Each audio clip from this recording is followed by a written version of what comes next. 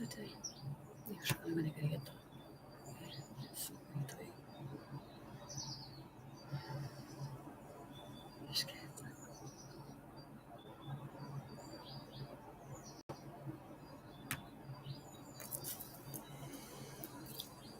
everyone, I am Tara and I would like to welcome you all back to my channel, Spirit Mother Teachings of Going Within.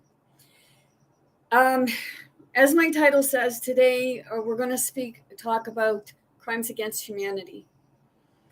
There's a lot of this happening right now, and a lot of people are putting information out and what have you, and we're pointing fingers and what have you.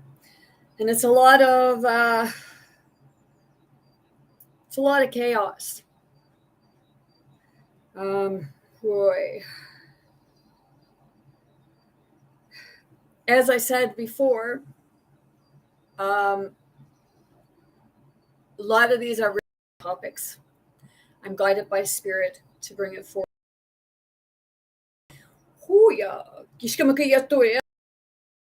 Okay, right now, what I'm experiencing is energies, entities, beings, or what have you, that do not like what I'm about to talk about. Because it's gonna, like, if it don't shed light to you, then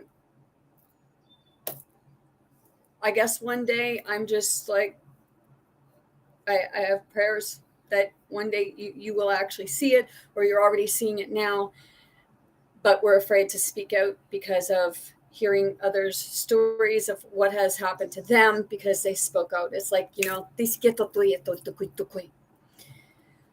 it's I've said it before, okay? If you're not doing this, then it's just a message for you to hear, because it's going out to the ones that are doing it. Okay? If you don't like what I have to say, maybe, if like I get people that, like, I know they don't like me, and that's okay. Because it makes me wonder, is it actually me that you don't like?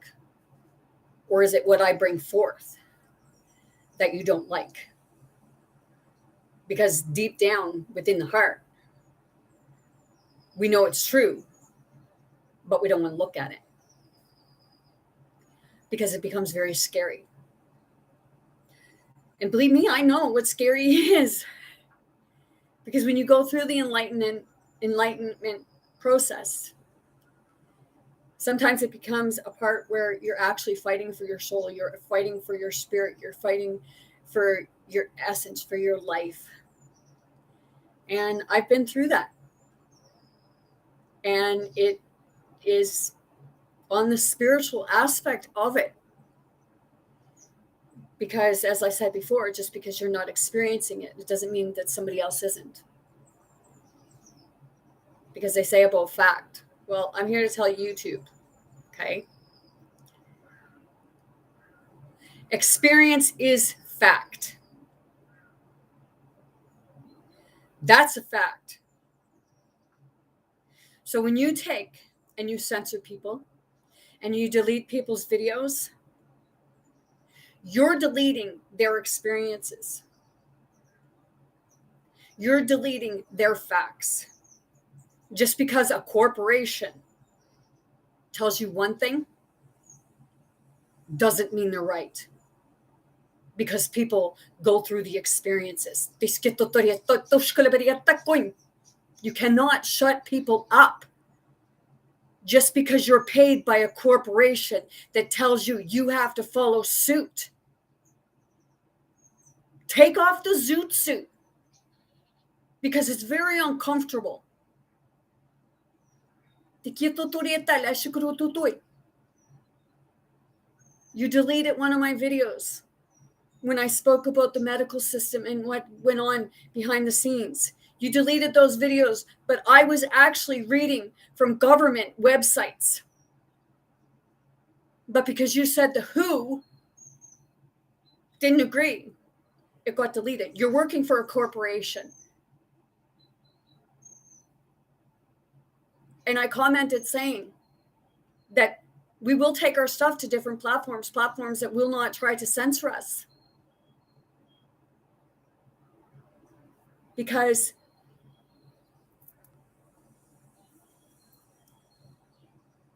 just because a corporation is writing something, it doesn't make it fact, because it's called manipulation.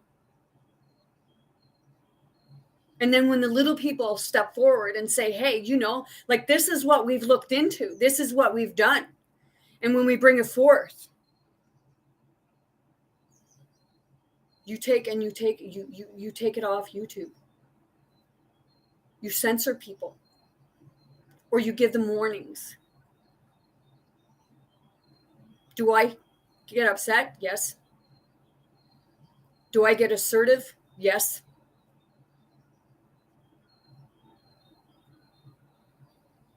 Nobody's telling people that you have to watch it. It's a person's choice as to whether they watch it or not. So censoring people is actually, it's a crime against humanity, because you're saying that, no, your voice does not matter. Your voice does not count. The only voices that count are these money-making corporations that don't give two shits about you. That's a crime against humanity. Censoring.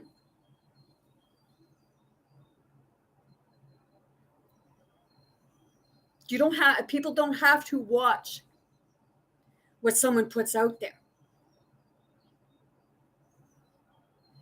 It's up to the person. That's called free will. Free will is a person's choice. And we live in a world of free will. So it's a person's choice whether or not they want to watch my videos. So in all honesty, what gives you the right to take my video off because a corporation says no? Because it affects us. It goes against our wrongdoings.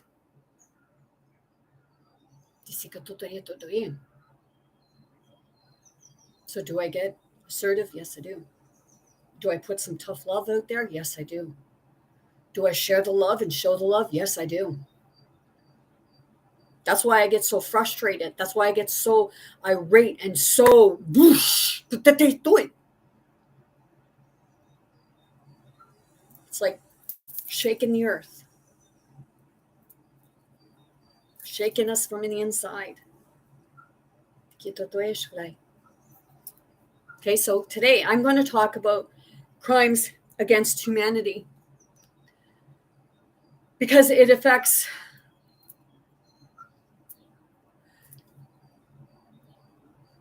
99% of the population. So before I get started, I'm going to go to my cards, as I do all the time.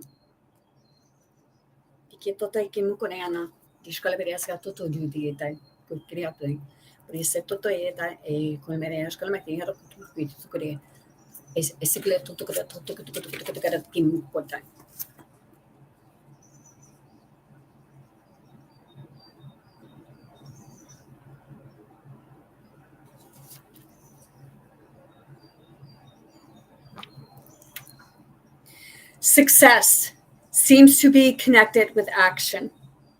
Successful people keep moving. They make mistakes, but they don't quit. It's like, I refuse to wear the who mask, because I actually deleted the word who. And decoded the word who. And when you decode the word who, it actually gives you the word beached. Beached like whales. Unable to move. So the moving forward. But we will not be held back anymore.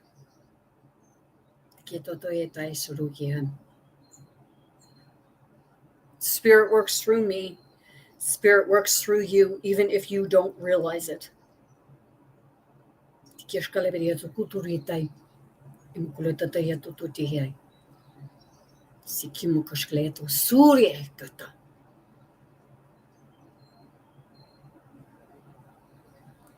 Knowledge is power. And you have that knowledge, and then you come together in unity, and your heart's open, because then you begin to understand what's really happening. You begin to understand yourself more, not on the physical level so much, but you begin to understand yourself on the spiritual, the spirit level. One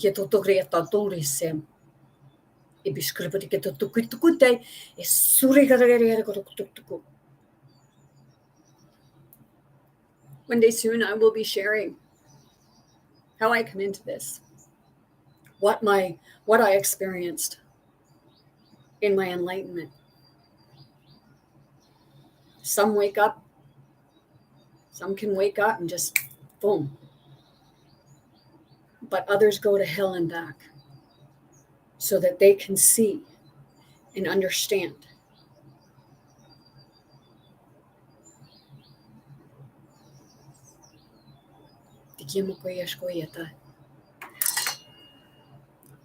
Okay. This may be a long video, and you may see things that you don't understand.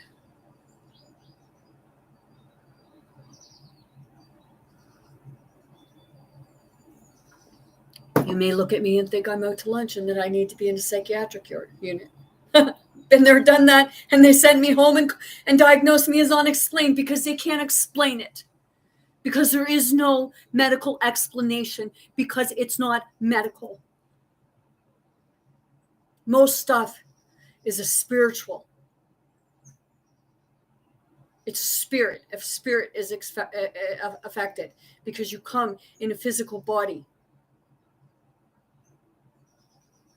But your spirit, your soul, your essence, your consciousness, your enlightenment.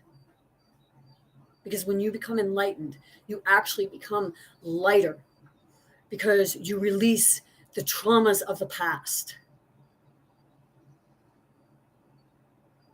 And as long as there's crimes committed against humanity, it keeps us fighting against one another, because we're too busy pointing and saying, your people did this, your people did that, you did this, you did that, but you never want to look at your own self. And yes, I have looked at myself. I look at myself all the time. And I cry.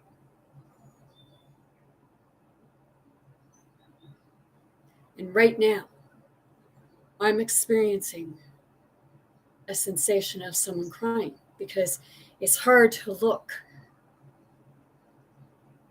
And I've said it before, that when you actually look, you can see things for what it really is. And then it no longer has that power over you. You become your power, your own power that God gave you, because God works through you. And whether people believe that or not, or whether you call it God, source, creator, manifestation, what have you, it's all energy. I had somebody on Christmas Day, we got into a discussion, and this person asked me, like, well, what's God? What do you think God is? And I told him, God is energy. No, God is spirit. Just like, wait a minute. Okay, spirit is energy.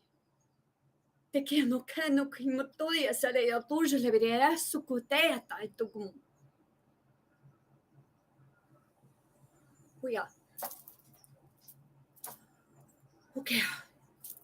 I told you. It's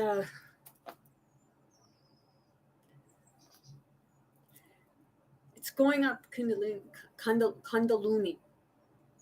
Okay, it's the chakras. When you're becoming more aligned, it's like you have the epiphanies. And right now I'm feeling it in back here. Okay, because it's traveling up. Okay, so what I'm going to do, because if some people don't read people's descriptions, okay, so in order for people to understand what my channel is about,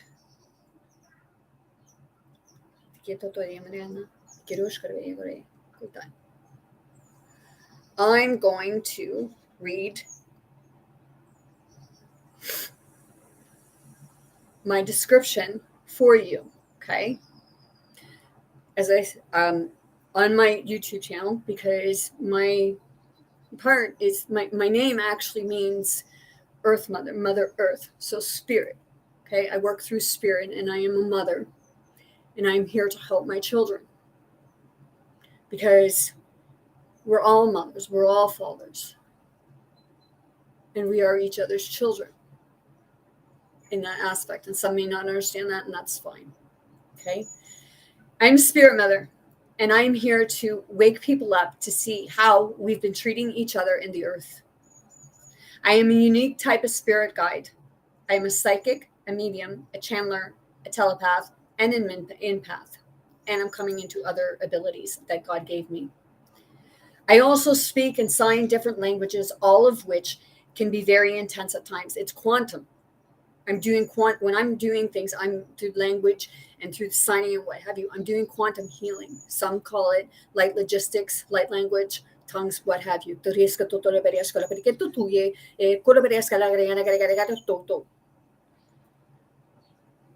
Some can call it gibberish too, but it's actually a spoken language, whether you understand it or not. On my channel, I talk about everyday life, the ignorance, greed, and hatred. I do it to get people to look within themselves and how we have been acting in life towards ourselves and others, including animals.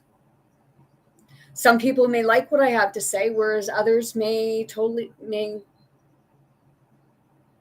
not like what I have to say, whereas others may totally understand. Sometimes I may come off not a very spiritual person. However, I asked you to look within and see what spirituality means. It's the enlightenment, waking up to the truth, the good, bad, the ugly stuff that we don't want to see about ourselves, about the world, and others. Sometimes we need a little tough love to be able to look within ourselves. I am the inner conscience, Spirit Mother.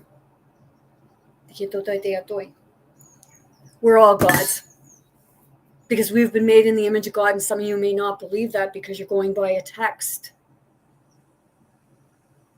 You're not going by your own experiences. You're going by what somebody tells you. They tell you who you are. But you are not the person they tell you you are. You are who you are within your true essence. When you release all of the traumas that you've experienced, fears, and you let it go.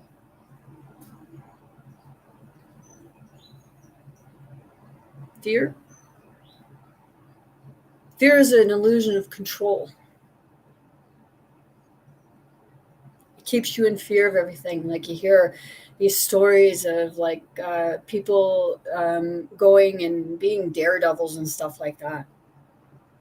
They're releasing their fears, and then they put it out there. Oh, because like 1,000 people could do the same thing and one person die from it, but they'll put that fear out there.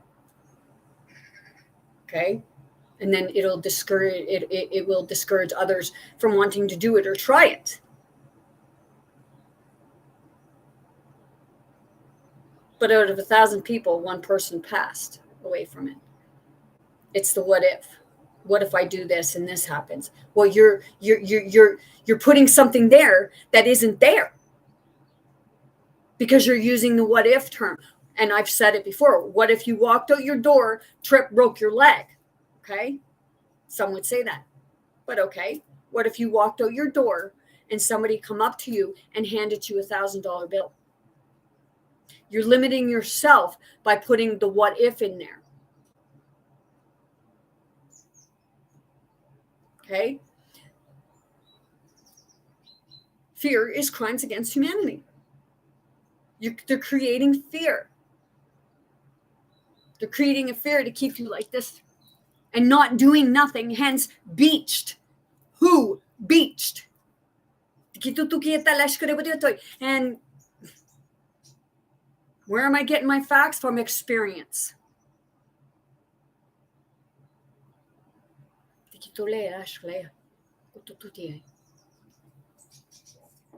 Oh, shoot. Okay. So, I'm going to show you, and I show it where I get my information. Okay. It's like telling me I can't read off here, but it's okay for people to read out of Bible context.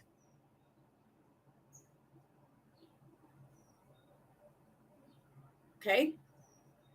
It's like people say, well, that's the truth. They say, well, Wikipedia, some would say, well, Wikipedia can be changed. Well, holy snap and buttholes. The Bible's been changed how many times?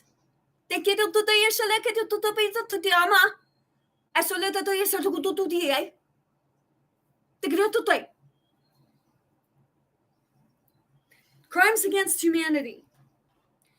Crimes against humanity are widespread or systemic criminal acts which are committed by or on behalf of a de facto authority, usually by or on behalf of a state that grossly violate human rights.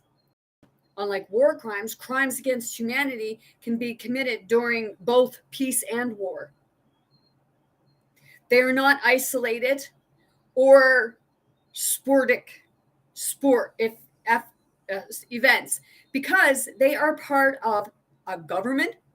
Did you hear that? Government policy, or they are part of a widespread practice of autocracies, which is tolerated or condoned by a government or a de facto authority. They do not need to be part of an official policy, but they only need to be tolerated by authorities. The first prosecution for crimes against humanity took place during the Nuremberg trials, initially considered for legal use widely in the international law following the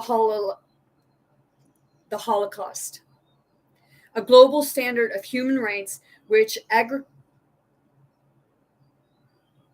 articulated in the Universal Declaration of Human Rights, 1948. See, stuff is put out of sight of you.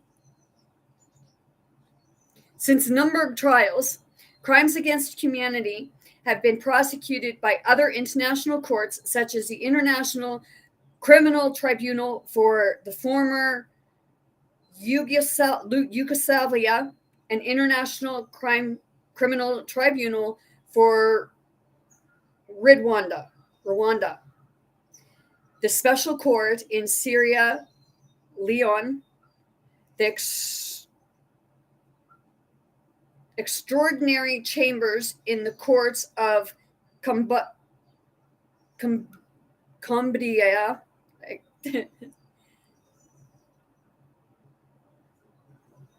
Cambodia, sorry, I apologize, I'm not the best of reader, of Cambodia, and the International Criminal Court, as well as the domestic courts. The law of crimes against humanity has primarily been developed as a result of the evolution of customary international law. Crimes against humanity are not codified in an international convention, so an international effort to establish such a treaty led by the Crimes Against Humanity Initiative is currently underway. Okay,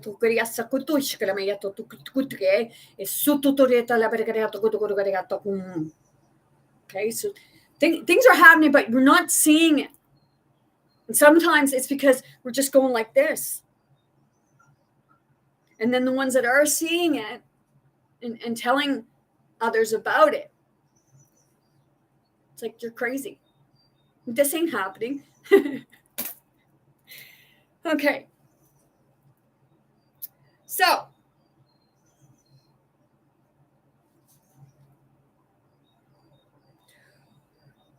this is your crimes against humanity.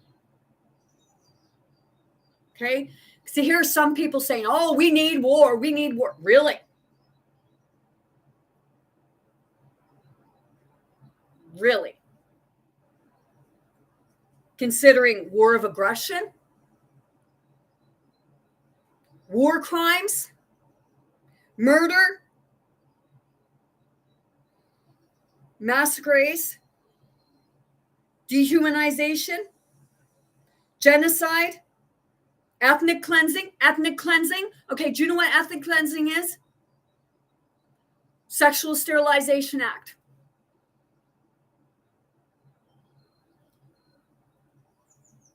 Deportation?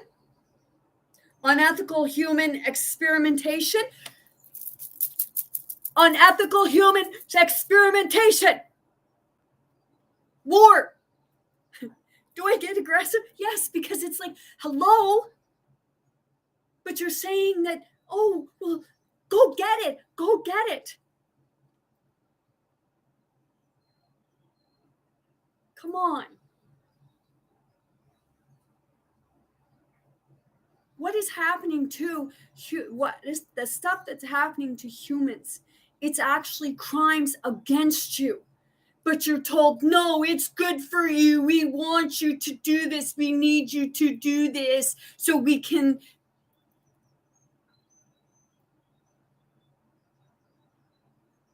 They take, the information doesn't go out there. If it goes out there, they know that people aren't going to look because most people don't. Because they look at authority figures as being their saviors, and they're not. That's not your savior.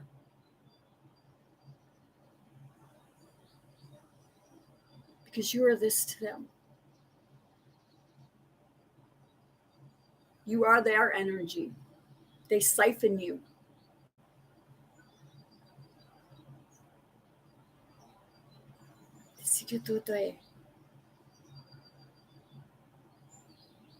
And then we figure we need more money. We need more money. That's what they bank on.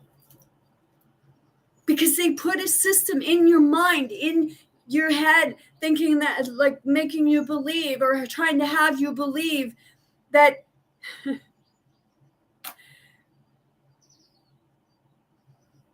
they make you pay to live. They make you pay to be healthy. And nobody should be paying for health. Nobody should be paying for shelter, food.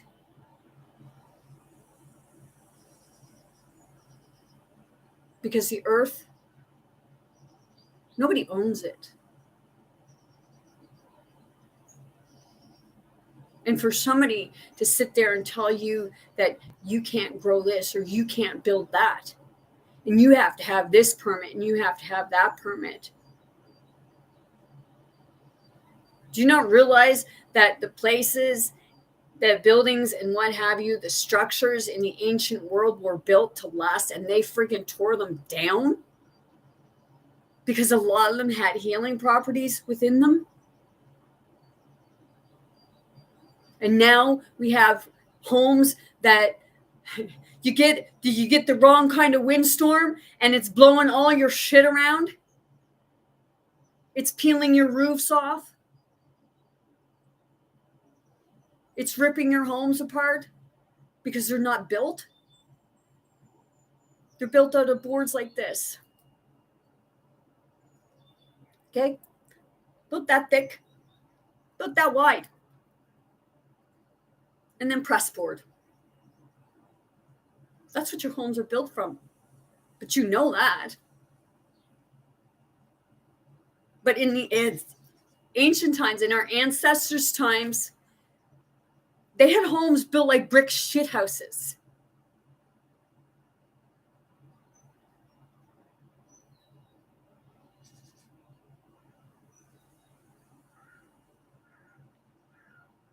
Deportation, unethical human experimentation, extrajudicial punishments.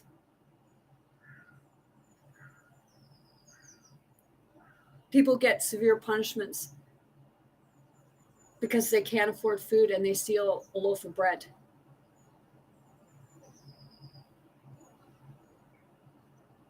And they get extraordinary punishment for it when nobody should have to be starving. You look at the third world countries and stuff like that. What's happening there?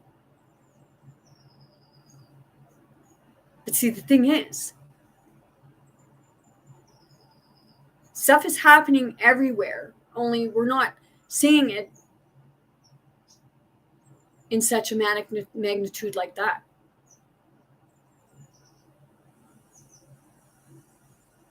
Because unless you're actually going through it, you don't see it because you turn a blind eye to it.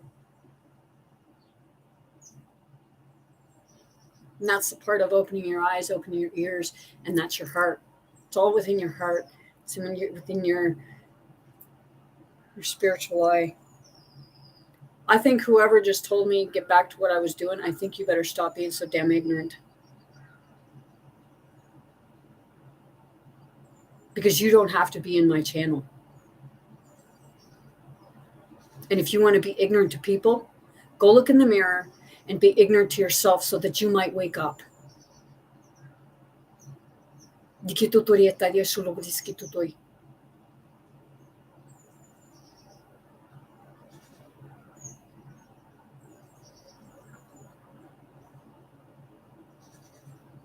Extrajudicial punishments, including summary executions. The use of weapons of mass destruction. Why ain't they being arrested?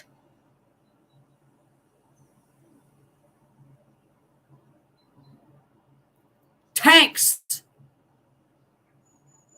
All the stuff they're using to hurt people. Bombs, everything like that. Talking about nuclear weapons. See, I know that there's people here that's supposed to be taking action. And I'm not talking about on the little people who want to protect themselves from the ones that have the weapons of mass destruction that are destroying people's livelihoods, homes, countries.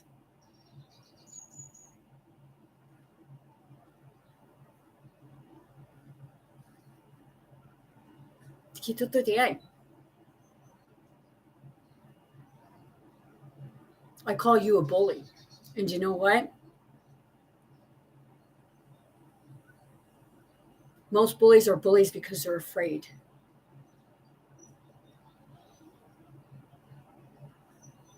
They're afraid of the little people. So they got to bully them and make them afraid of them. And the little people don't realize how afraid a bully really is of them. And that's why they push and push.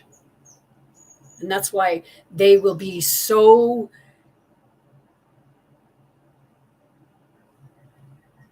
conniving where they'll actually go behind your back.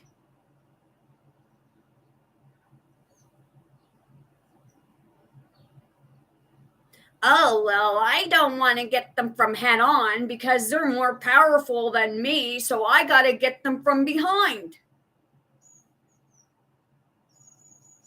It's a little dirty, ain't it?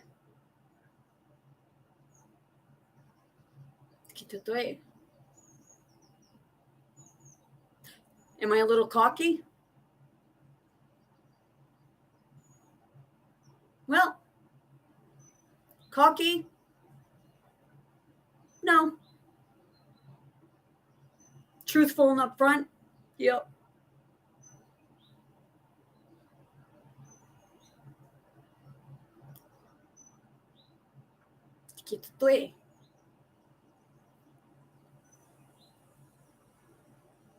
And as far as cocky goes, I would say that the one that just said that, I think you're a little cocky in the way that you think your poop don't stink, or you're higher, or you feel like you're more in control. Well, if you're bullying someone, you're not in control at all. Because if you were in control, you wouldn't be bullying people, because the bullying came from somewhere. You were bullied. You had crimes committed on you. And then it becomes a vicious circle because you figure, well, somebody did it to me, so I'm going to go do it to somebody else. It's like, why are you going to do it? Why are you going to do it to somebody else? Why not do it to the person that did it to you instead of involving everybody else?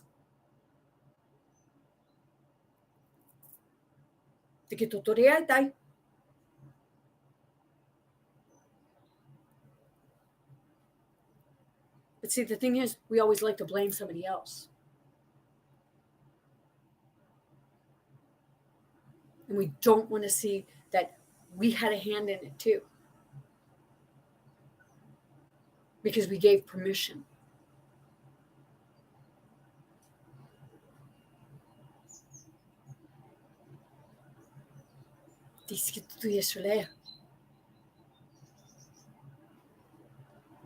See, people say you have free will. Yeah. But have a gander around and see how much free will has been taken from people when they're backed in a corner and they don't know how to get out of it. So they submit to that wrongdoing.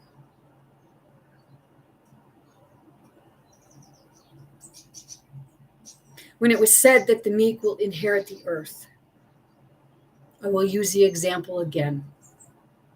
They say raccoons are said to be meek. You back a raccoon in a corner.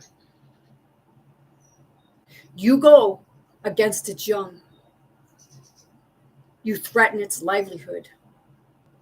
And you see what a raccoon will do.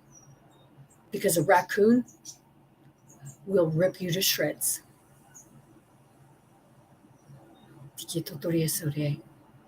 And we are those raccoons.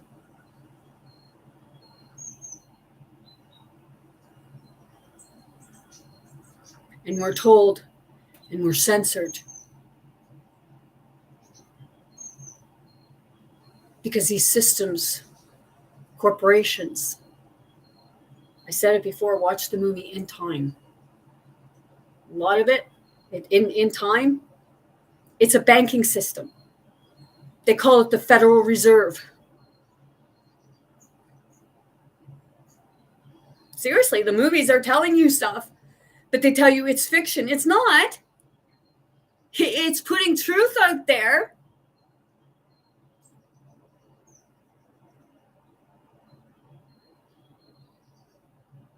But we just want to, we're gullible.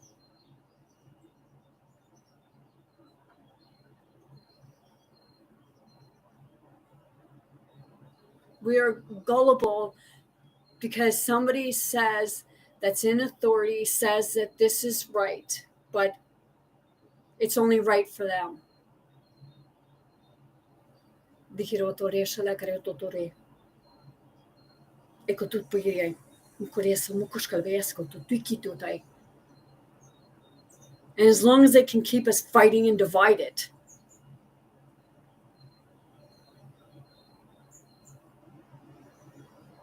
then they can say, oh, well, we need war. It's like, hey, it's like if everyone said, like, no.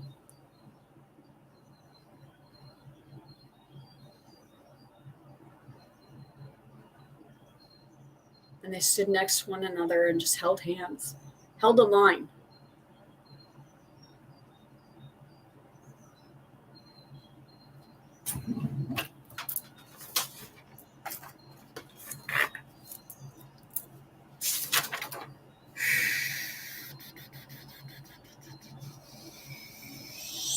Okay, I watched a movie. It was on Prime, and it's called The Greatest Story Ever Told, an all-star cast in this biblical epic. Okay? And I'm not someone of like that follows religion or anything like that, but I'm getting into it because I'm starting to see things on a different level. I'm seeing how much they all come in and connect. But that'll be for another day.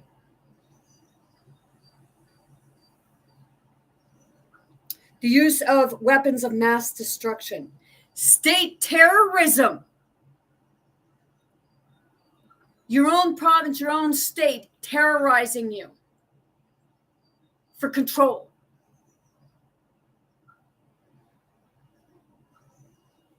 Wow.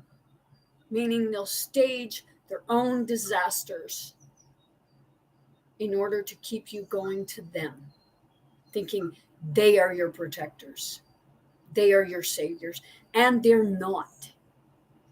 You are your savior. You are each other's, because you're helping each other to awaken, to enlighten, and you're coming together. And as long as they can keep everyone divided, then you can't come together and collaborate and look that you're all maybe seeing the same thing, only differently. Or you're wording it differently and you're fighting over what wording.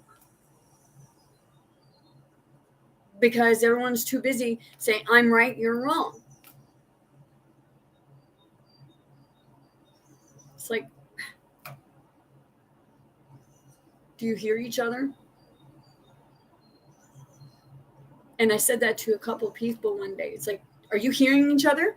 Because you're both saying the same thing, only you're wording it differently.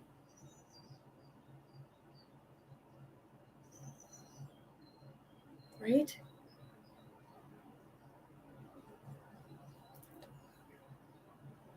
State terrorism or state sponsorship of terrorism. Y'all know what that means. Where another place or corporation sponsors war or terrorism. Collaborating, working together to create fear to the masses.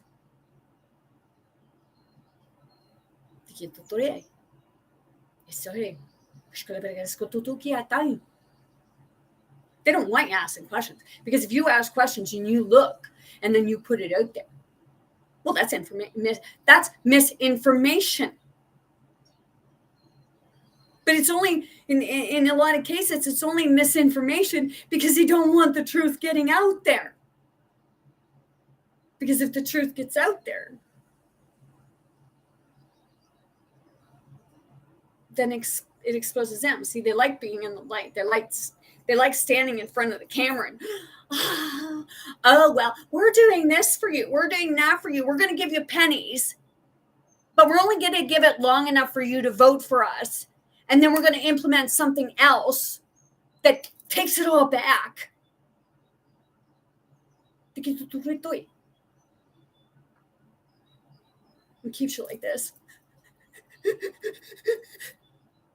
filled with anxiety. And then when people come forward and they tell you ways to deal with it, to work with it, so that you can actually move the smoke and mirrors.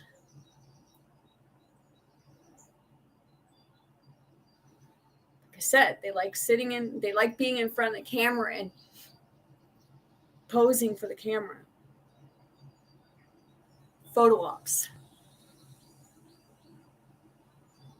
Glorification. To be glorified.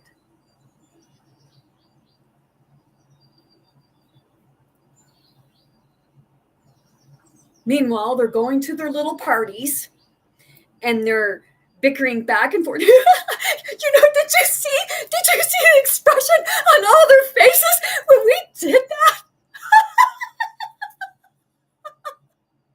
Oh, here's your wine.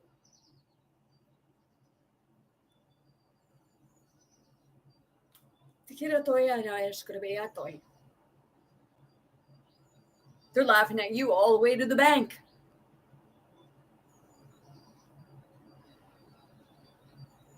See, they know how to hide their money. But see, the thing is, when people start seeing things and they start putting it in the light, it's putting them in the light that they don't want to be in. Because they're being seen for the true colors that lie within. But the thing is, they're being given the chance to do the right thing.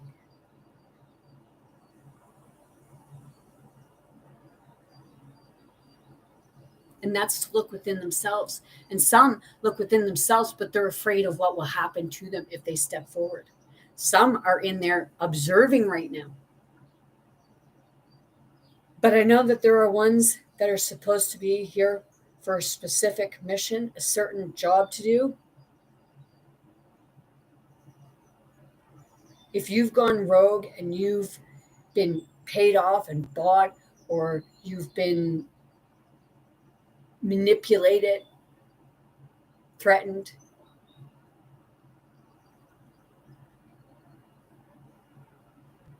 you still need to do what you're here to do.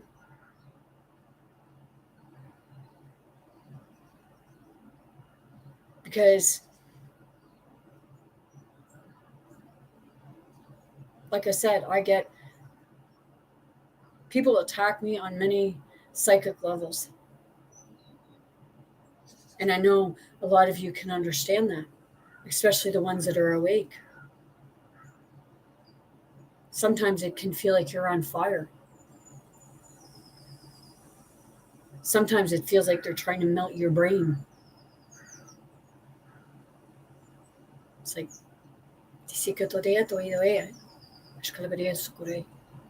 and I just say, hurt me, you're only hurting yourself. Because it's the aspect of we are each other. I am you, you are me, whether people want to believe that or not. We say that spirit is one. Well, we are all connected to that one spirit. And I felt somebody it's like, yeah, you want to squeeze my heart?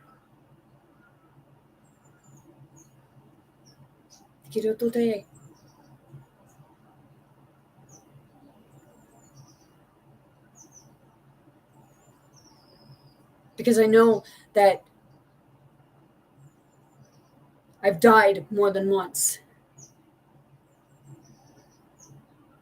And I keep being brought back.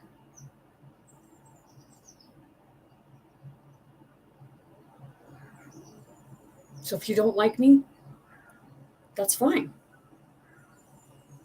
But it doesn't mean that I don't like you. It just means that I feel for you.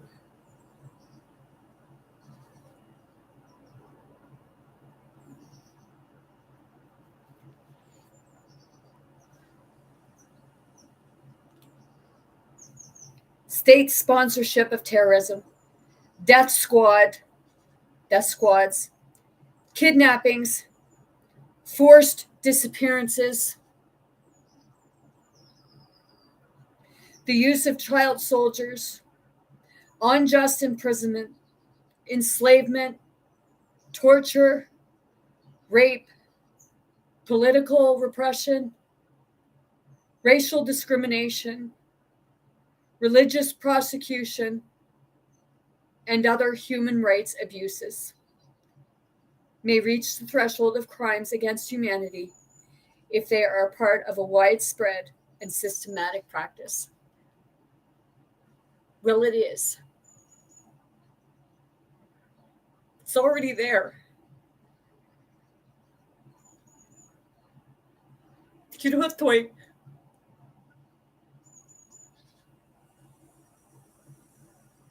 And if you want to throw shade on people that see it,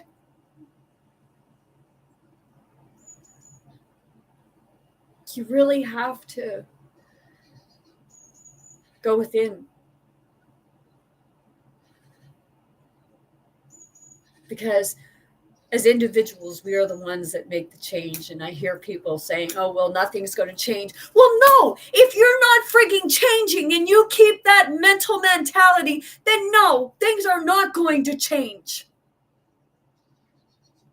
But I hear people, I want peace, I want peace. Then friggin' make it. Stand up and say, you know, enough is enough. The song, we're not going to take it. No, we ain't going to take it. We're not going to take it anymore. There's messages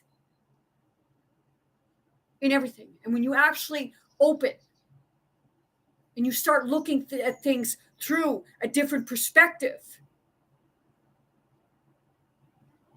through the spiritual eye, through the God's eye, through the all-seeing eye, the knowing eye, and feeling with the heart and just actually seeing it so that we can make that change.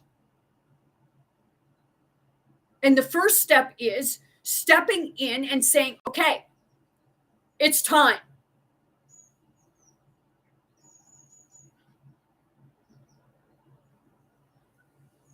This is all happening now. Crimes against humanity, and it has been. And it's coming from corporations, the controllers.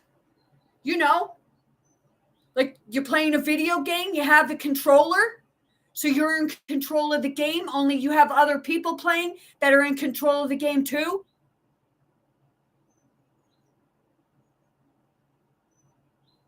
They get teams and they work together. Well, where's the other 99% that need to be working together?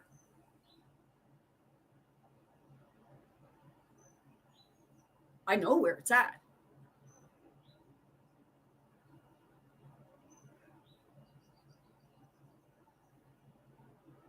Because it's you.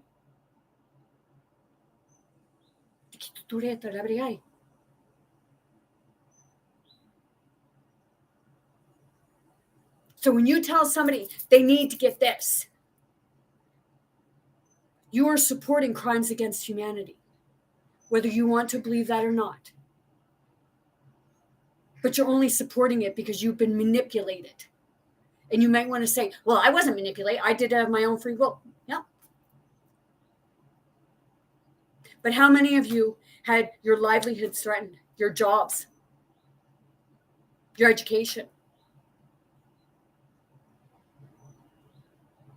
family?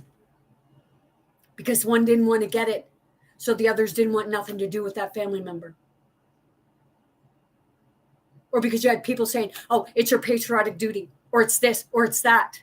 Or them saying, well, if you don't get it, you're going to kill a family member. No, they're the ones killing the family members. They're telling you that you can't go visit your family. People in the hospital dying, but you weren't allowed to go visit your family.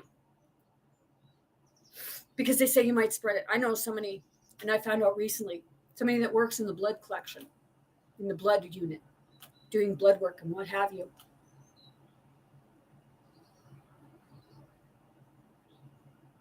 And they even said that it was blown out of proportion.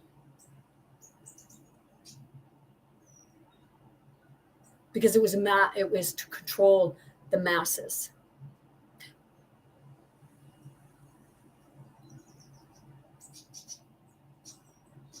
Things are a manipulation.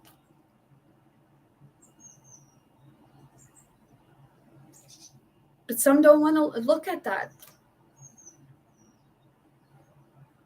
But they want to say about how somebody else, if they're living high on the hog and they have all this and everything like that, you want to point fingers at what other people are doing. I know of other people that used to, like where I'm at. There's a place. It's called Hollis Street, and there was a lot of prostitutes that would go there, and people would just drive there, to drive by and throw pennies at them. You're fucking ignorant. You have no idea why they're out there doing that.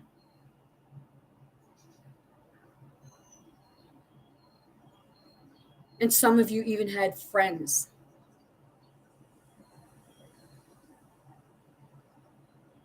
that were prostitutes. No, never a prostitute, but there was a time where I thought about going and being a exotic dancer. Because, well, I figured, well,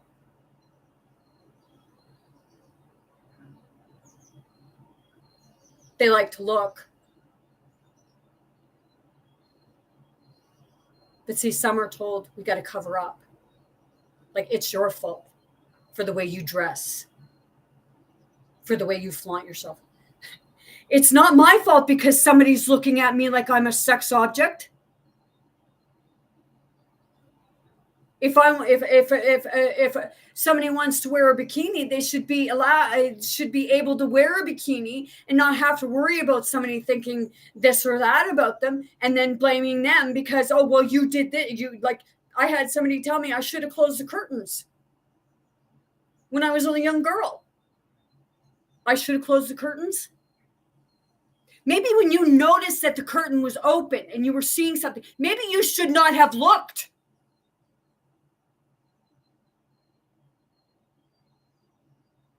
You're in control of yourself. You can't blame the other person because you're a fucking pervert.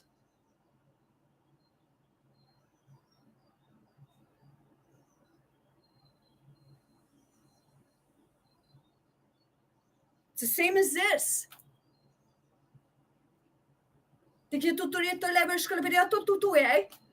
It's crimes against humanity, and we get blamed. We're told we're the sinners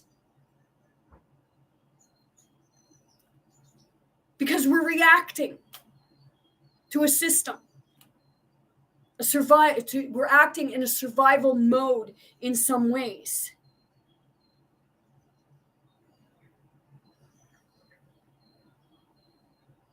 Hence why it was said, they know not what they do. And it's because it's a manipulation of a system.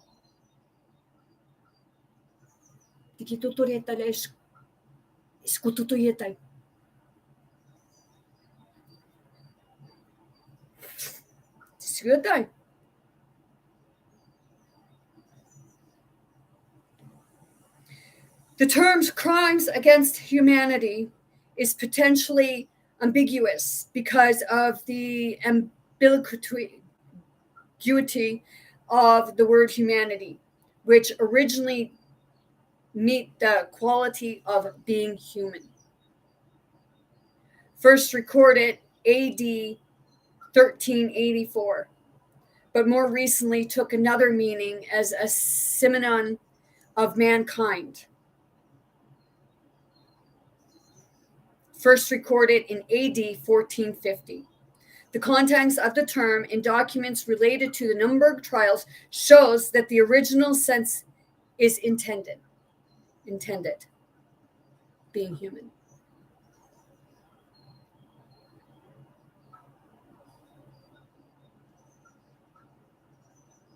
Abolish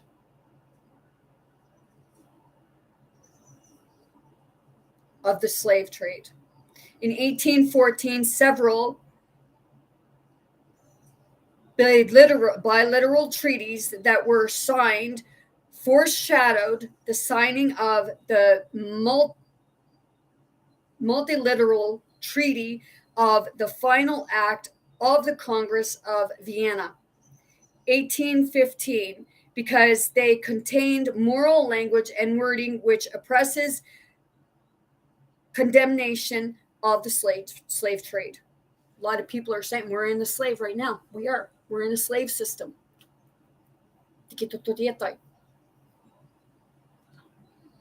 But some people say, no, we're not. Well, okay. That's how you feel. But maybe you're just not seeing the bigger picture. Because opposed to just wanting to help one person, I want to help everyone as a whole.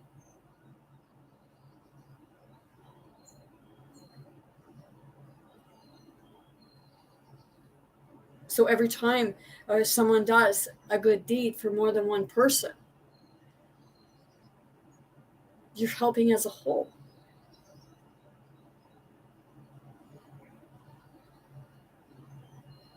When something is happening to somebody and you turn a blind eye, that's when you have to ask yourself, why are you turning a blind eye? There's so many of these around right now. Maybe you don't have to physically get involved. But why not bring it to someone's attention that is actually in a state that can help? And I don't mean a state, but I mean in a spot that can help. And maybe it's not just about notifying one person. It's about notifying many.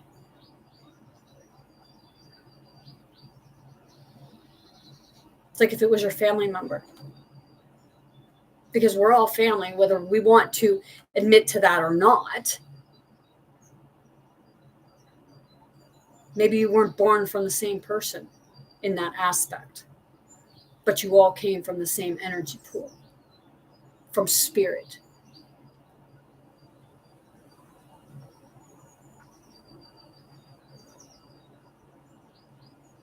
Well, I just heard some are cloned. Well, maybe some are cloned, but did you ever watch the movie or the series Upload? Because they take their consciousness and they put it into the cloned body.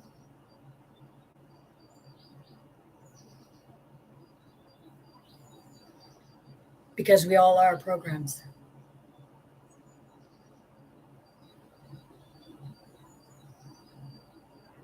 Because we are programmed, yes. We're programmed by what we watch.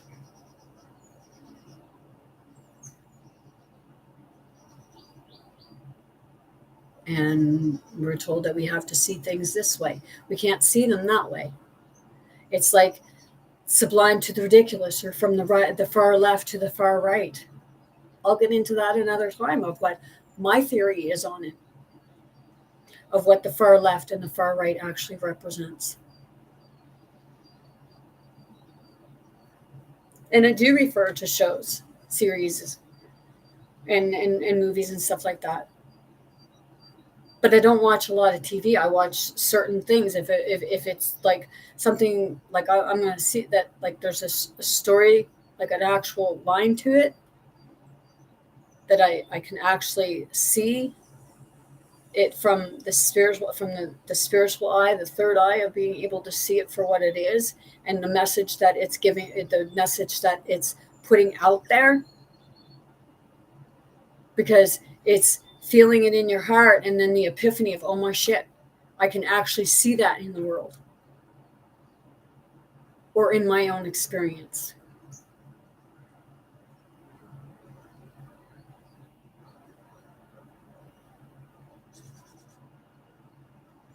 Condemnation of slave trade. For example, the Treaty of Paris between Britain and France, 1814, included the wording principle of natural justice. And the British and United States plenipotentiaries stated in the Treaty of Jihad, 1814, that the slave trade violated the principle of humanity and justice.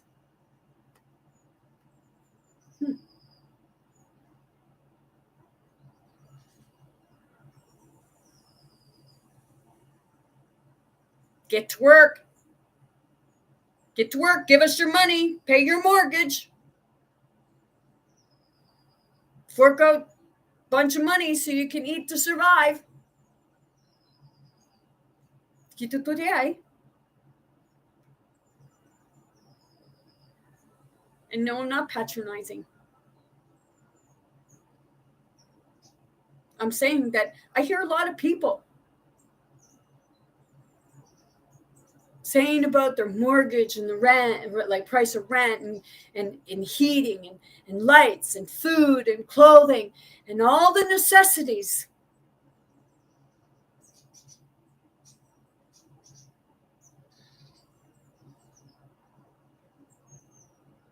But instead of being the change, we sit and complain to one another. We point fingers. See, they were saying about like racism or what have you. I worked in retail, and I had a customer,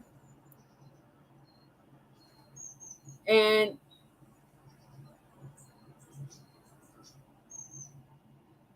because I messed up by a nickel, 5 cents, even if I don't even think I did, but they were telling me I was racist, and they were being friggin' ignorant to me and told me I was being racist. And I'm not racist by far. I ended up going to the back room crying. And it was because of a nickel. Really. See, the thing is, some people, to manipulate others, will use that card and say that somebody's being racist when they're actually not, because they're using it to manipulate others. And it works in every way. It doesn't matter what culture, religion, sexuality, your color of your skin. Everyone has done it. It's manipulating one another. We've been trained to do that. Because, the only way you're going to get anything is if you manipulate someone. Excuse me. Yeah, releasing.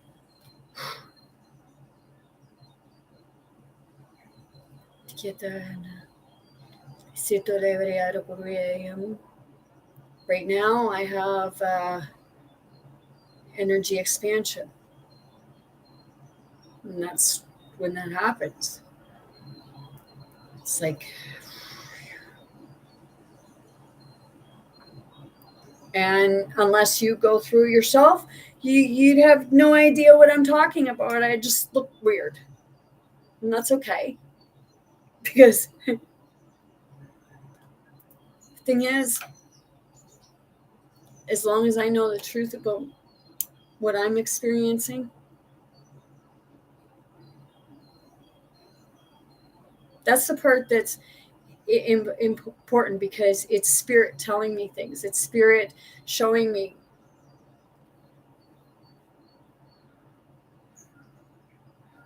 And I don't thump the Bible, as some people call it, Bible thumping or anything like that. Because to me, when that's happening, it's always, if you listen, they're always blaming one or the other. You're always throwing shade on someone else. Or saying you're wrong, I'm right. Do as I say, not as I do. You are to be seen and not heard. Speak when spoken to. That's what stuff says. Really.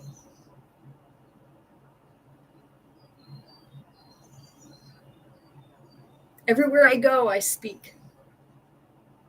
Whether I'm speaking to people that I can see in the physical, or whether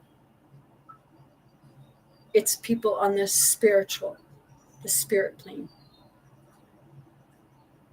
And most of the time, and well, not most of the time, it's usually I'm speaking in different languages, but I'm also going around and healing through quantum healing. I use my own body to connect with others to help them to heal. And some say, well, you shouldn't do that. It's like, well, you shouldn't tell me what to do. Because if I want to do that, I'm going to do it. If it's going to help someone else, I'm going to do it. And some say, well, you got to ask permission. Well, you know what? I'm here to tell you, if I'm connecting with somebody's body, that person is giving me the permission. You do things, your healings, your way. But sometimes if you're telling me that, maybe it's because you really don't want me connecting to what you're really feeling or thinking.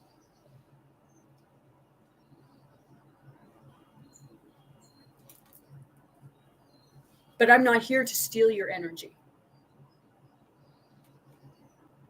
I'm here to help you heal it.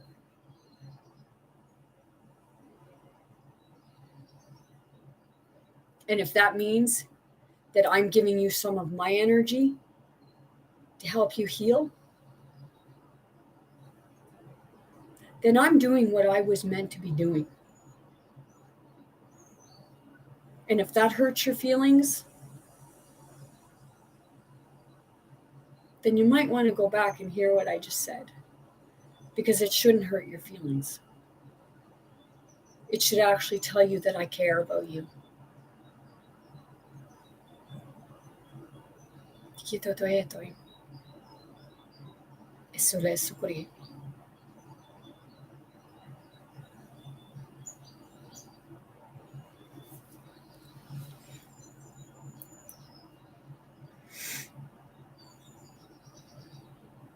So, principles of humanity and justice.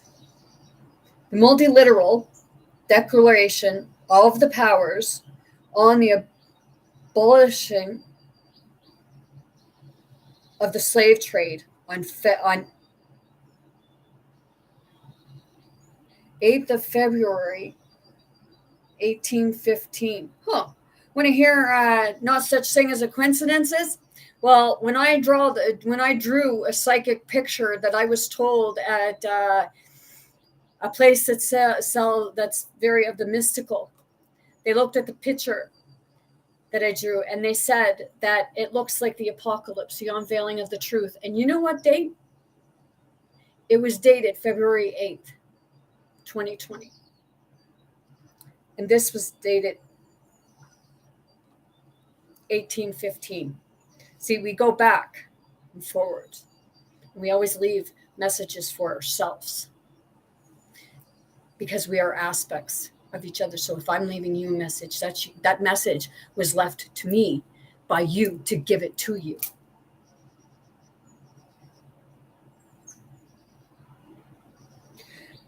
In 1815, which also formed Section XV. I think that's 5, I'm not sure. I was never good at those things. Section XV of the final act of the Congress of Vienna of the same year.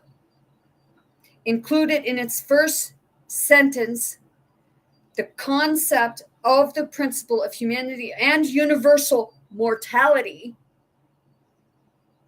as justification for ending a trade that was odious in its continuance. Okay. Universal laws.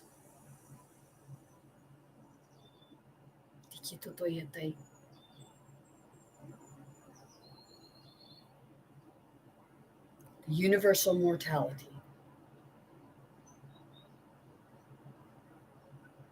Everyone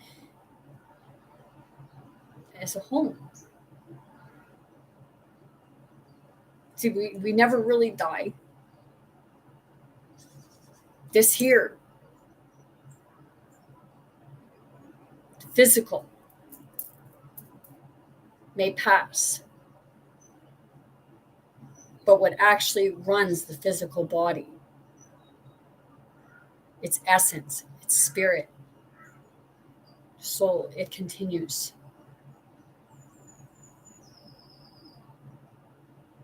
And because we don't see someone in the physical plane does not mean that they're not there, because they're giving us signs that they are there. That's why strange things happen that you cannot explain. You just go into denial about it. Because others would say, or you feel others would say, well, you're crazy. Like you didn't really see that. You just imagined it. But no, you didn't.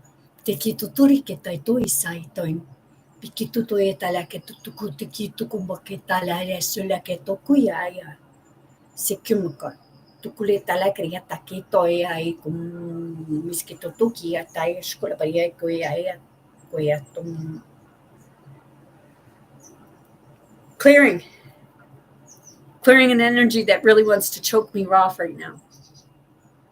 I'll say it again, like I did a long time ago. See, I prepared myself for this.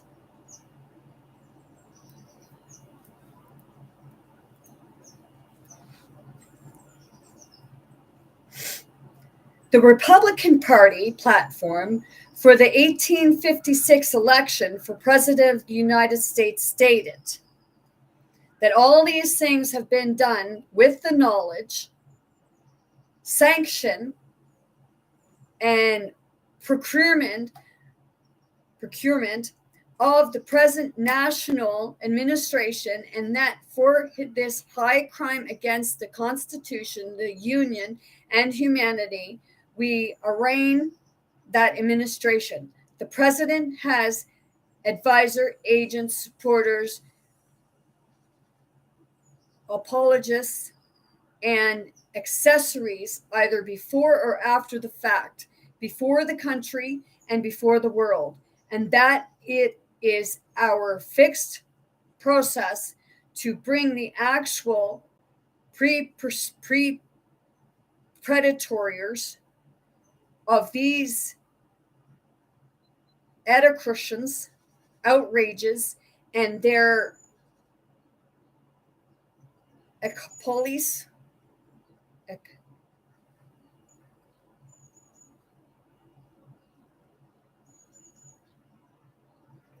ACCOMPLICES,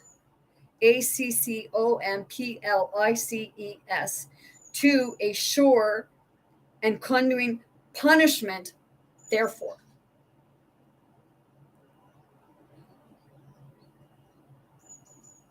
Why is this not happening? I'll tell you why, because it's called manipulation. Fear base. This fear base. Manipulation. First uses of the term. On Sunday, June 4th, 1854, at the Music Hall in Boston, and the Unitarian minister and abolitionist Theodore Parker preached a sermon which he titled "A New Crime Against Humanity," in protest against the judicial proceedings which authorized the return of a man who was named Anthony Burns from Boston to Alexandria, Virginia, under the Fugitive Slave Act of the 1850s. Okay. In that movie that I said about. Okay. See, the thing is, they were giving the people a choice to release Jesus or a murderer. To release a good person that would help people or a murderer that killed people. And the people chose to release the murderer. Really? See, that's what we see in a lot of different systems right now. And people are infuriated because people who are innocent are being said to be guilty, and the ones that are guilty, oh, don't you do that. Some places, they enforce it. But you hear more of people saying of something happening. I know of a crime that was done here. It was a young man who killed both his grandparents and his mother.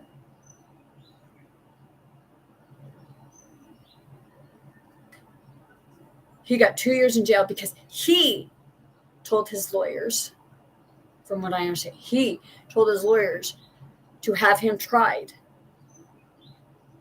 as temporary insanity.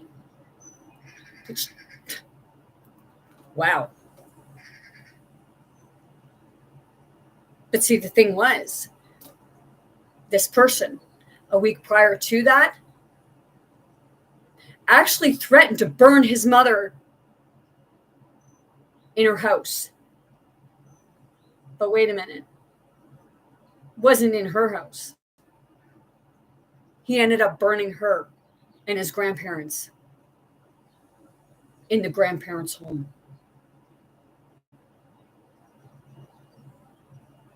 In total, at the place, the jail, or what have you.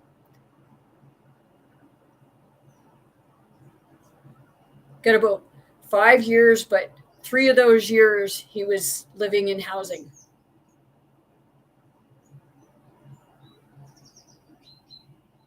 See, when they put people in jail, they don't actually help the people.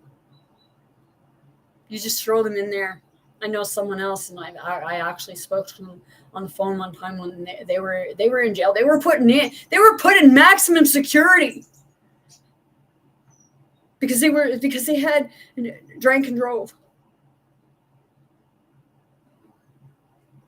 Put in maximum security.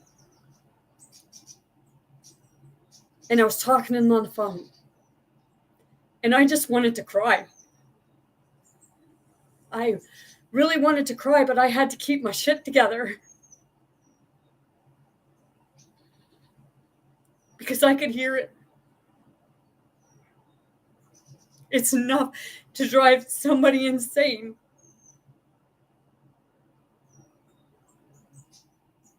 And I'm pretty sure when that person came out, they were traumatized.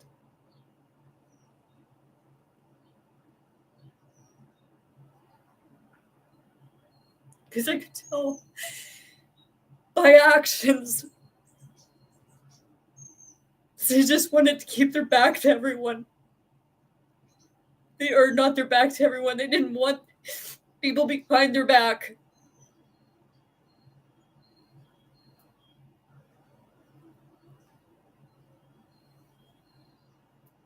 That's crimes against humanity. And then we wonder why people are the way they are.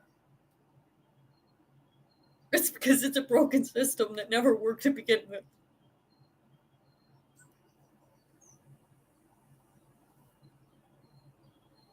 And this person would have drank and drove, but they're a good person.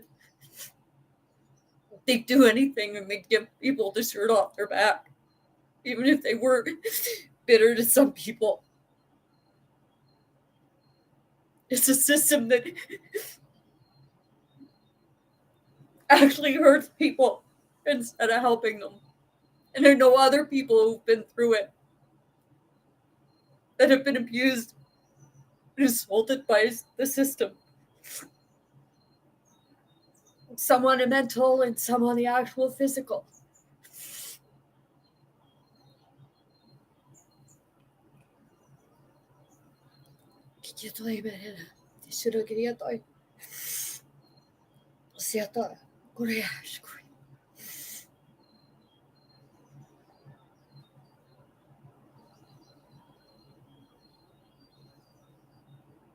They know others that actually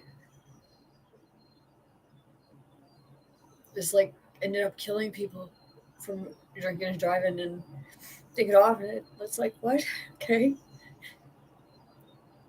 They may have gotten off in the legal system, but they never forgot it.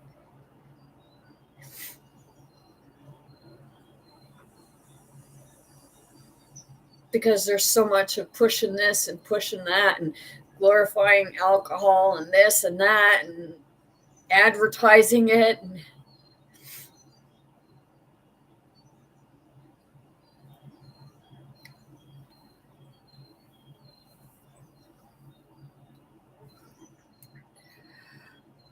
it's abuse.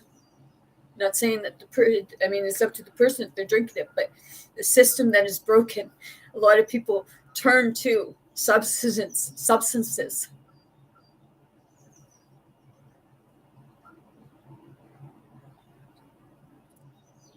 To try to suppress the abuse. So it becomes another abuse. Did anyone notice that when we were in lockdown, the liquor stores were open?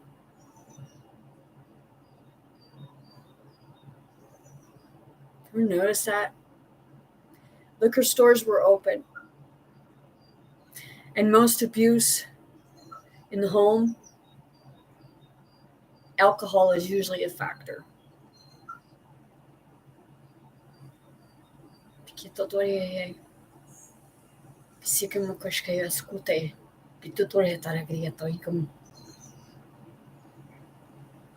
I'm going to say it because it's sickening.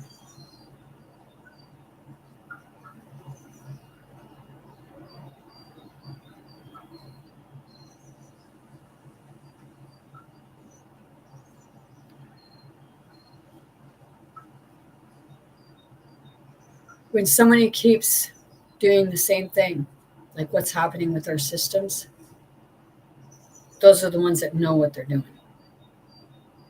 and know what they do in that aspect.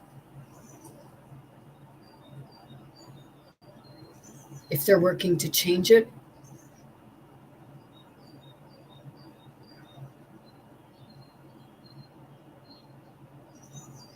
then that's them going in and doing their own shadow work. And that's them realizing that they continue to allow themselves to be controlled. And we are to blame for that in ways, especially when we wake up and we know it's happening, but we continue to do it.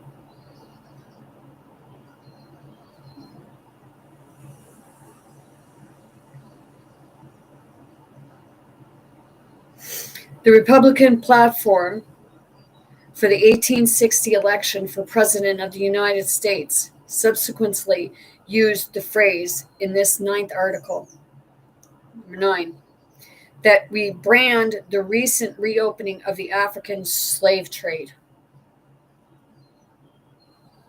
Branding. Wow. What do they do to cattle? What do they do to livestock? They brand them.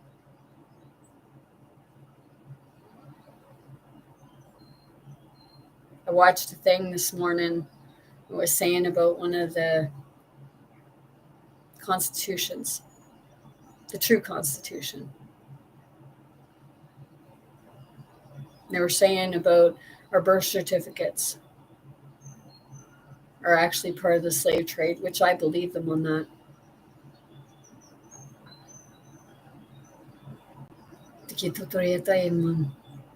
Virushreya Sukriye. And I don't care if you don't like me.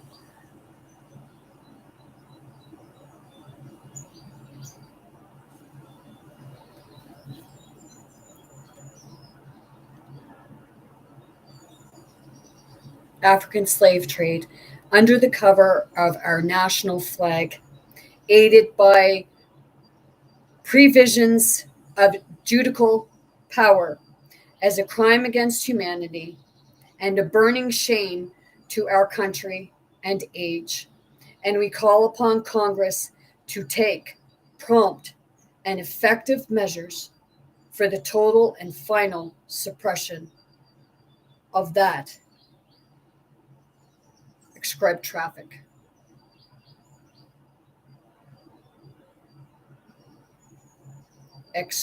Criminal traffic. Can't pronounce that word.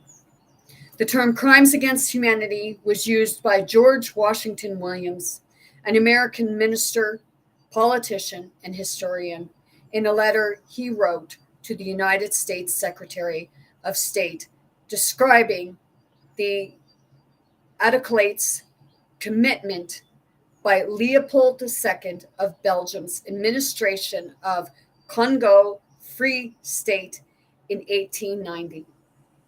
This was an early, but not, as it often claimed, the first use of the term in its modern sense in the English language. In his first annual message in December 1889, U.S. President Benjamin Harrison spoke about the slave trade in Africa as a crimes against humanity. Already in 1983, George Washington Williams used the same term in his reflections about slavery in the United States. I said this is probably going to be a long video, and like if you made it this far, if you're watching, woohoo, okay? But I'm not here to be liked. I'm here to enlighten people. And the universe guides me for a while now, for like before the holidays. I was being guided. But it's about figuring out, okay, how am I going to bring it to you? Because, like I said, people don't want to look at it. People want the truth. But when the truth is out there, they say it's a lie. Well, maybe the lies are the truth and the truth are the lies. But it's up to you to discern it and actually feel it and see it within you. Because you know.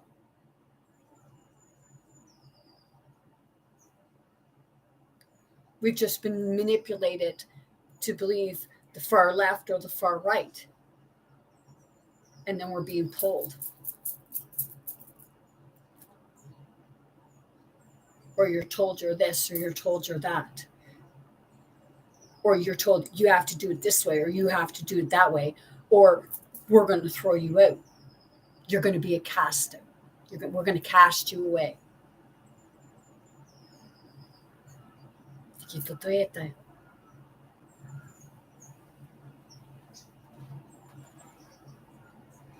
In treaty law, the term originated in the Second Hugo Convention of 1899, promulgated, and was expanded in the Fourth Hugo Convention of 1907, promulgated, and their respective regulations, which were conceived with the codification of new rules of the international humanitarian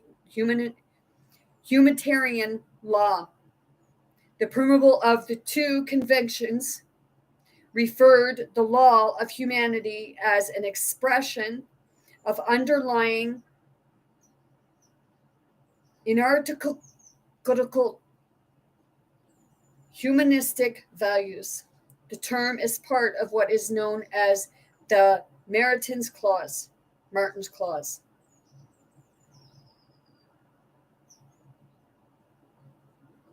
On May 24th, 1915, the Allied powers, Britain, France, and Russia, jointly issued a statement explicitly, and for the first time ever, changing another government of committing a crime against humanity, an expected form, an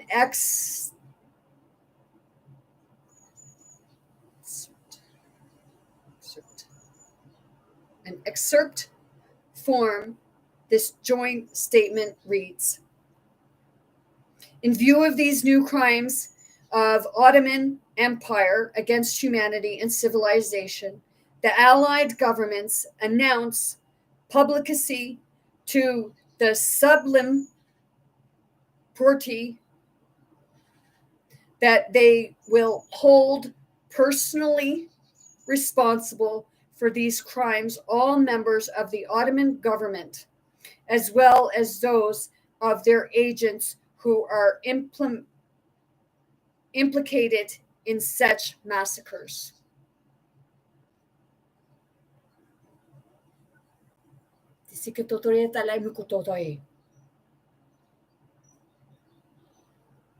At the conclusion of the war, the Allied Commission of Responsibilities recommended the creation of a tribunal to try violations of the laws of humanity.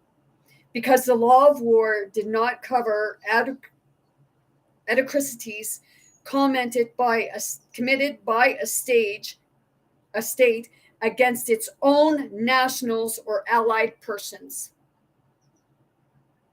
However, the U.S. representative objected to reference to law of humanity as being imprecise and insufficiently developed at that time, and the concept was not pursued.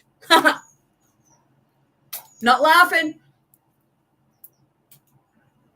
I'm saying, if it doesn't work for their agenda, then they don't want it to take place. It's like a sensory. Well, we're not going to let that go forward because it's going to expose us. So we're going to stop you there. But guess what? We're going to push through.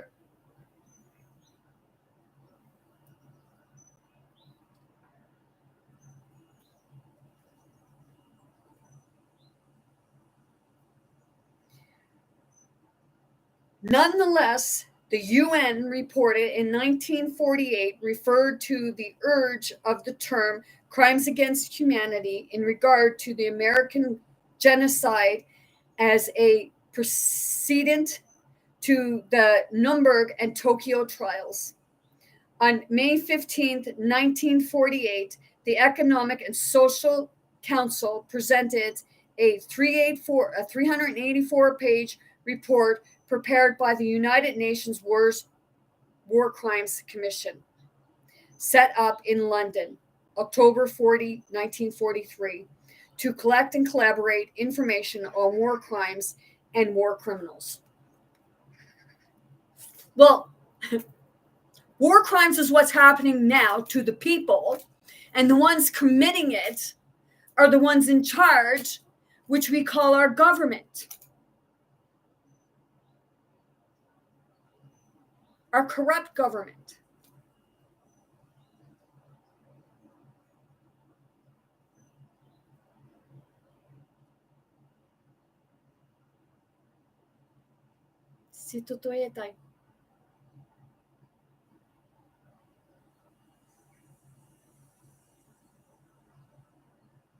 We're told we need this or that. We're told we need war.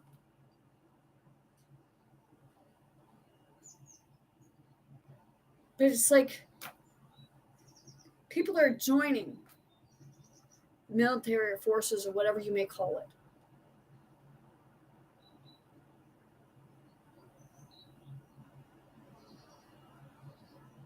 And most are trained to kill.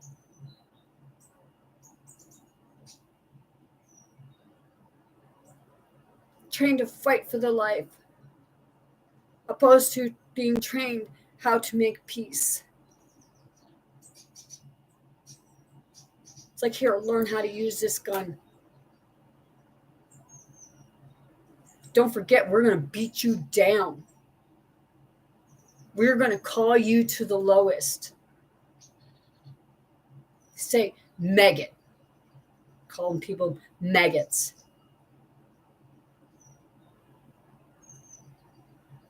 You know, it's abuse. But they figure, oh, well, you need abuse in order to make people fight. Yeah. Do you notice what you just said? When somebody says that?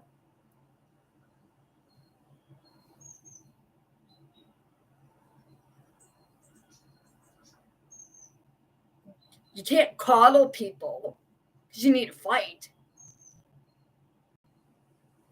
But instead of teaching people how to shoot a gun, why not teach people how to make peace in that aspect so that the fighting will stop? Why not help people, teach people how to help others to heal?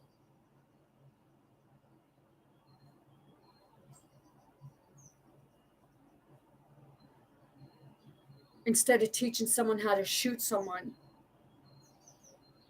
or stab them or poison them, manipulate them.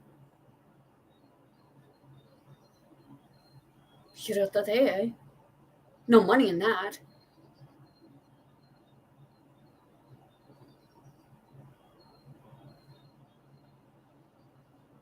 This stuff is true. It's the crimes against humanity, and it's everything that's happening to us now.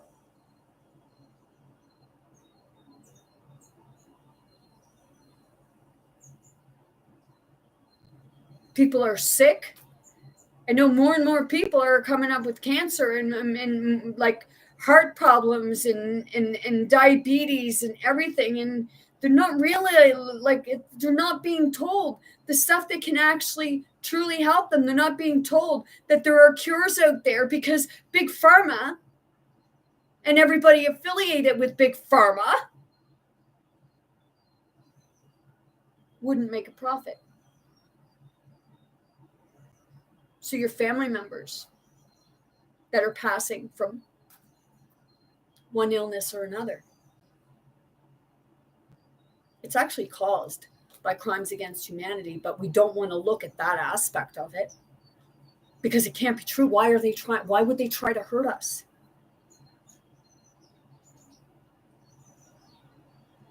Because to them, well, the branding.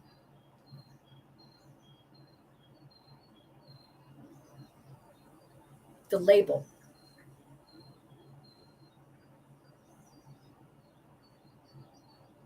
It's like putting a middleman in there and saying, well, you need us to get to the other end. Well, no, you just need to get the fuck out of my way so I can get to the other end peacefully.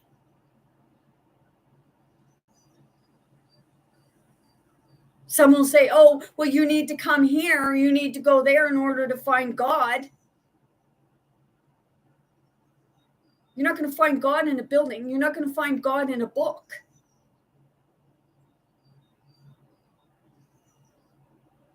You're going to find it in here. Within you. And it doesn't, like, you don't believe me? That's entirely up to yourself. But maybe one day you will come to that realization. When you stop allowing yourself to be manipulated, even though you want to say, well, I'm not being manipulated. I know. Well, I'm going to say, do you ever hear yourself? Because I listen to people very closely as to what they say. And then I'm left like, what? Didn't you just say this, but now you're saying something different? I know someone that they believed in psychics and mediums and the work of like energy healing and crystals and what have you. But when they started going to church, they stopped believing in that.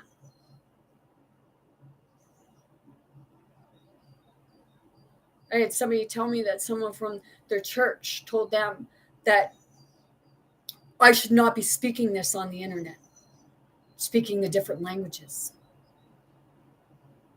That's a language between me and God. I wouldn't be speaking this language if God didn't give it to me to speak.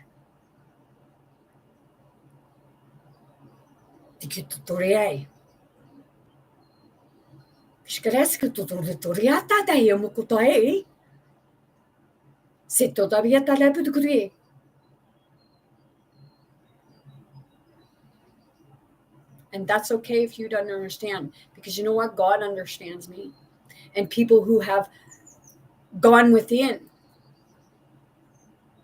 and understand that there's something more to what you're being told or what you're seeing on a physical plane in front of you.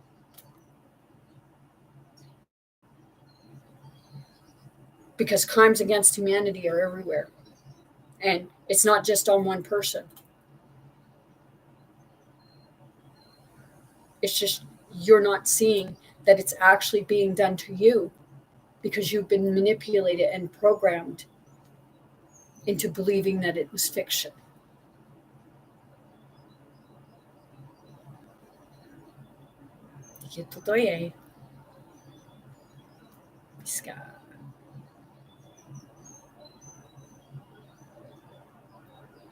So if I'm tough and you're not doing this stuff that I'm saying, then obviously the message is not for you. It's towards the ones that are doing it.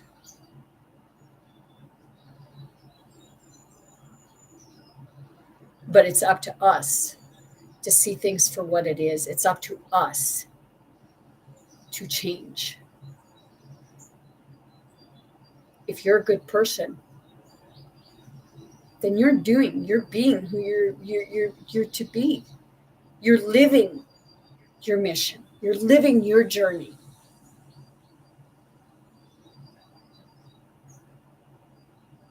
Some are here to be real buttholes to wake others up.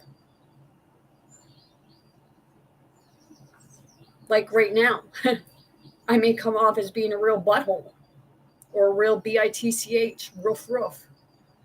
A female dog will protect her young.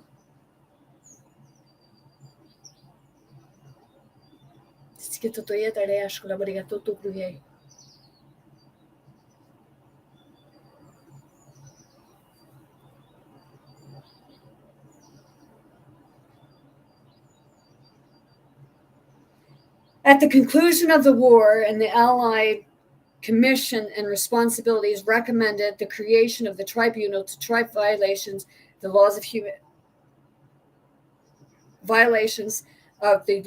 of humanity, because the law of war did not cover adequacy commitment by a state against its own national or allied persons. Okay. However, not pursue.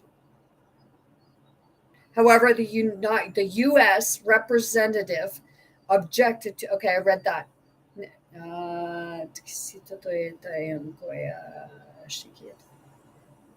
United Nations Commission set up in London. Okay, war criminals. The report was compliance to the request by the UN Secretary General to make arrangements for the collection of publications of information concerning human rights arising from trials of war criminals, Gestlings, and traitors.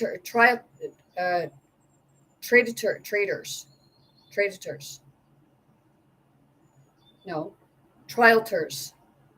And in practical, from the Nuremberg trial and Tokyo trials. The report had been prepared by members of the legal staff of the commission. Is that saying what I...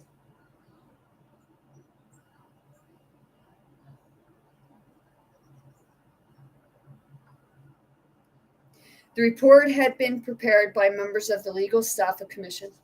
The report is highly typical in regard to the American genocide, not only because it uses the 1915 events as a historical example, but also as a precedent to the Articles 6C and 5C of the Nuremberg and Tokyo Charters, and thereby as a precursor to the then newly adopted UN Genocide Convention. Differentiality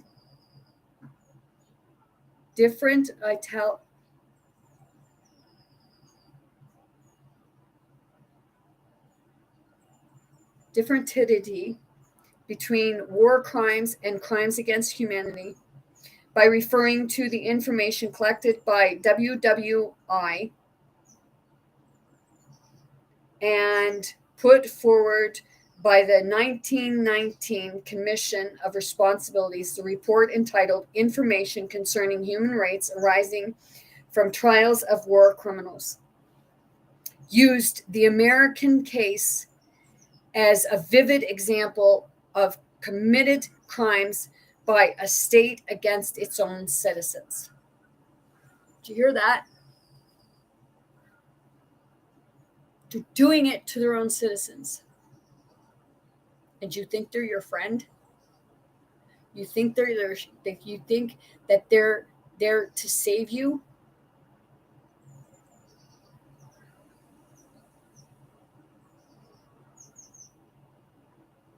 When they're making, like when you see a politician, okay, like a president or prime minister, okay, and they only have so much money, but then they become rich when they become in presidency.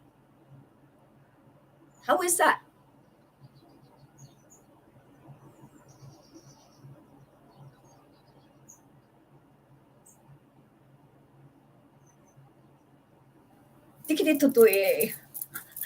Let's grease your palm, man. Where's the strings? Am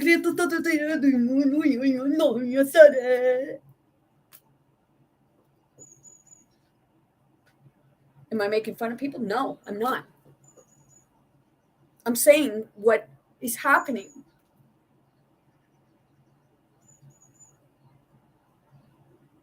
Strings. It's like somebody going fishing and you take and you throw, you cast it, okay? The line goes out and you got the bait.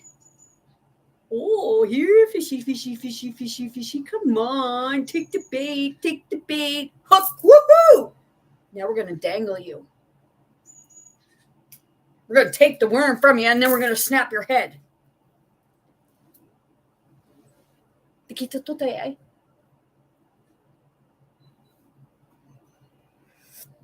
Excuse me.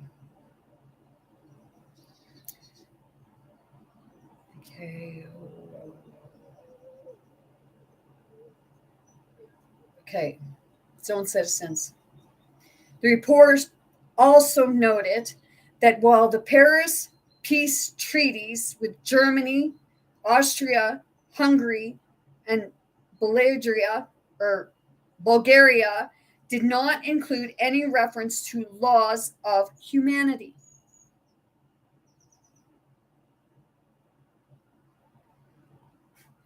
You know, there shouldn't have to be a legal freaking document that says about laws against humanity.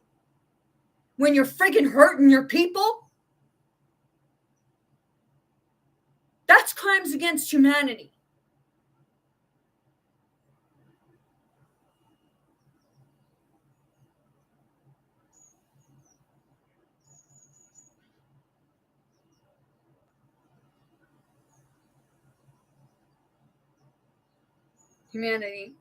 Instead basing the charges on violations of laws and customs of war. The Sevres peace treaty with Turkey did so, in addition to the Articles 226 to 228 concerning customs of war. corresponding to Article 228 to 230 of the Treaty of Versailles, or Versailles.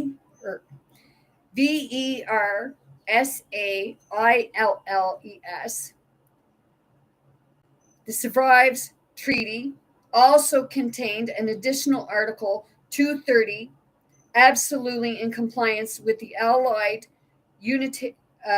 ultimatum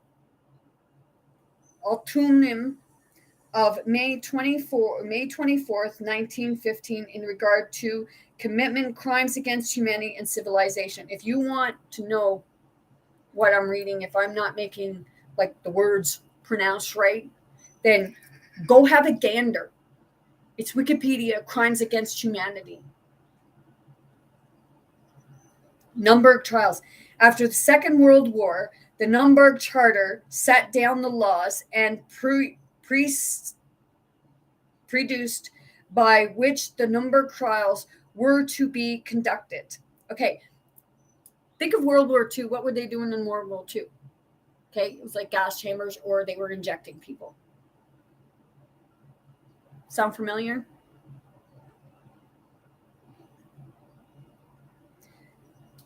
The drafters of this document were faced with the problem of how to respond to the Holocaust and other grave crimes committed in Germany and German allied states by the Nazi regime. Like the World War I, a traditional understanding of war crimes gave no provision for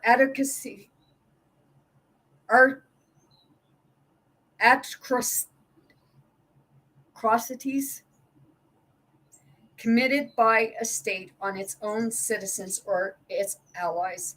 Therefore, Article 6 of the Charter was drafted to include not only traditional war crimes and crimes against peace, but also crimes against humanity, defined as murder, extermination, enslavement, deportation, and other inhumane acts committed against any civilian population before or during the war, or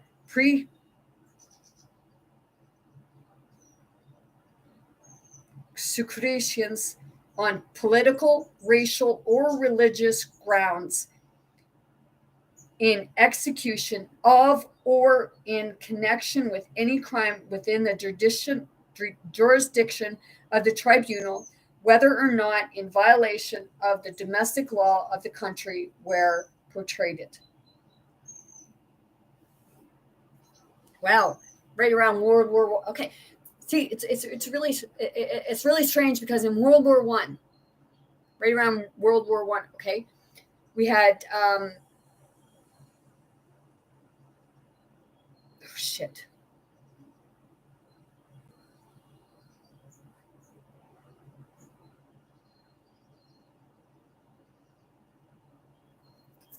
I had it right there. It's like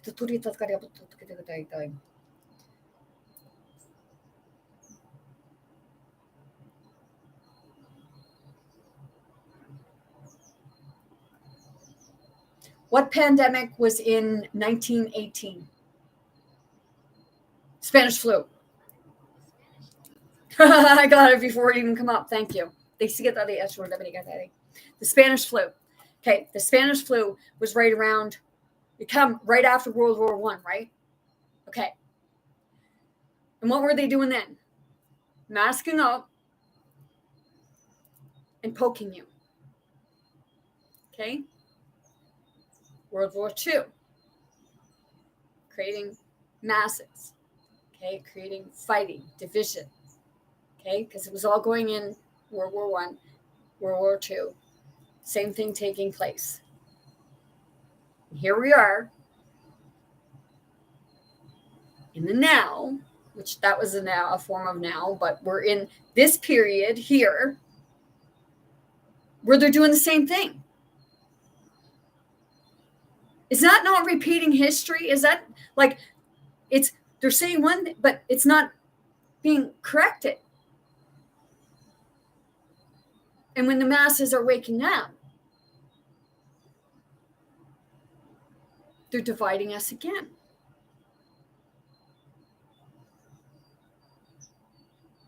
Because the only way we're going to come together, like, peace will start within you when you realize that it's been crimes against humanity.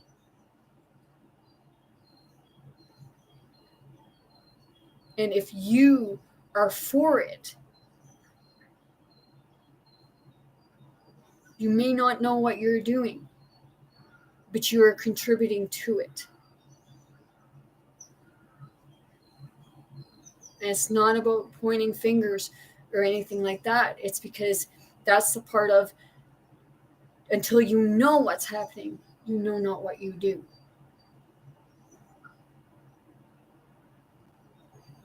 It's like a mass hypnosis.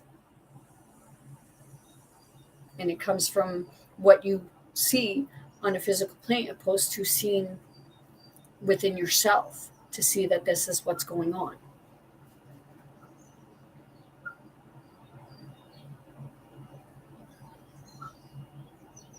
Under this decision, crimes against humanity could be punished only insofar as they could be connected somehow to war crimes or crimes against peace. What's happening? Everyone's at each other's throat because of one thing or another. And it's all coming from forms of war, cyber war, bio war, weapon war, psyche war, spiritual war.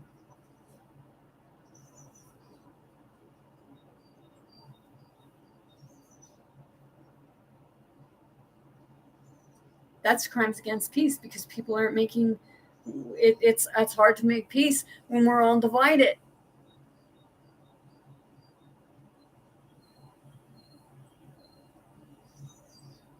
The jurisdictional limitation was explained by the American chief representative to the London conference, Robert H. Jackson, who pointed out that it has been a general principle from the time immoral that the eternal affairs of other governments are not ordinarily our business. Thus, it is justifiable that we interfere or attempt to bring retribution to individuals or to states only because the concentration camps and the deportations were in pursuance of the common plan and enterprises of making an unjust war. The judgment of the first Nuremberg trial found that the policy of prosecution, repression, and murder of civilians and persecution of Jews within Germany before the outbreak of war in 1939 were not crimes against humanity, because as revolting and horrible as many of these crimes were, it has not been. Whoa.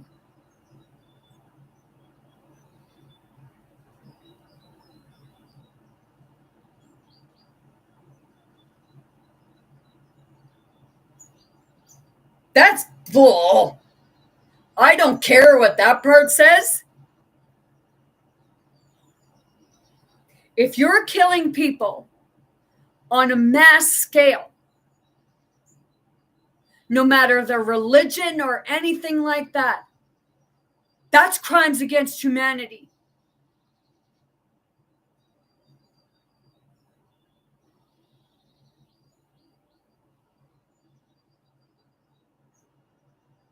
And proven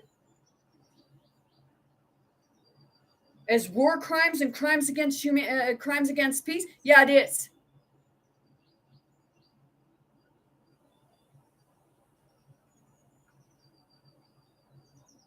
Because nobody should have lost their lives.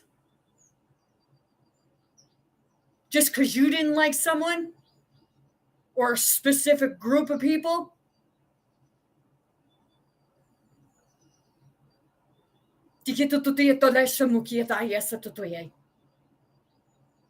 Everyone has a right to life. And it's everyone's choice of how they live it. But you have no right to take that choice from them. When you're killing other people and you're using things to justify what you've done,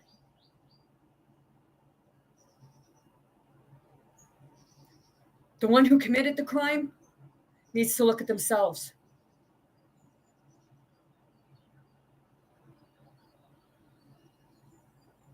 And the one when it's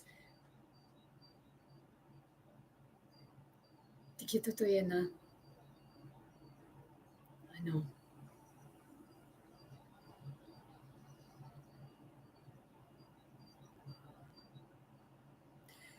This part, that sentence there tells me it's the far right, far left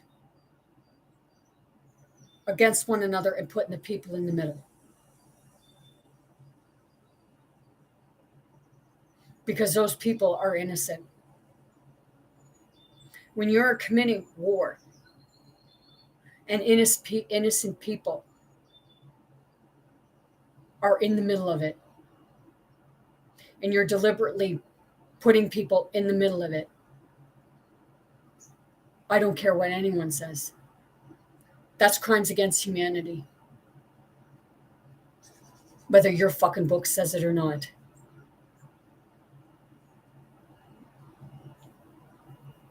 Keep your fucking hands to yourself, everyone. Don't do to somebody that you don't do something to somebody that you don't want done to yourself.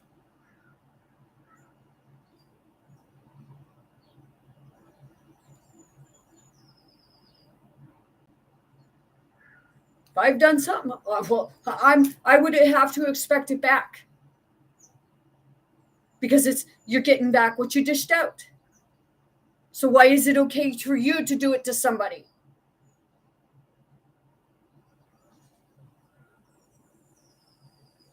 Because it's not. No more than it's okay for somebody to do it to you.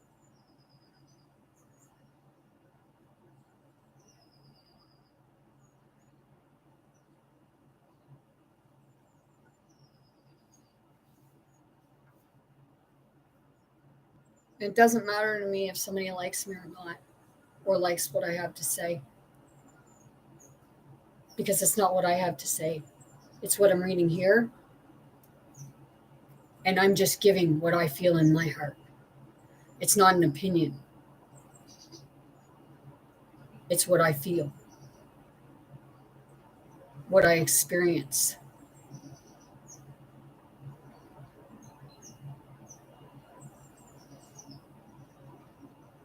I killed a wasp one day and I cried.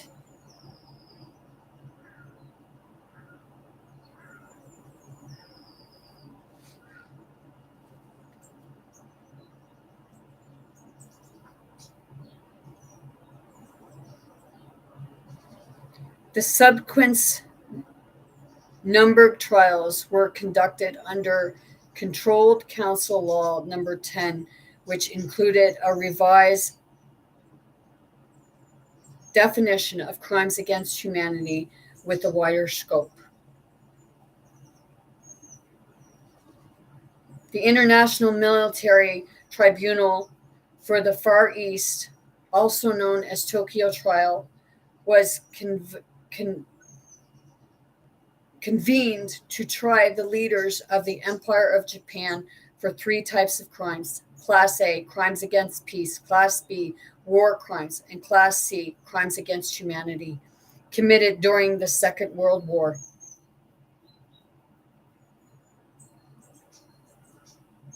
The legal basis for the trial was established by the Charter of the International Military Tribunal for the Far East that was proclaimed on 19th January 1946. The tribunal convened on May 3rd, 1946, and was adjourned on November 12th, 1948. In the Tokyo trial, crimes against humanity, Class C, was not applied for any suspect. Prosecution related to the Nanking massacre were categorized as infringements upon the laws of war. Well,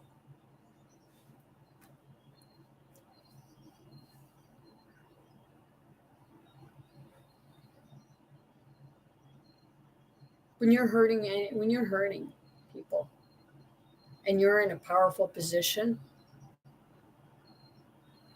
you're committing crimes. And like I said, I don't care what any documentation says, because in the eyes of God, creator, source, mother, father, spirit, what have you,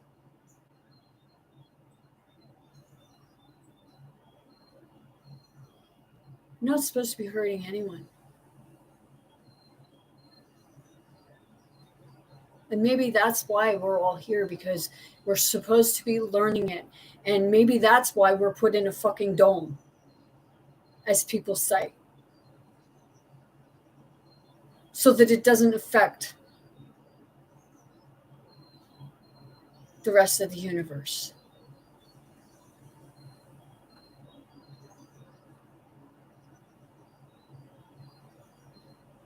It's like people are learning.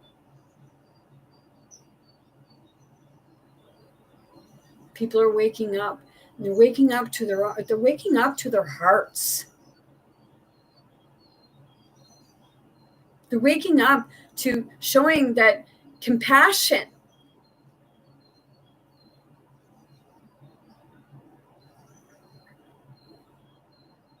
Caring gestures to people.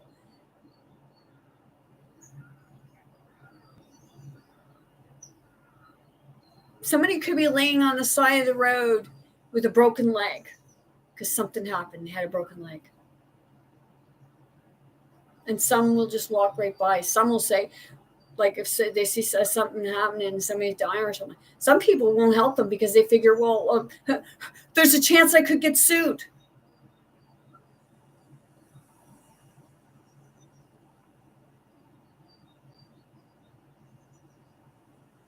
Well, ambulances are picking people up and taking them to the hospital, and doctors are saving patients there.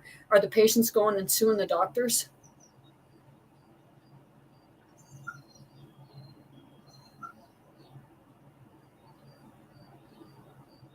Even if they did, why would it stop you from still helping? Seriously.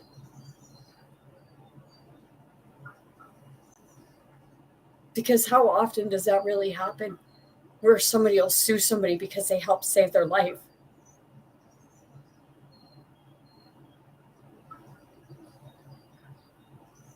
Que tudo é.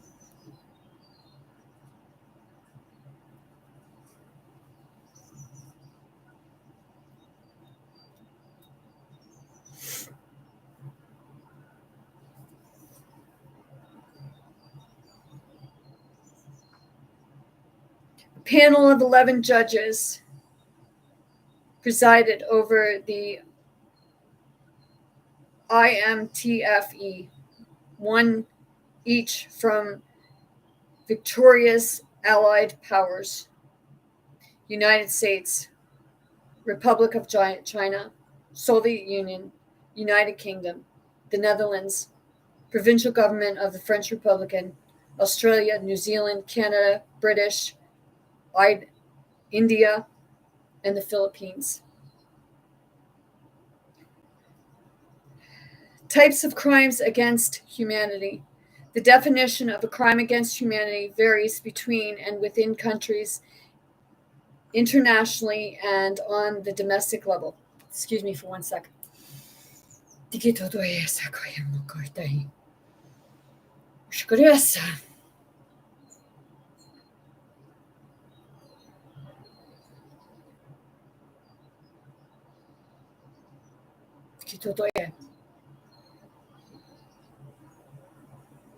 Sigure shkare tore gare mukutotai.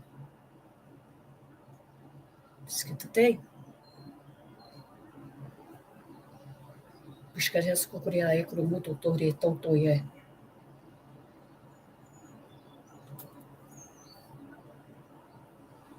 Sigure. Tukito no ishkamike. Tole tale teki tutukuru tore tare satatu kutuki takure bere kriya kum. Kyotoye.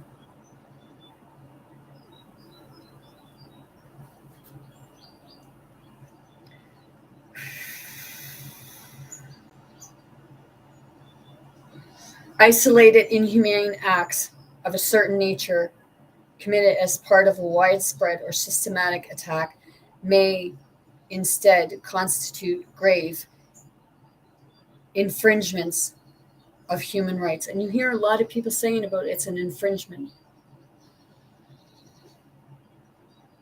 Or, depending on the circumstances, war crimes, but are not classified as crimes against humanity. To me, war crime, when people are getting hurt, that's crimes against humanity. Because you're killing people.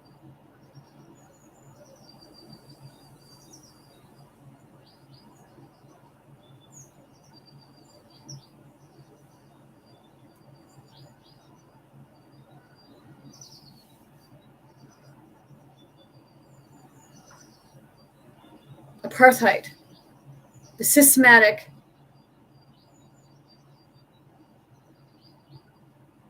persecution of one radical group by another, such as occurred during the South African apartheid government, was recognized as a crime against humanity by the United Nations General Assembly in 1976. The Charter of the United Nations, Article 13, 14, 15, makes actions of the General Assembly adversary of the Security Council. In regard to apartheid, in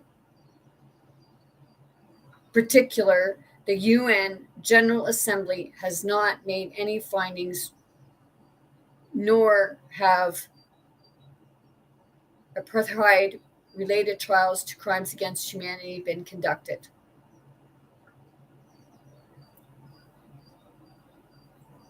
So I don't have the answer for what this is saying. I'm just wondering, is it that there was no looking into it? Human Rights Watch, Amnesty International, and Michael Link, UN Specialist Rapporteur for the Palestinian occupied territory, have accused Israel of committing apartheid against Palestinians.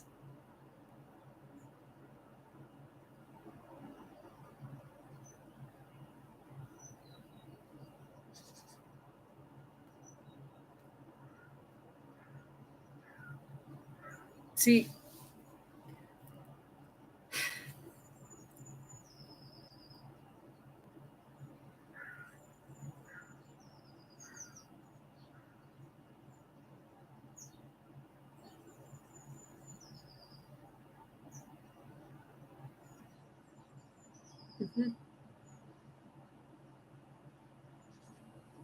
we have that war going on right now.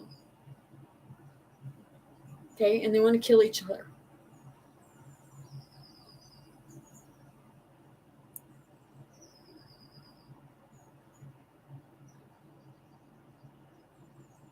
And when I look back at that movie I watched, okay, it's like releasing the murderer and crucifying a good person.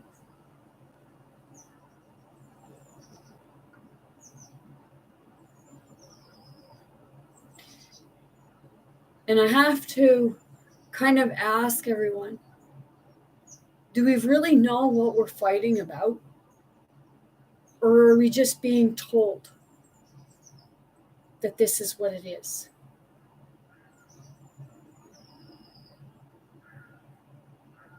Because it's like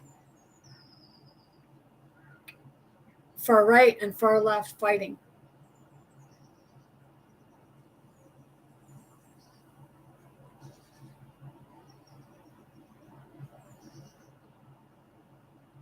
And they're putting the people in the middle of it.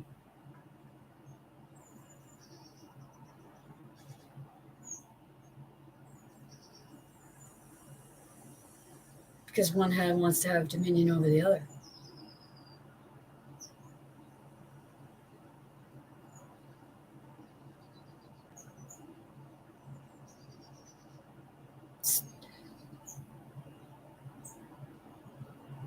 It's like one wants to control. But they both want control. Only they want it one way or the other. In actuality, everyone should be in control of themselves. Blah. Yep. Oh, crap.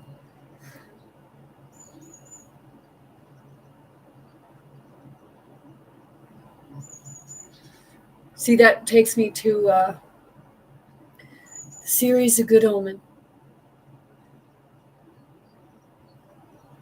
Okay, you had an angel.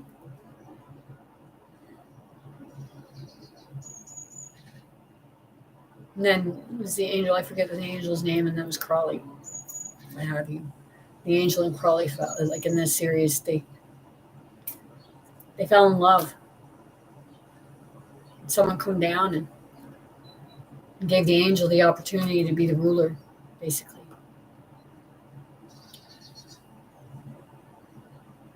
The angel went home because it was said to be the second coming.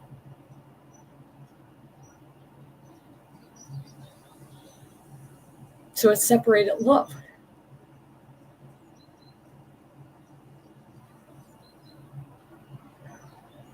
It's like they can actually both be friends with one another. They can actually love each other. But it's like instead they're too worried about what others are going to think of it. It shouldn't matter.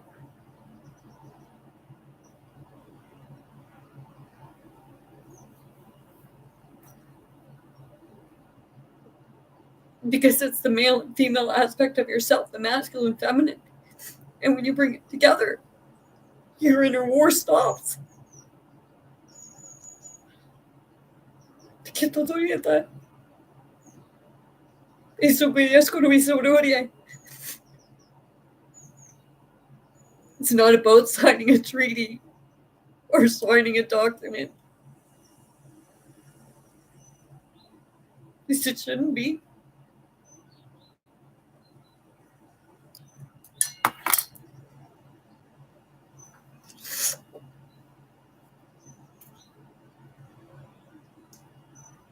Love doesn't come from a piece of paper. Love comes from a bird. You can sign all the freaking marriage certificates that you want. It's just a fucking piece of paper. Just for somebody to keep track of you and take taxes and combine your incomes together to take taxes off you. Shouldn't have to pay to be married or get married. God doesn't care if you sign a freaking piece of paper. It's doing it and feeling it in here. And if you get that you don't, like, it's profitable. When they make you sign a paper or they make you do this or they say you have to do that in order to be married. No. When you're professing your love to one another, you're professing your love to God.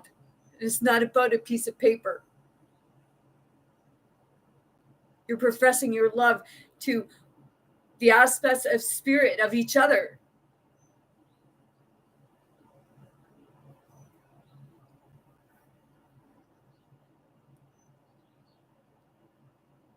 You want to go out in your friggin' yard and say vows to each other and say I do, then go do that.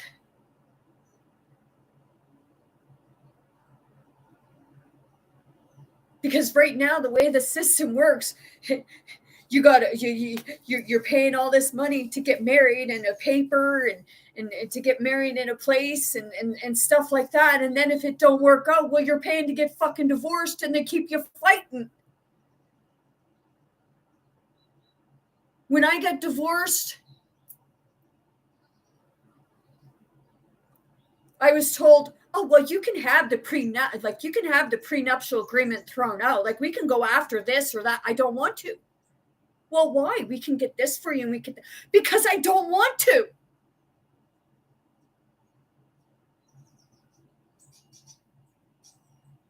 Because the more they can keep you fighting, the more profitable it is for them.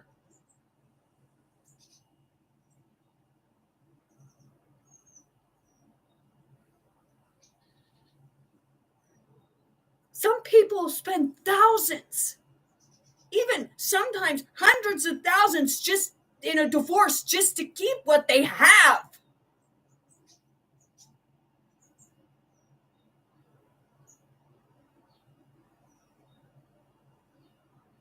And then you're fighting, like if you got kids, you're fighting over kids.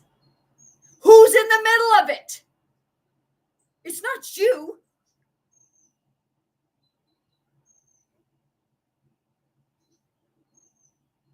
And that's like what's happening now. Left, far right are fighting, and they're putting the kids in the middle.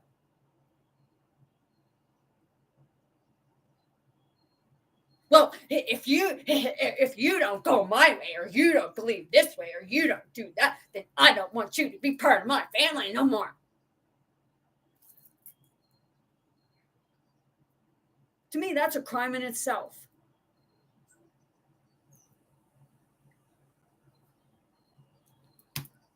But that's how I feel in my heart.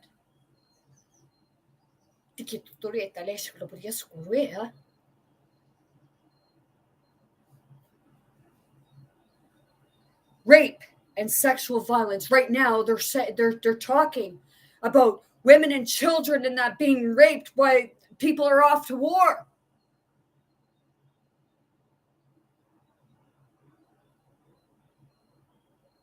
Really?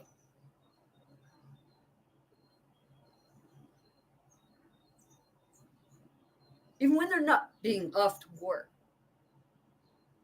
It's happening. I experienced it myself. And I know others who have. Some worse than others. More terrifying. I said it before, when I first started going through my awakening, in April of 2021, I was down here where I'm living now. I wasn't living, but I was here at this house, and I come downstairs and I felt it. Not only did I feel it, but it was all coming out of me in a multitude of different languages, and it was women.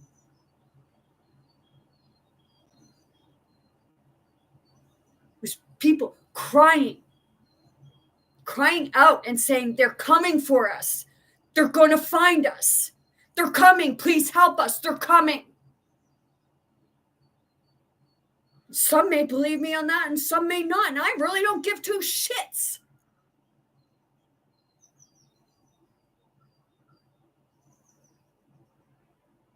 But I was feeling it. I was experiencing it because I was connected.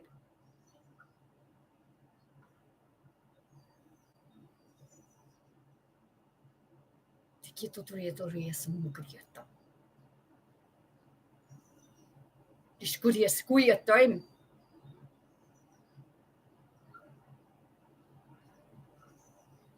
I don't care who likes me and who don't.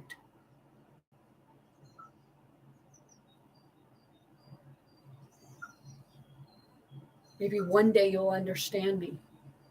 You'll understand what I'm saying, where I'm coming from, because you'll feel it too.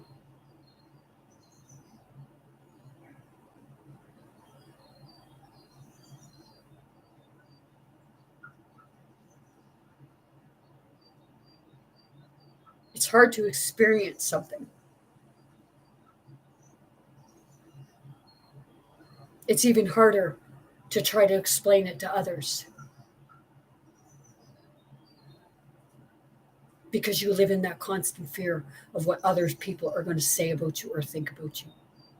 But it doesn't fucking matter.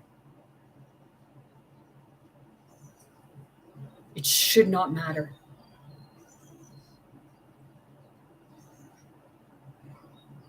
It's about taking that opportunity of that experience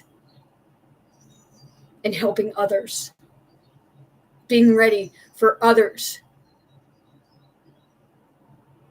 who have experienced it or may experience it.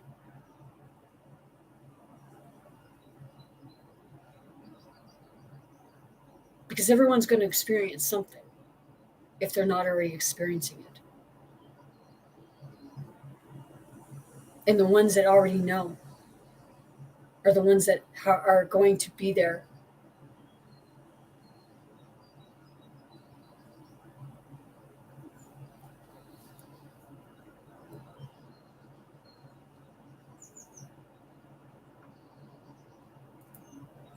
Looking for a savior, you're already here.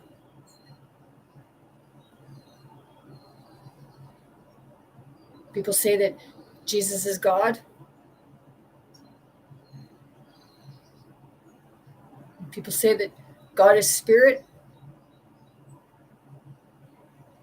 Well, can spirit not be everywhere all at the same time? Do you not realize that when you're talking to somebody, whether you want to believe it or not, you could actually be talking with spirit?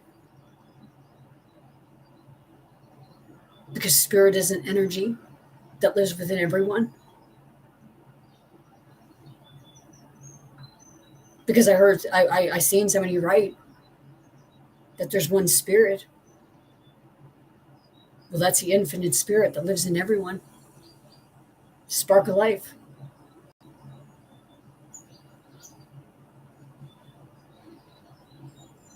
Some say the breath of life.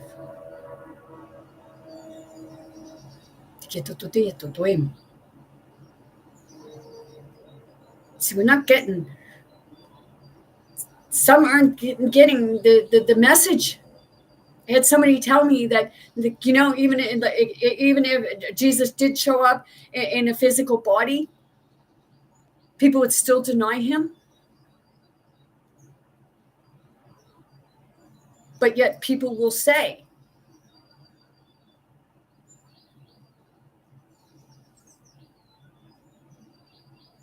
that they want to let Jesus into their life. Well, by letting other people into your heart, you're letting Jesus. Jesus said, Son of God. Okay, God is everywhere. God is everything.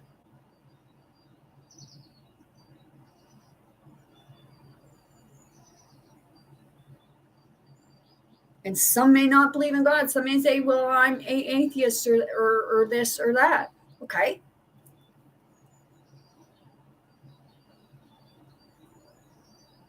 Maybe it's how you feel now. Like the person that told me that they no longer believe in psychics and mediums and the crystal healing, energy healing, and what have you. But that's when they went to church. But yet the people at church will lay their hands upon people and pray for them as a form of energy healing. But this person don't believe in it anymore. Then what the fuck are you going to church for? Why are you believing that it's possible for them to do it, but not somebody else? Or this person said, well, out of all the psychics that were looking for this little boy that went missing or what have you, they never found him. It's like, maybe you weren't listening to the right one. Or maybe they gave the information and it was just dismissed, even though the person described something.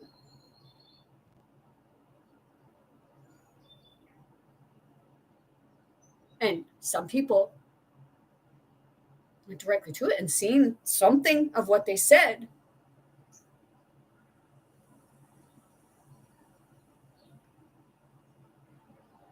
I was helping with something at one point. And when I found out, because people start talking about, oh, there's a reward. It's like, fuck you. Because just by saying there's a reward, all I get from that is that it's not about the person that you're looking for so much as it is the reward. And that's pretty sad. So I stopped helping and I started shutting some things down.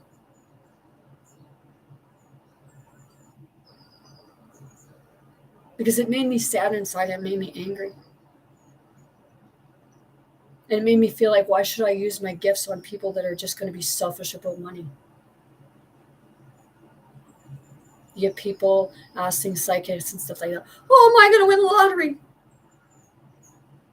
Is my boyfriend going to come back to me?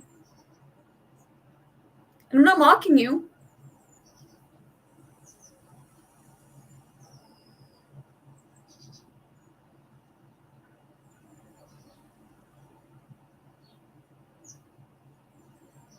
What I am saying is that if you went in here and you felt it in here, then you would already have the answers to that. You wouldn't even have to be asking those sorts of questions. Because to me, it's, what can I do for someone?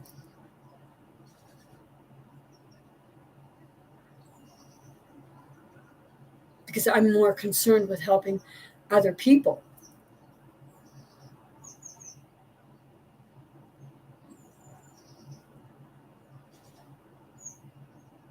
The nice things that I have, I bought from a thrift store.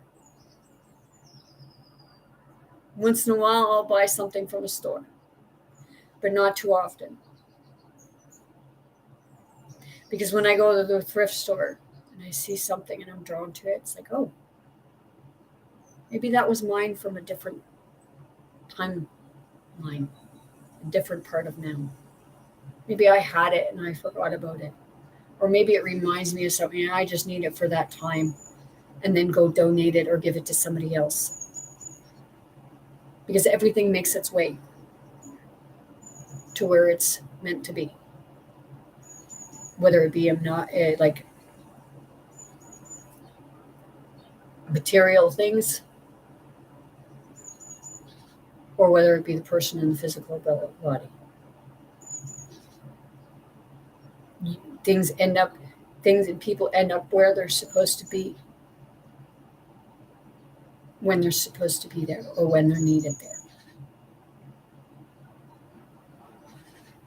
Because everything happens for a reason, even if we don't understand that reason right then. Later on, when you really go within, that's when you find out, like, now I know why I experienced that. We keep experiencing this because we haven't come out of the illusion.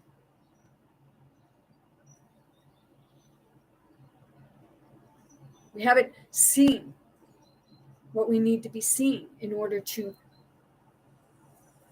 get off the hamster wheel, in order to stop that vicious circle of being hauled back in.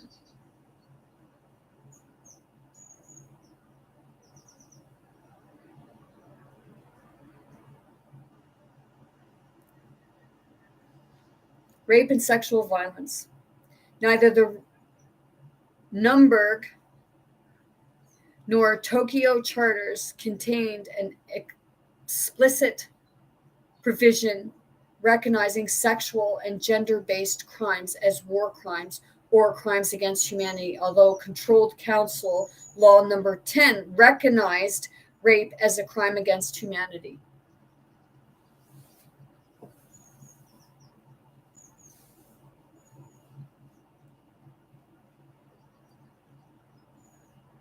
The statutes of the International Criminal Tribunal for the former Yugoslavia and the International Criminal Tribunal for Rwanda both included rape as a crime against humanity. Because rape is.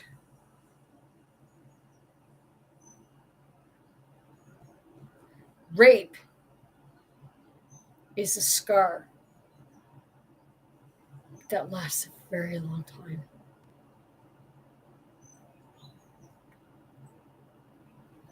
Because I wore that scar.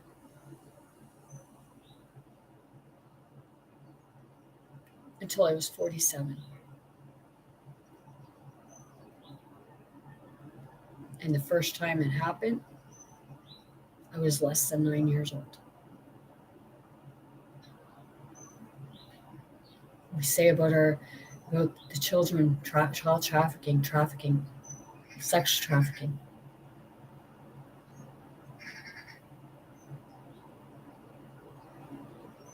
If you don't think that rape and sexual assaults and stuff are crimes against humanity, you might want to think again. Because it's called sexual trafficking, child trafficking. Because you don't know how others are feeling until you experience it yourself.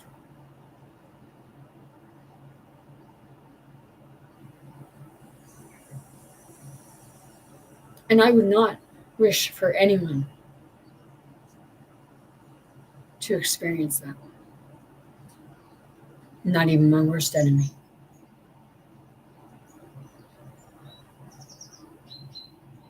Because not only is it hard on the physical body, but it's hard on the mental and spiritual body too. Because it steals your innocence.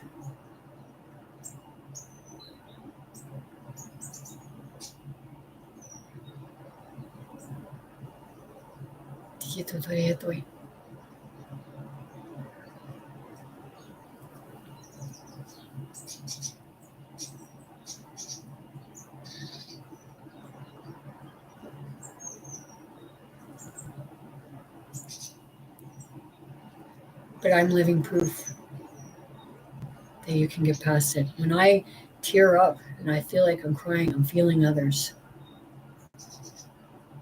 Because I'm connected as I do this.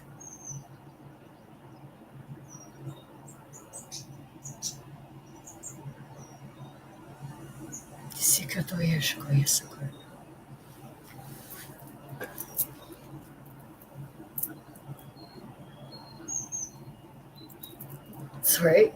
Not because I'm.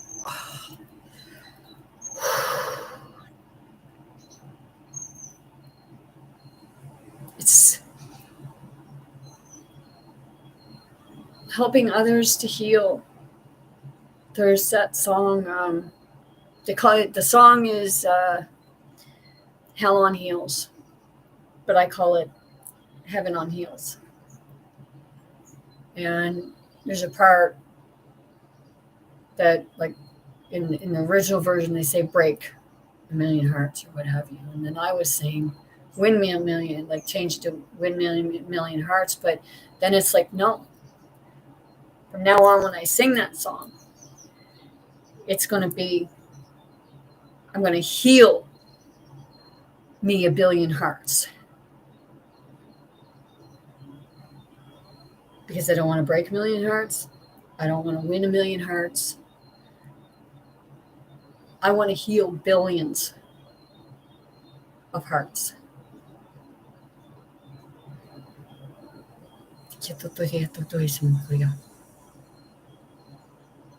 Shukiya Sukuriya Sugum.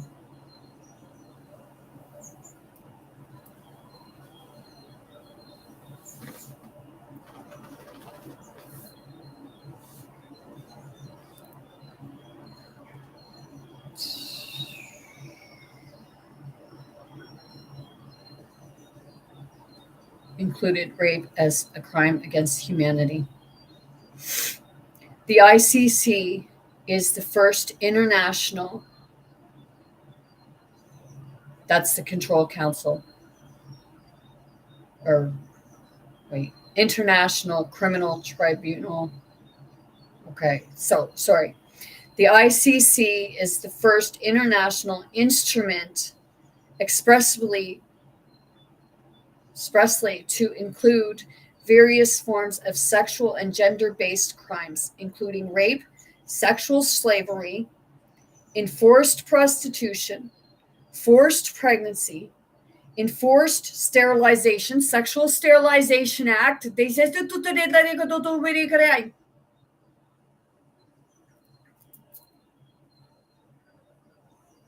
and other forms of sexual violence, as both an underlying act of crimes against humanity and war crime committed in international and non-international armed conflicts. In 2008, the UN Security Council adopted Resolution 1820, Resolution 1820, which noted that rape and other forms of sexual violence can conclude war crimes, crimes against humanity, or other constitutive acts with respect to genocide. I said, affects the body, the mind, and spirit. Your spiritual aspect of yourself. It affects you as a whole.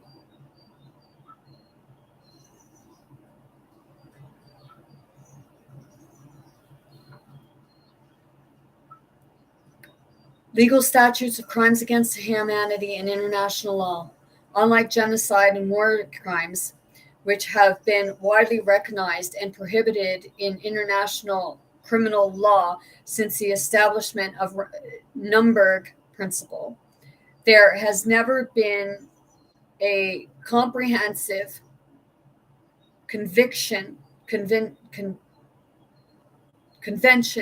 on crimes against humanity, even though such crimes are continuously perpetrated worldwide in numerous conflicts and crises.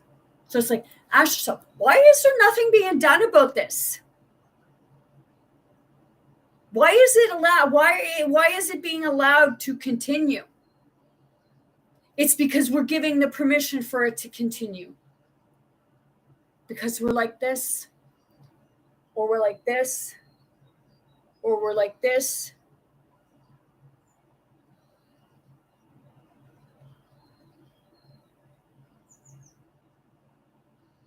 Because they know you don't want to see it. But they're putting it in your face.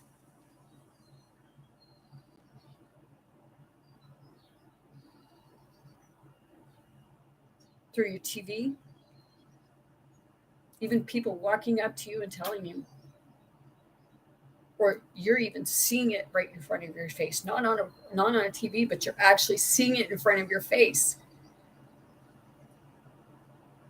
But you don't want to believe what you're seeing.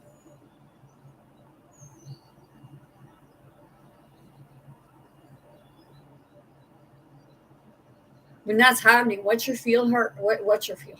What's your heart feeling? Not your mind telling you, oh, just turn away. Because if you don't see it, then just turn away. I don't see. I don't know what you're talking about.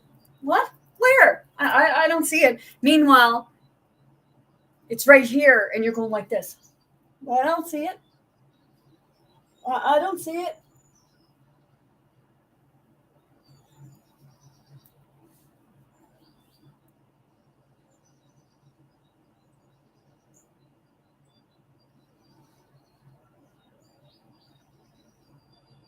There are 11 international texts defining crimes against humanity, but they all differ slightly as to their definition of that crime and its legal elements.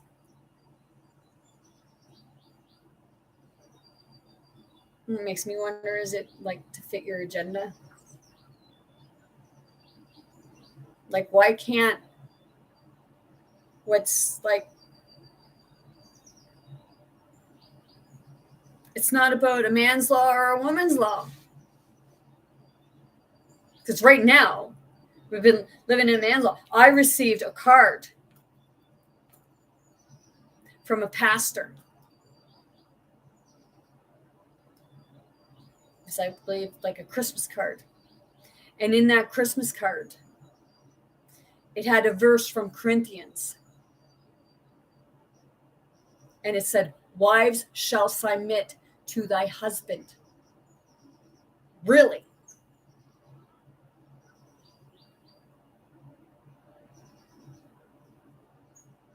No.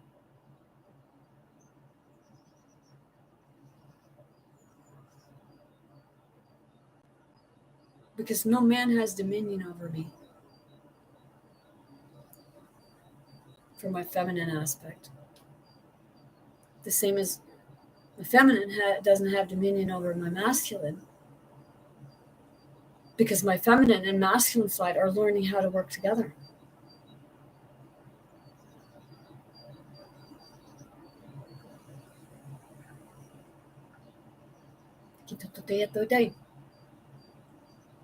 It's about coming together, the center. Healing together as a whole.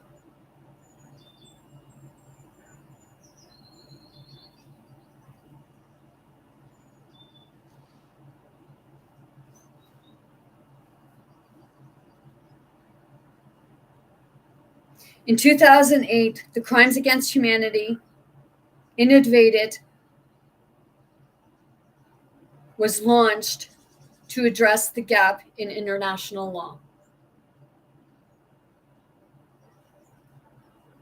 On July 30th, 2013, the United Nations International Law Commission voted to include the topic of crimes against humanity in its long-term program of work. In July 2014, the Commission moved this topic to its active program of work, based largely on a report submitted by Sean D. Murphy, the Special Rapporteur for Crimes Against Humanity.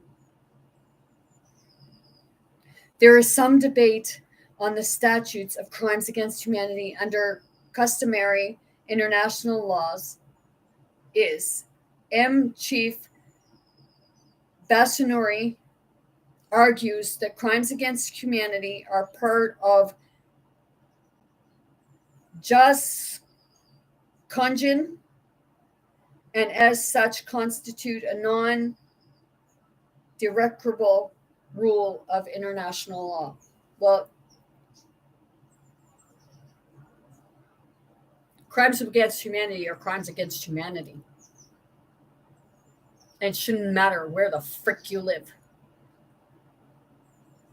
Because why should one place have the right to continue to hurt or think that it's okay to hurt people because they implemented a law that says it's okay?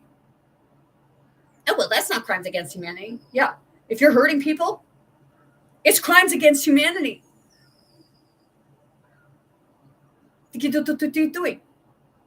And I just got somebody saying, you're a goody-goody. Am I a goody-goody? You have no fucking idea what I've been through. What I experienced. Maybe you're a lost heart soul.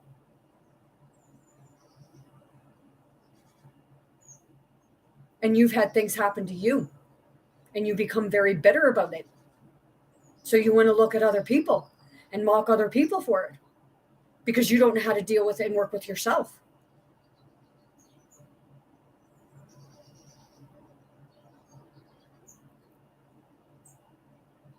Don't like me, that's okay. Because I still care about you because I just felt you.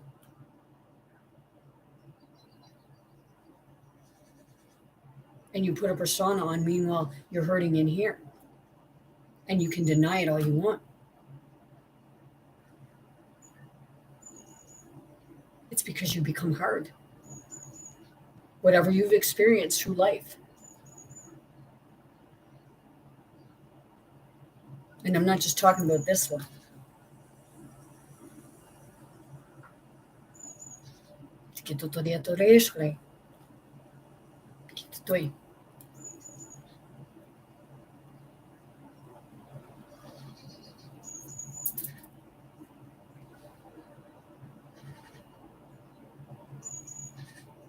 United Nations. I told you this is probably going to be long, and it's already been almost 3 hours. If you're just coming in, hi. We're talking about crimes against humanity. United Nations.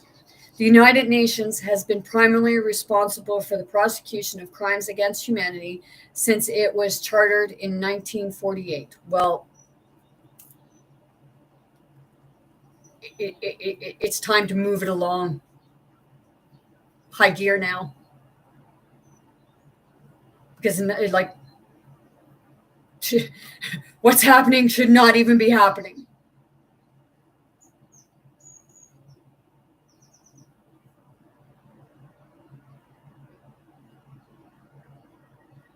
I understand that, but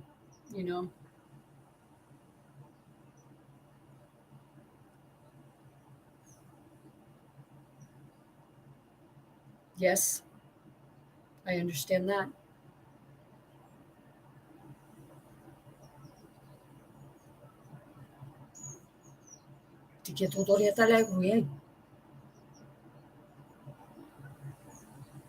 Dice tutto yesu kutomu kita dai. Ishola berega skoturi. Tikatemu. Dikalele. Dice chikurieta kam gaya makoshko bigas kota dai toturien. Ditakatutin.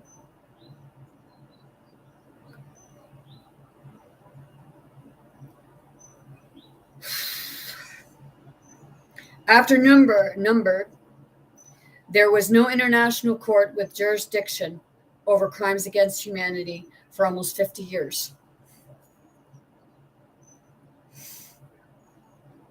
However, work continued on developing the definition of crimes against humanity at the United Nations.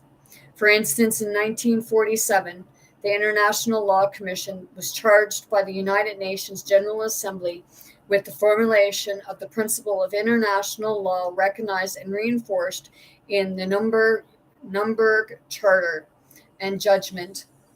And they were also tasked with drafting a code of offenses against the peace and security of mankind.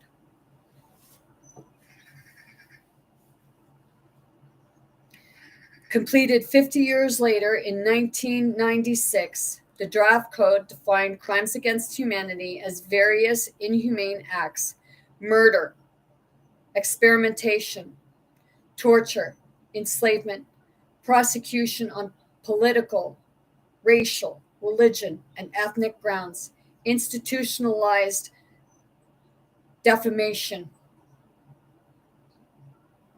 Oh, yeah. How many can understand that?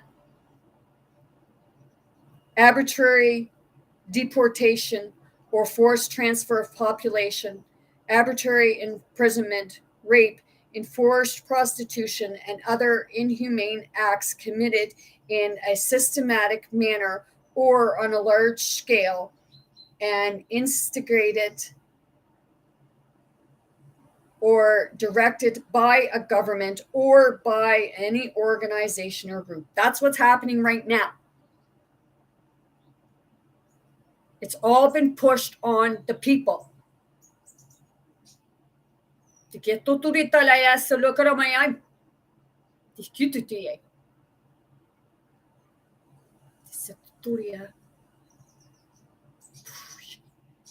Yep. So you got that? Directed by government, pushing it, threatening your jobs, mandatory, organizations, a system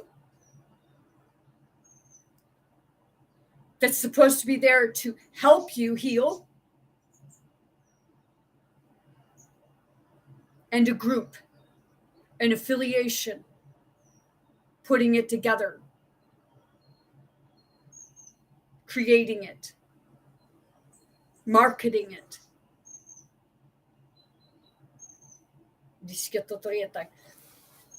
I feel you right here.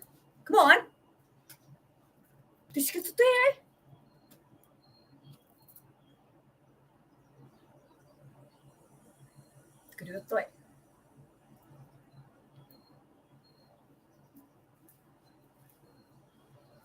You already tried to tear me apart.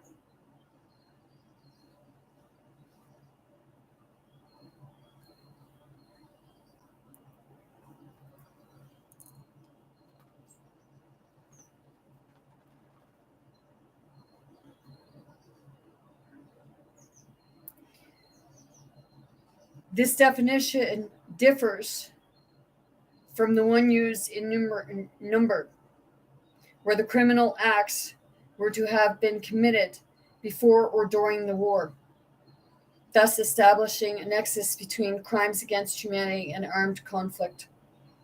Well,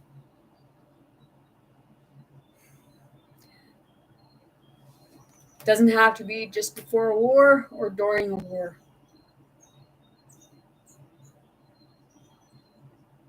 Because it's happening all the time.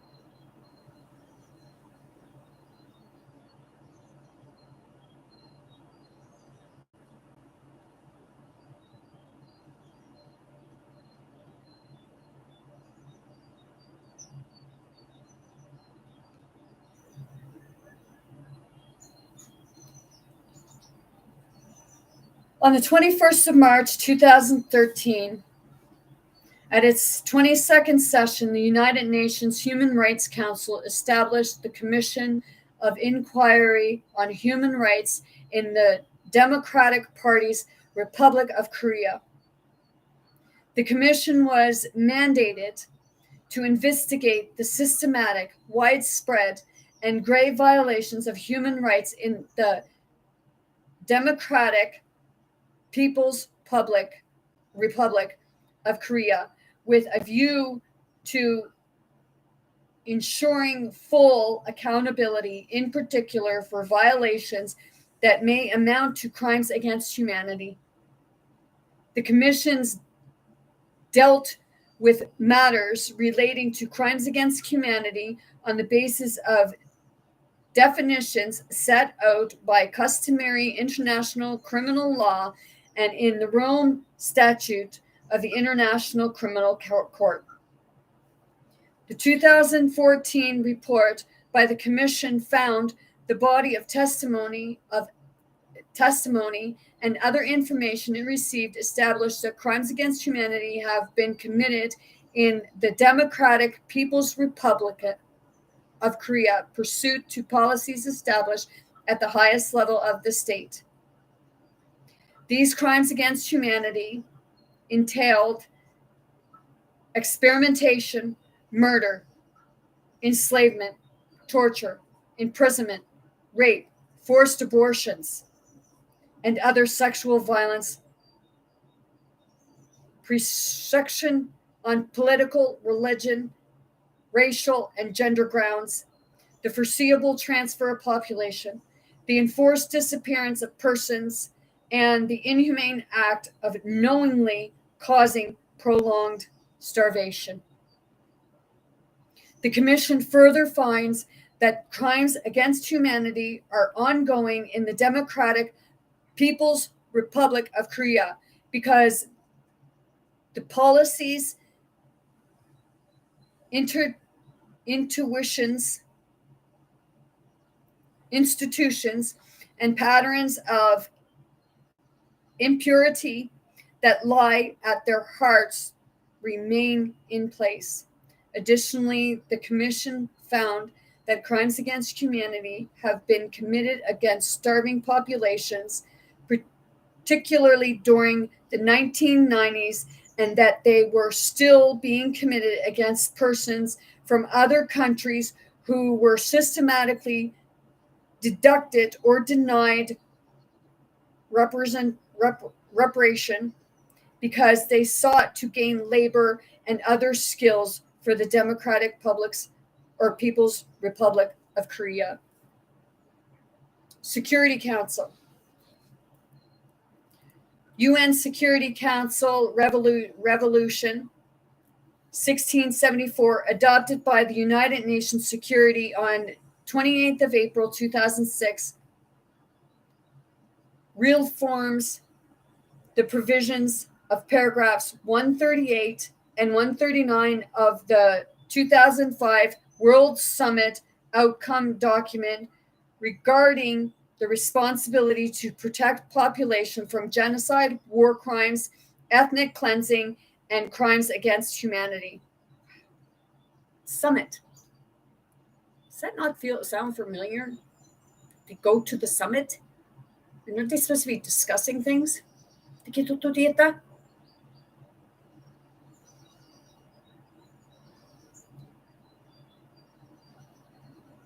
revolution commits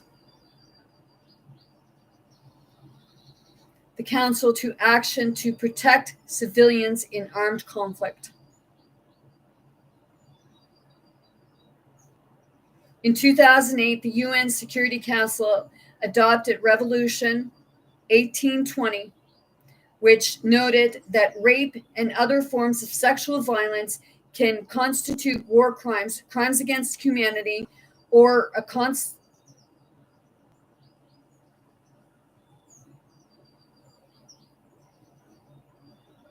constitutive act with respect to genocide.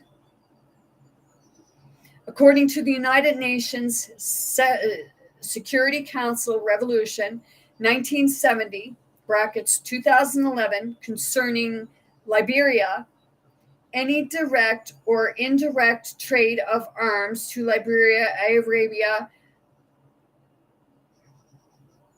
Jamahayana, Jamsuri, can't pronounce it.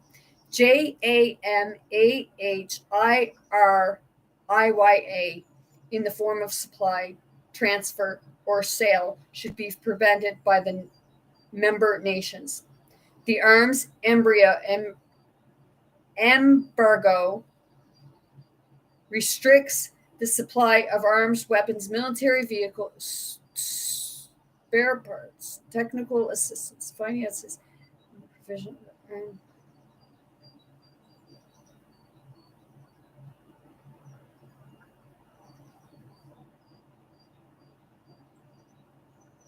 This is what it was doing.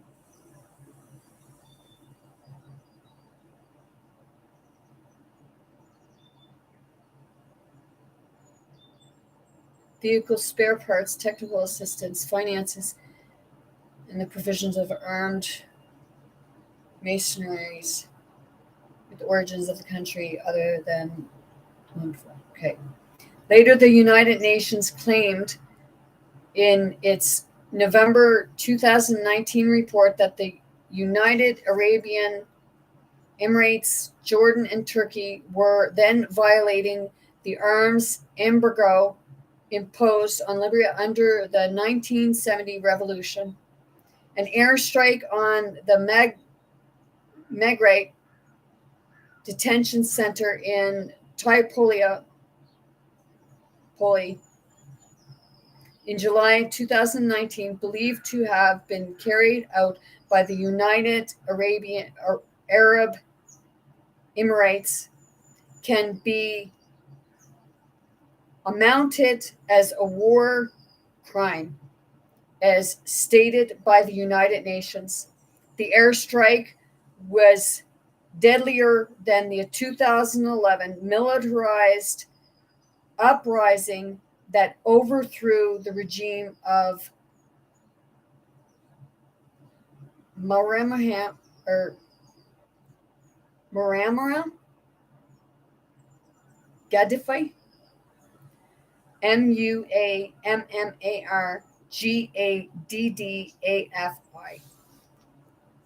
International courts and criminal tribunals. After the Nuremberg and Tokyo trials of 1945 to 1946, another international tribunal was jurisdiction over crimes against humanity was not established for another 5 decades. In the response to advocacy committed in atrocities committed in the 1990s, multiply ad hoc tribunals were established with jurisdiction over crimes against humanity. The statutes of the International Crime Court, the International Criminal Tribunals of the former Yugoslavia and Rwanda, each contained different definitions of crimes against humanity.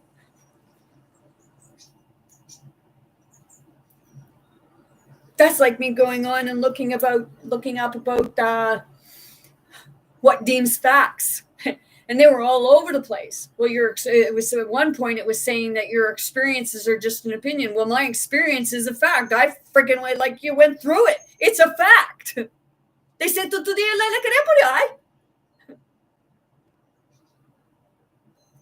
It's like not gonna fall unless it fits an agenda, their own. It's like, International Criminal Tribunal for Yugoslavia.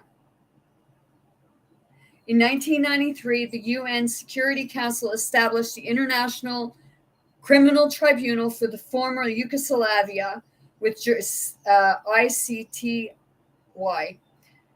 with jurisdiction to investigate and prosecute 3 international crimes which had taken place in the former Yugoslavia: genocide, war crimes, and crimes against humanity. Article 5 of the ICTY statute states that the International Tribunal shall have the power to prosecute persons responsible for the following crimes when committed in armed conflict, whether international or internal in character, and directed against any civilian population: murder, experimentation, enslavement, deportation, imprisonment, torture, rape, prosecution on political, racial, and religious grounds, other inhumane acts. The definition of crimes against humanity revived the original Nuremberg nexus with armed conflict, connecting crimes against humanity to both international and non-international armed conflict. It also expanded the list of criminal acts used in Nuremberg to include imprisonment, torture, and rape. Chifi Bassouni has argued that this definition was necessary as a conflict in the former Yugoslavia was considered to be a conflict of both an international and non-international nature. Therefore, this adjusted definition of crimes against humanity was necessary to afford the tribunal justification over this crime. International Crime Tribunal for Rwanda. The UN Secretary Council established the International Crime Tribunal for Rwanda in 1994 following the Rwanda genocide under the ICTR statute. The link between crimes against humanity and an armed conflict of any kind was dropped. Rather, the requirement was added that the inhumane acts must be part of a systematic or widespread attack against any population or national population, ethnic, racial, or religious ground. No.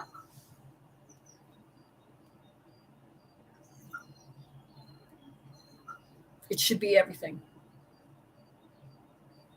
Goes ever over.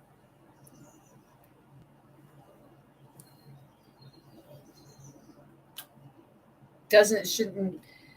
It's.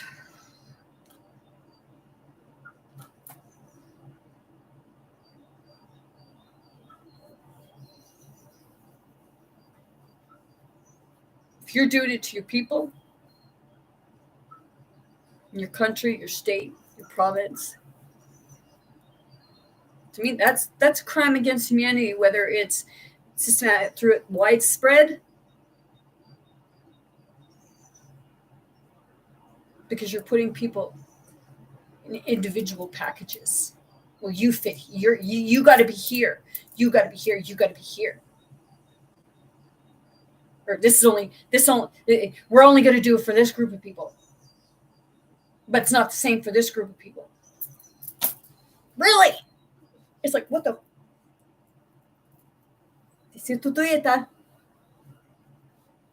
We got universal laws here, and universal laws are universal laws. We might want to put different laws for each country, province, state, what have you.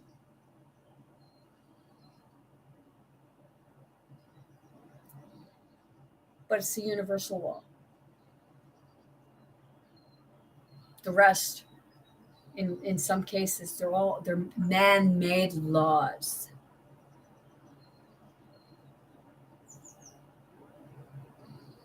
Because it's not supposed to be about forcing something on someone. To me, forcing something on what doesn't matter what it is, forcing something on someone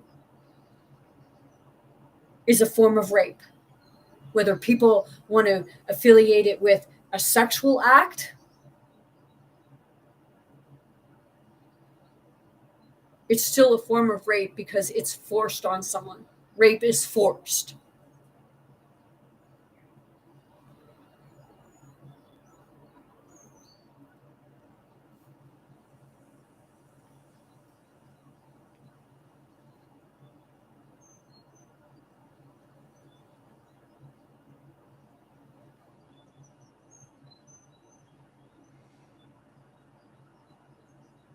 Extraordinary chambers in the courts of Cambodia. Okay. International Criminal Court. In 2002, the International Criminal Court was established in the Hague, Netherlands, and the Rome Statute provides the ICC to have jurisdiction over genocide, crimes against humanity, and war crimes. What is ICC?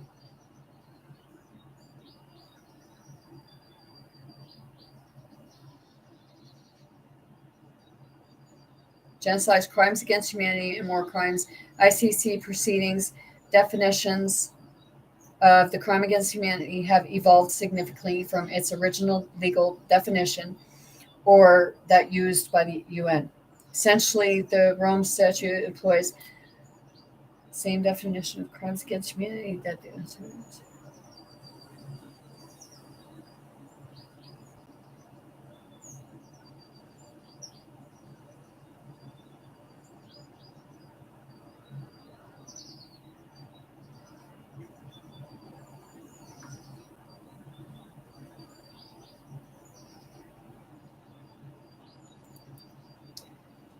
Essentially, the Rome Statute employs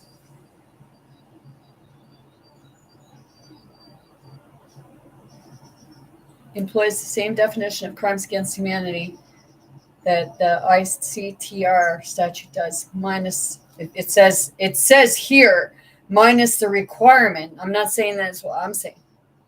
It says here that it's minus the requirement that the attack was carried out on national, political, ethnic, racial, or religious grounds. In addition, the Rome Statute definition offers the most expansive list of specific criminal acts that may constitute crimes against humanity to date. Okay. Article 7 of the treaty stated that for the purpose of this statute, crimes against humanity means any of the following acts when committed as part of a widespread or systematic attack directed against any civilian population with knowledge of the attack: murder, experimentation, enslavement, deportation or foreseeable transfer of population, imprisonment or other severe deprivation of physical liberty in violation of fundamental rules of international law, torture, rape, sexual slavery, enforced prostitution, forced pregnancy, enforced sterilization, or any other form of sexual violence of comparatively gravity. Persecution against any affiliable group or collectivity or political, racial, national, ethnic, culture, religion, gender as defined in paragraph 3, or other grounds that are universally recognized as permissible under international law in connection with any act referred to in this paragraph or any crime within the jurisdiction of the court. Enforced disappearance of person, the crime of apartheid, other inhumane acts of similar character internationally causing great suffering or serious injury to body or the mental or physical health. What's happening? Everyone is suffering right now, right? So everyone is suffering in one form of that or another. And it's not just in one place. It's not just in one group. It's the whole. And it's time that the ones committing crimes against humanity be taken to task.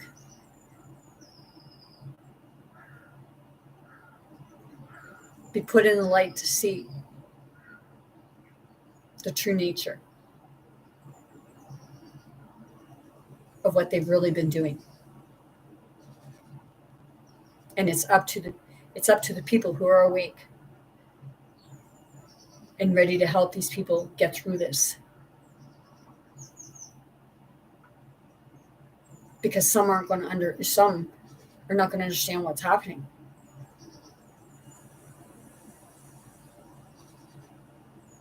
And we are being awakened to help those. Because I hear people saying about the chosen ones, the chosen ones. We're all freaking chosen. Everyone is chosen. It's up to you whether you're going to accept your calling.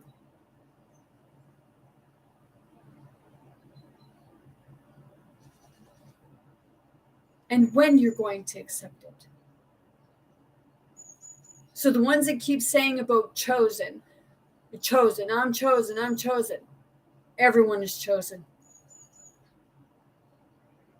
You're no more chosen over the others. You just decided to wake up before the rest. So maybe you're ready to do what you're meant to be doing. Or maybe you're even still struggling.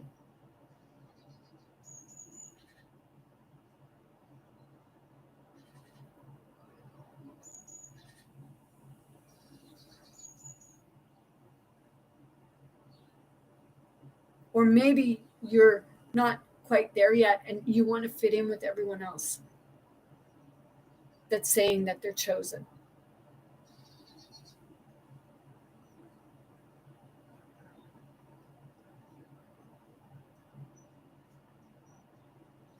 Because Jesus Yeshua didn't just say that he was a chosen one. He basically told everyone, you are all like him, only greater.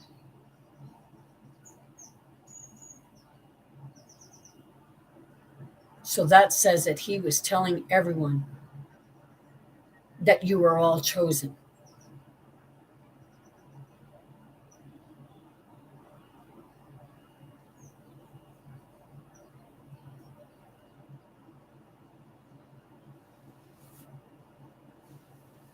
If you think that you're better than other people,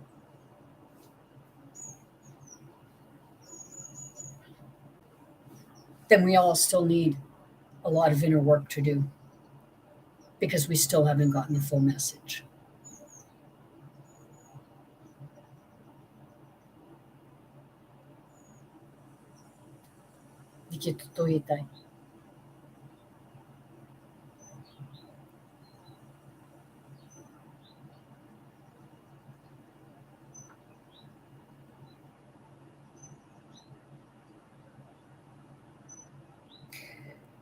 And I'm going to tell you because I hear a lot of people saying about the righteous ones.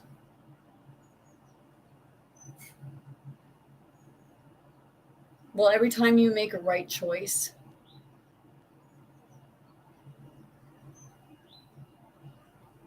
then you're being righteous because righteous actually means right choice. And I don't give two craps what a book says because I know it here.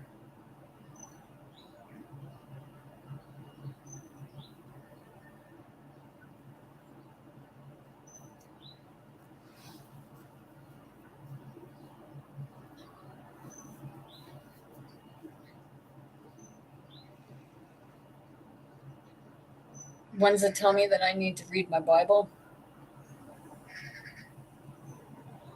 I think instead of you just constantly reading the Bible, you might want to look within yourself in order to find the real message. Because you're getting words, you're getting people's experiences, you're reading about others' experiences. Why don't you experience it yourself?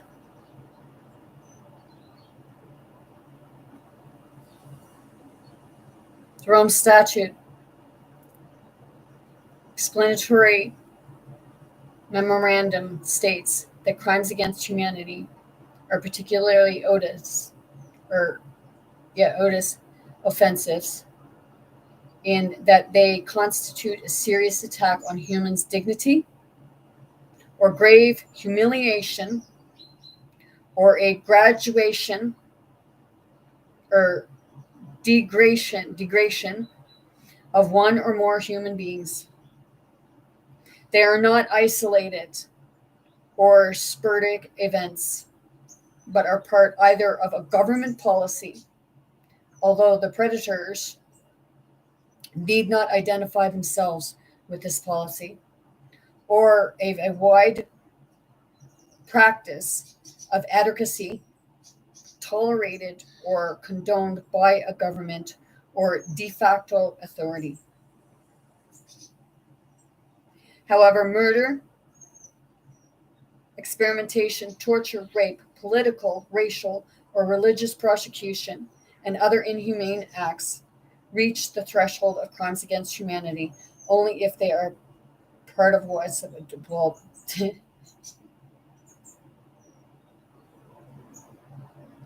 To me, well, widespread.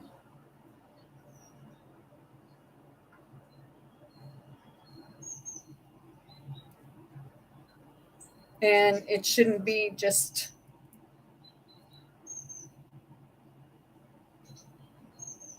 I said system. They say systematic, okay? Like I said, systems integrated into society. That's a system. It's a systematic system.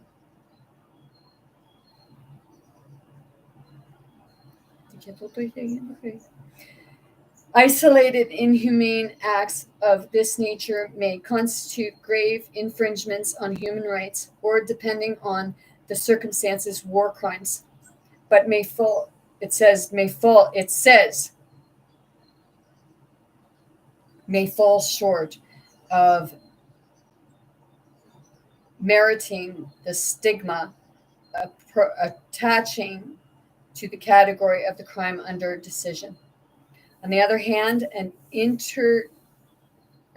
individual may be guilty of crimes against humanity, even if he perpetrates one or two of the offenses mentioned above, or engages in one such offense against only a few civilians, provided those offenses are part of a constant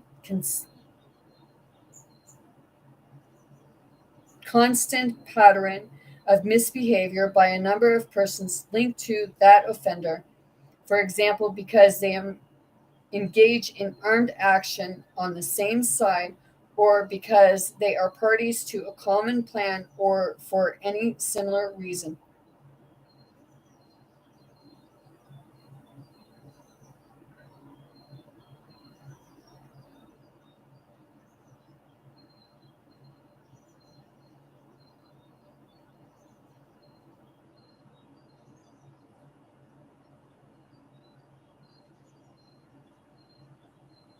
It's saying what I just said.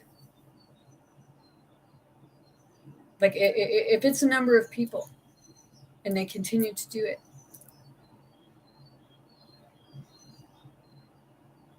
it's terrifying. It's causing fear, terrorism.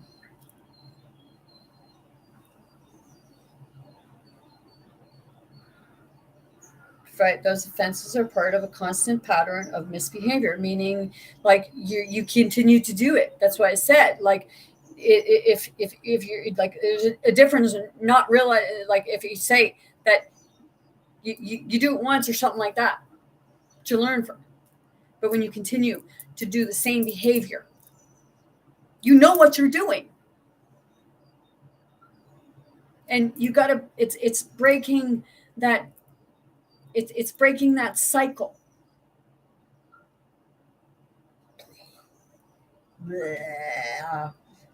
Excuse me. That's verifying. Excuse me. Consequently, when one or more individuals are not accused of planning or carrying out a policy or inhumanitarian, but simply by portraying specific advocacies or vigorous acts, in order to determine whether the necessary threshold is met, one should use the following test. One ought to look at these adequacies or acts in their contents and verify whether they may be regarded as part of an overall policy or a constant pattern of an inhumanitarian, or whether they instead constitute isolate or sporadic acts of cruelty and wickedness.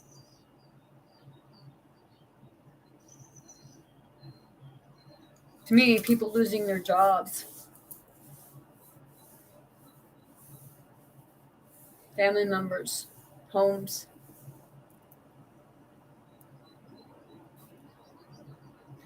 losing your life because, well, I'm going to say it, the cure for cancer and that, people losing their lives for that. And there was a cure for cancer. There is a cure for cancer. Only these the people, the corporations, and the ones affiliated with the corporations that are said to be there to help you, are actually the ones keeping it from being put out to the public. So to me, that's a crime against humanity.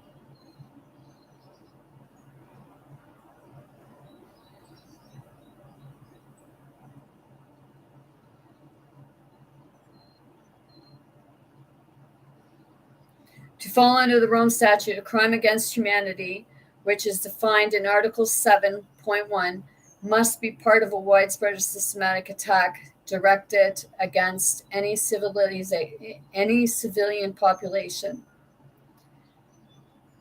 Article 7.2, a statute for the purpose of paragraph 1,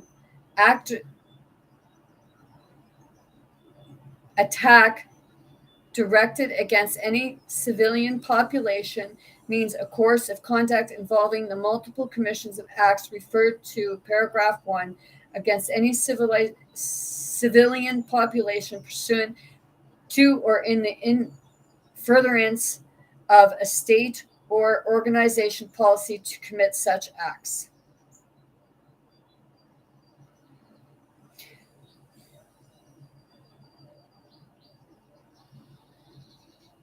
How has it been able and left to get this far? Or is it already clearing up and the ones that are still in control continue to pay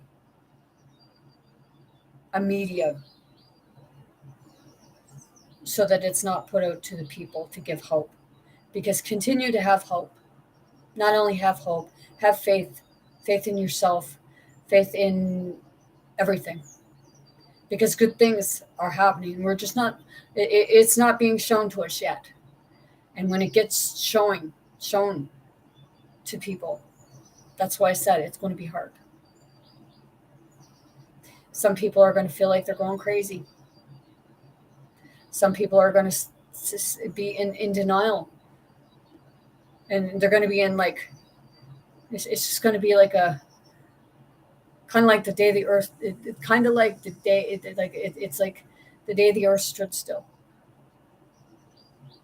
Because people are going to just be in, it's kind of going to be, people are going to be stunned.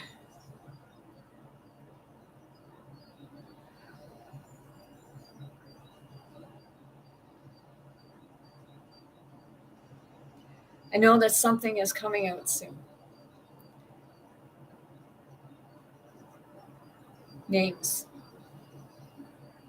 And a lot of people are going to be in disbelief because they're going to be saying, like, how?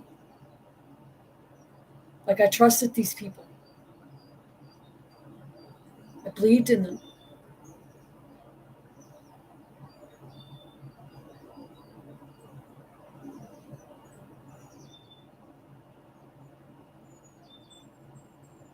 The one you need to believe in is within you.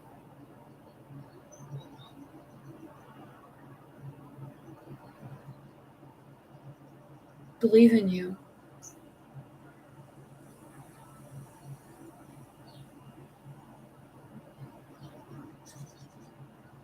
Because you're the one that's going to change your life.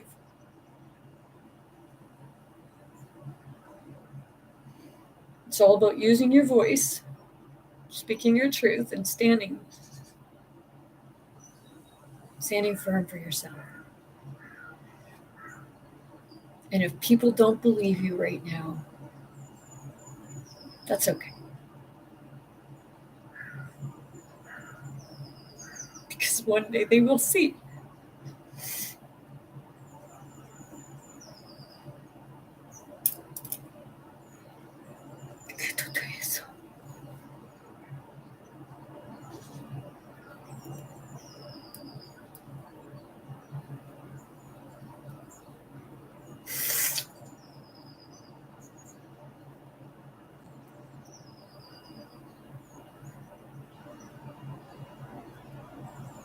It's like you want to believe it. You just don't want to see it. You don't want to experience it.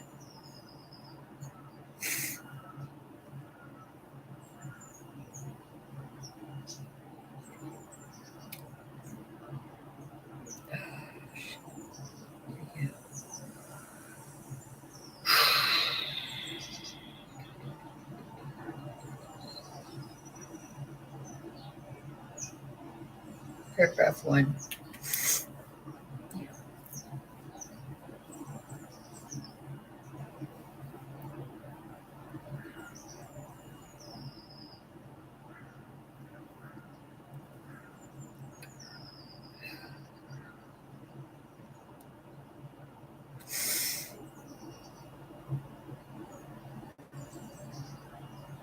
Okay, for the purpose of paragraph 1,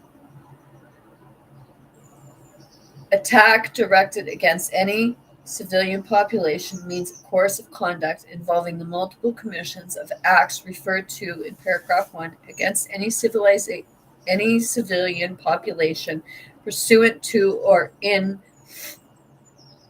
furtherance of a state or organization policy to commit such attack.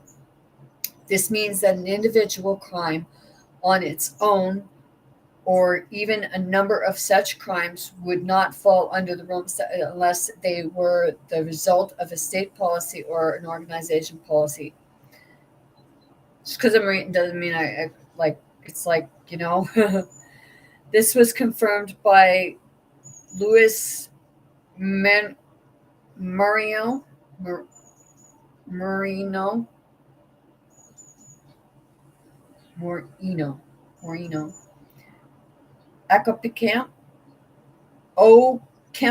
Ocampo in an open letter publishing his conclusions about allegations of crimes committed during the invasion of Iraq in March 2003, which might fall under the ICC. In a section entitled Allegations Concerning Genocide and Crimes Against Humanity, Ocampo states that the available information provided no reasonable indicator of the required elements for a crime against humanity, a widespread systematic attack directed against any civilians population. Yes, it is. I said it. If you're friggin' hurting people, then it's a crime against humanity. Because you think just because you say something that it alleviates you from like any wrongdoing, when it's hurting people on a scale and everyone is experiencing the same friggin' thing, you're committing crimes and you know that you're doing it.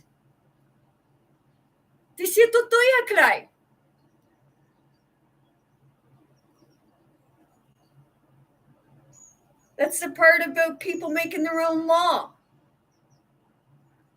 We're going to make a law because it works for us.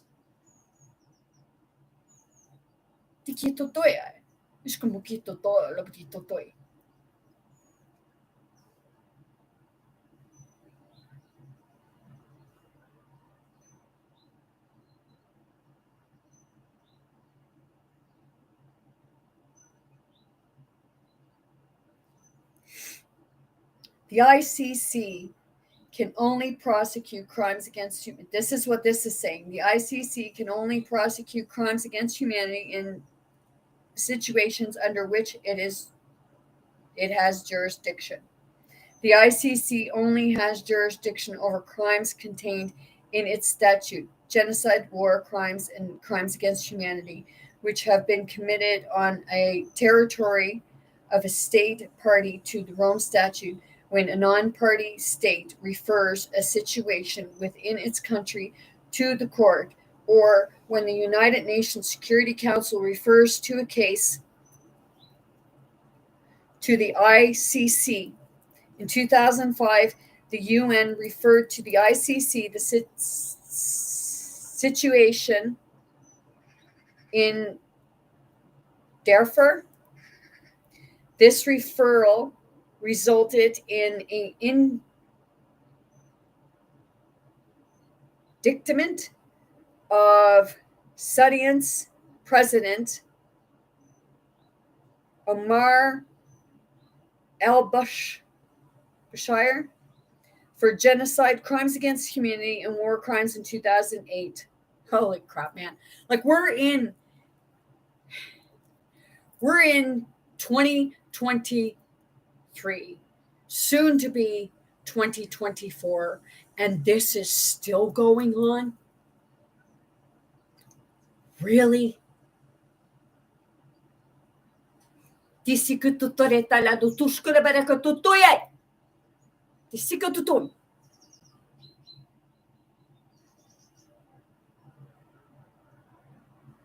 Kitutoy ay.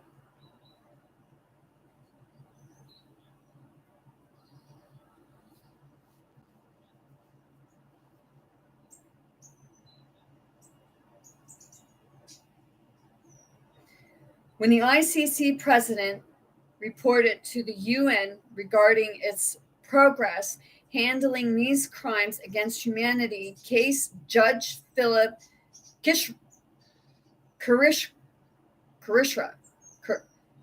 Kirish said the court does not have the power to arrest these persons. That is the responsibility of states and other actors. Without arrests, there can be no trials. The responsibility of the states and other actors.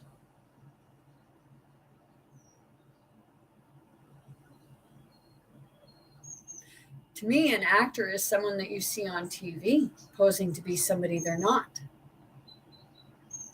because they're just acting a persona.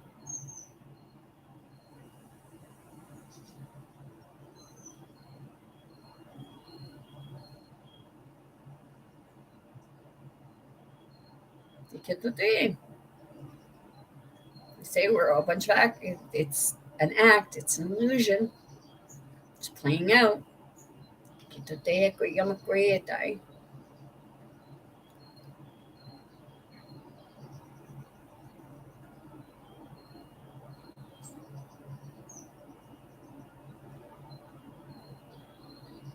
Where'd that go?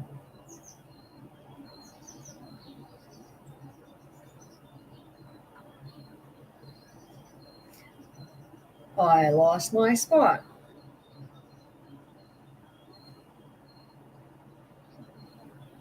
Oh, the rest. Okay. Council of Europe. The Committee of Ministers of the Council of Europe on the 30th of April 2002 issued a recommendation to the member statute on the protection of women against violence. In the section additional measures concerning violence in conflict and post-conflict situations states in paragraph 69 that member states should penalize rape, sexual slavery, forced pregnancy, enforced sterilization, or any other form of sexual violence of comparable gravity as an intolerable violation of human rights, as crimes against humanity, and when committed in the context of an armed conflict as war crimes. Because your body is the war. Your body is the weapon. It's not about just holding a physical weapon in your hand, because your hands are weapons. Your body is a weapon.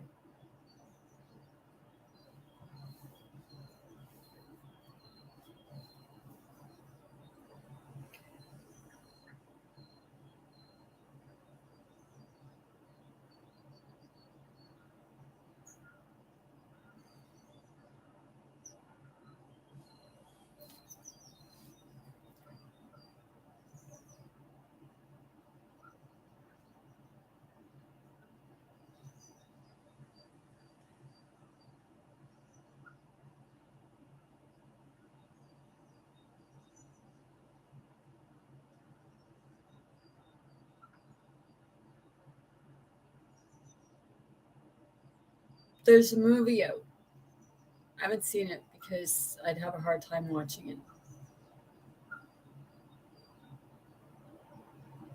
And it's about child trafficking.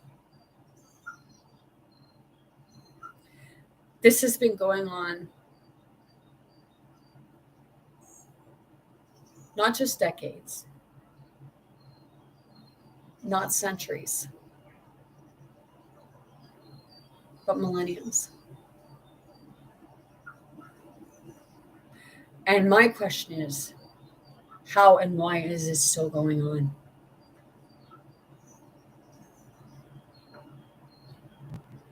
Why? The people who are supposed to be. And it's not a matter of like this or that.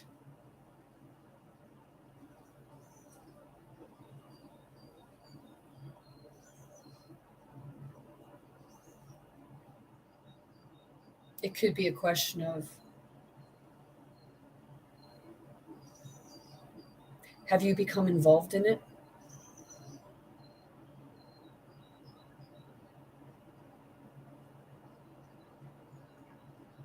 And why?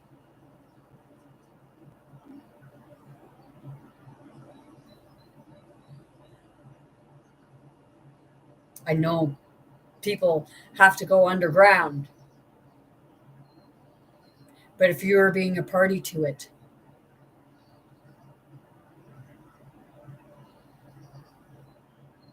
then you are committing crimes against humanity, the things that you are here to stop.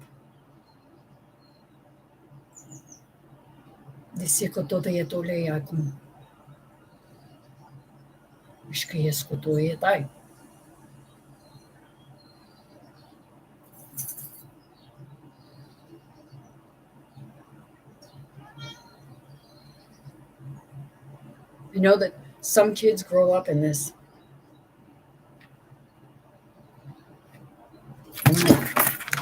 Grow up. Some of them become part of it.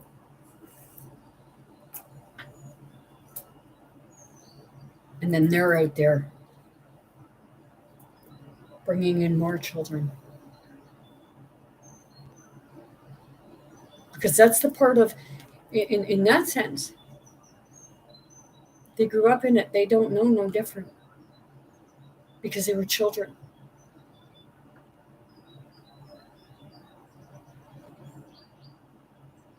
But then as you become an adult, I know that it does this and it does that. And it's hard to look inside and say, like, you know, I didn't like this. I didn't like this being done to me. So why am I going and bringing others to have it done to them? They didn't do nothing to me. That's when we need to turn and go on. The ones that are doing it, and it becomes a vicious circle. Crimes against humanity becomes a vicious circle because it's bringing others in to do it. But they usually have somebody coming in to do the dirty work for them because they don't want to get their hands dirty. But their hands are already fucking dirty. Matter of fact, their hands are the ones with the blood on it.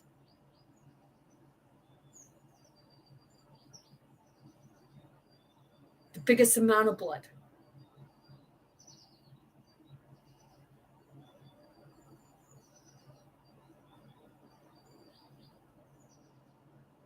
Because they were a part of it at one time, whether they want to say they weren't or not.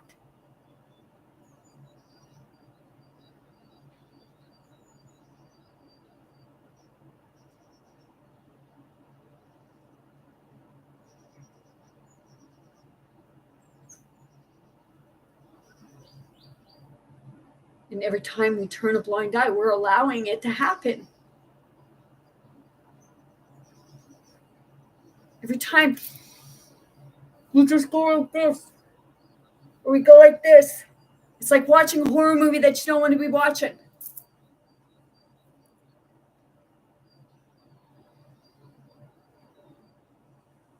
I see signs like people are putting up.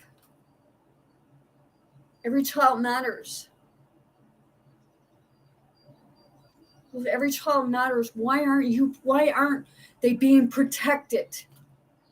Why are they being looked at and told, well, you're lying? Seriously, how many of you have had an adult, even someone you trust that you went to and you were told you're lying? Or the person that's done it to you goes and says, oh, this person's lying. Even though they're not lying.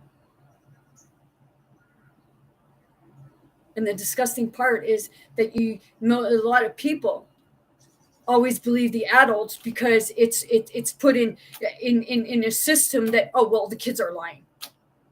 The kids are liars. They're not the fucking liars. The adults are the fucking liars, and they're teaching the kids how to lie.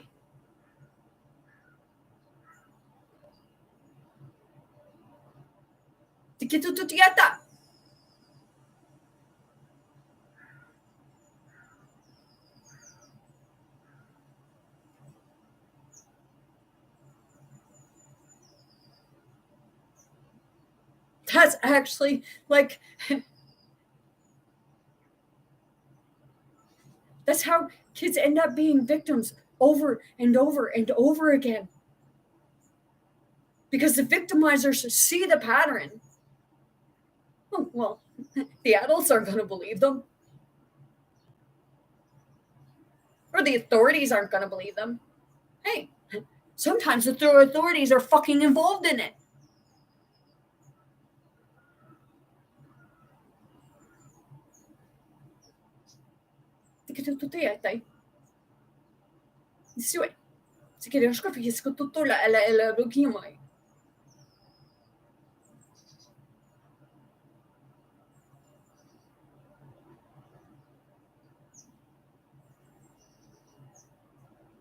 Like, I'm going to say it, like, what are you going around with things on your vehicles for, saying that every child matters, but you're not believing your fucking kid?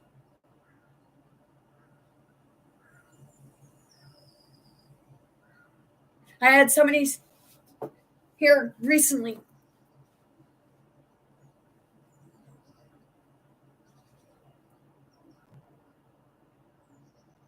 look and say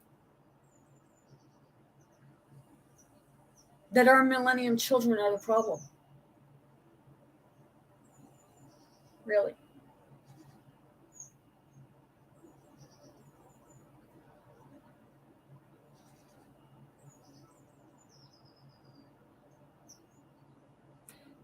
Our children see it. And they said that well, like, our generation are the ones that are fighting. Are we? Well, I'm going to say it. I see a lot of our fucking generation just sleeping on the couch.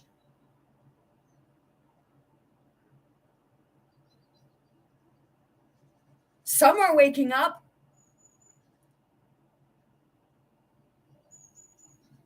But our kids are the ones that giving us the messages and saying, you know, something's not right here. And they've been telling us all along, and we've been blind to it. But yeah, we're taking credit.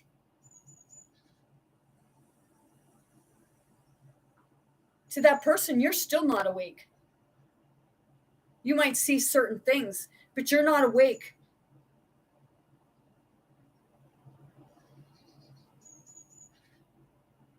Not in the sense of the real awakening, the infinite awakening. Because if you're pointing fingers at your fucking kids as being the problem, I even had this person tell me that when they went to school, that the schools were teaching about God. Well, no, they weren't.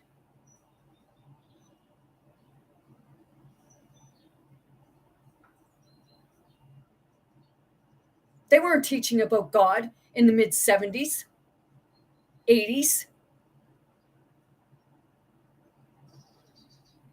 When my dad went to school, when it was one-room schoolhouses,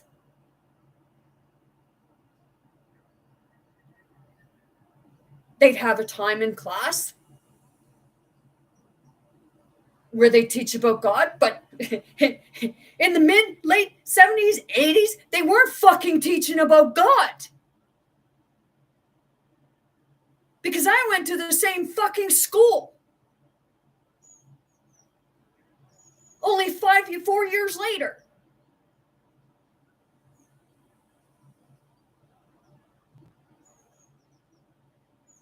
So don't give me that horse shit.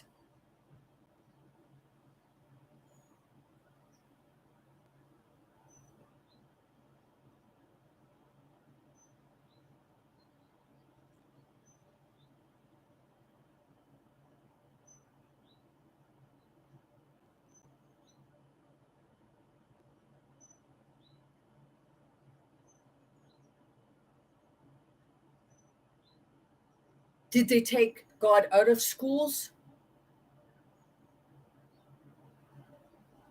Yes, they did.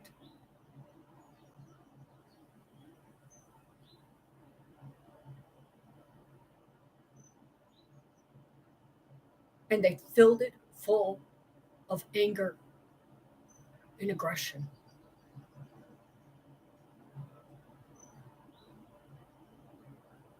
Instead of hope, faith, and love. True knowledge. It's like, why are they not teaching healing? How to heal yourself, how to be healthy.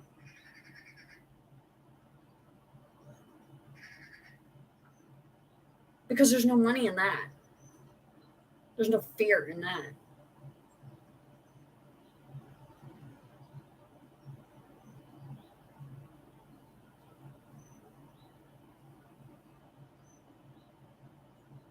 Teaching how to take care of yourself, look after yourself.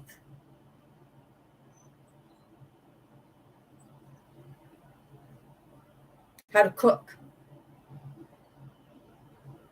How to sew, how to build things.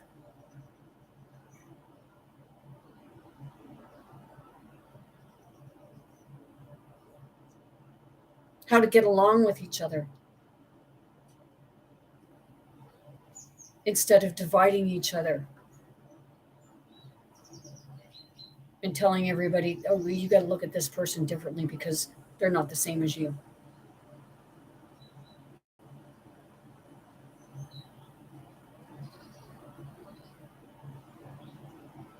It keeps everyone fighting because it's taught about what ancestors, and then it's like, is it the true history?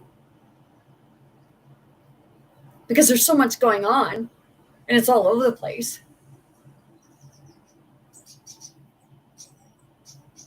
And things get manipulated, but people don't want to look at that.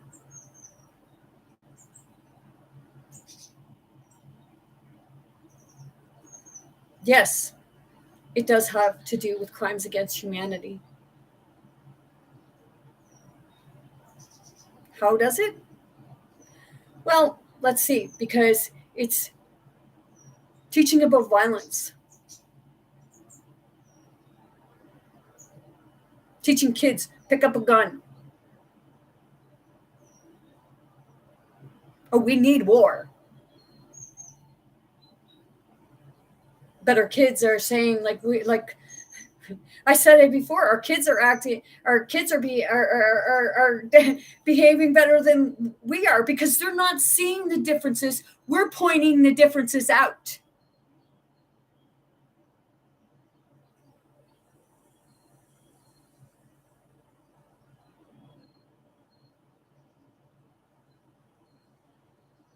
Because we're the ones that see differences, not our children. We teach them that.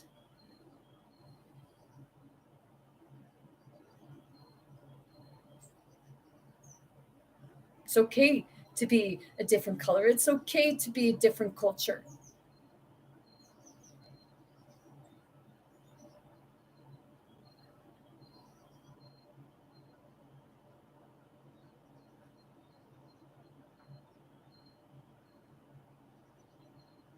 But what it's been doing is it's been making things stand out more, and it's like,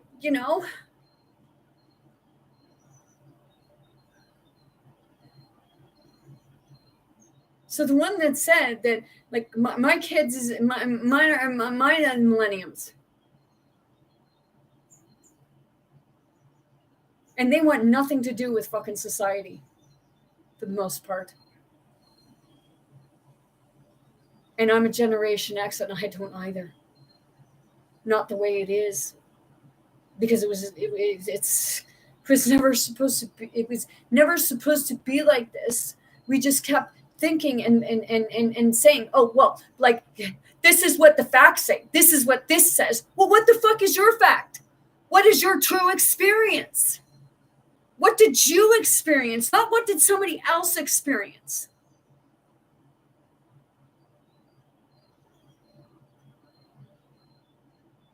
What did you experience?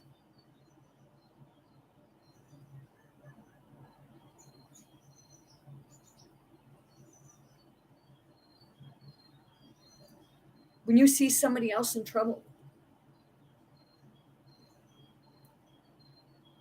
why not help them? When you see a homeless person, why not just go say hi? We don't, because like people don't, because there's a stigma on that. Take your stigma and shove it up your ass. Get over it. Because it's a system that put those people there.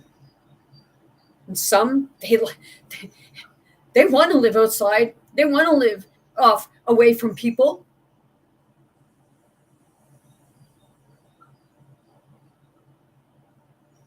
I get somebody saying that they steal.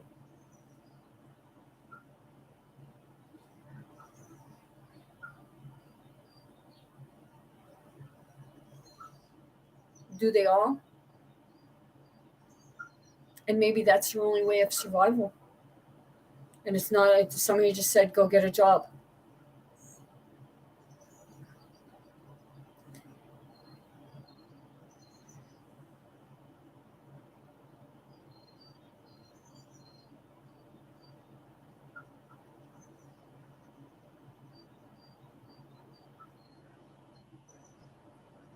You know, just because you think that way, it doesn't mean everybody else has to. Because it's not about just go get a job. Because I've heard so many horrifying stories about people being abused physically, mentally, emotionally, sexually, bullied. And if you tolerate it, that's up to you. But you've got no right to expect other people to.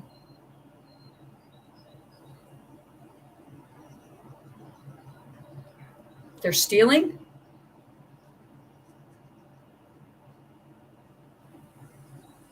Well, maybe if there were more people in the world that would hand a homeless person a piece of bread,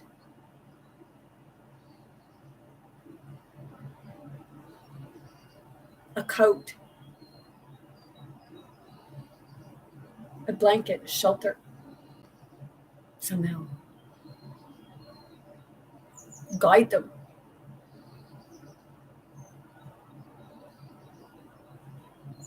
Then maybe they wouldn't be doing that.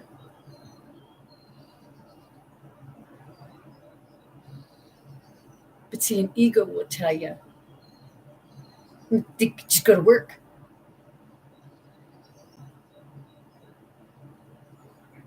Maybe they're unable to.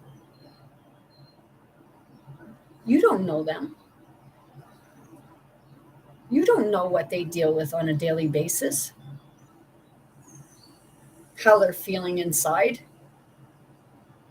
So, what right do you have to say about somebody else?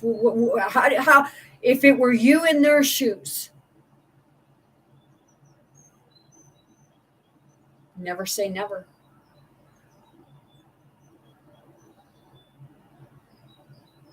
Because God could take everything from you in a split second. Because God has done it to people.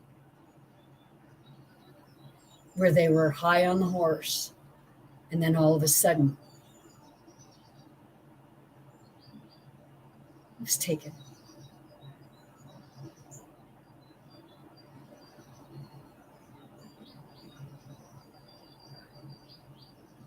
I just heard somebody say Jacob.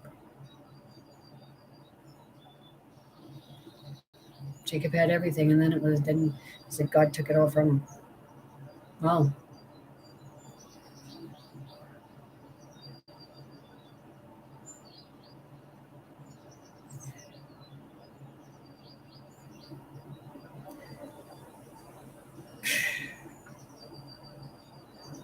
God don't take things from people.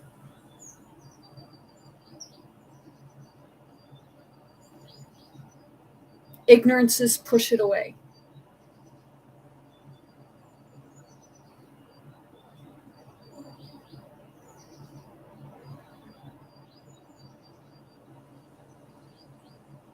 It's like when you're keeping up with the Joneses. You don't need to keep up with the Joneses. Because maybe the Joneses aren't really happy. You just see, out there. You don't see behind closed doors. Because a lot of people think by having things that makes people happy, but that's no. It may appear that way. But that's like judging a book by its cover. You only see the exterior of the book.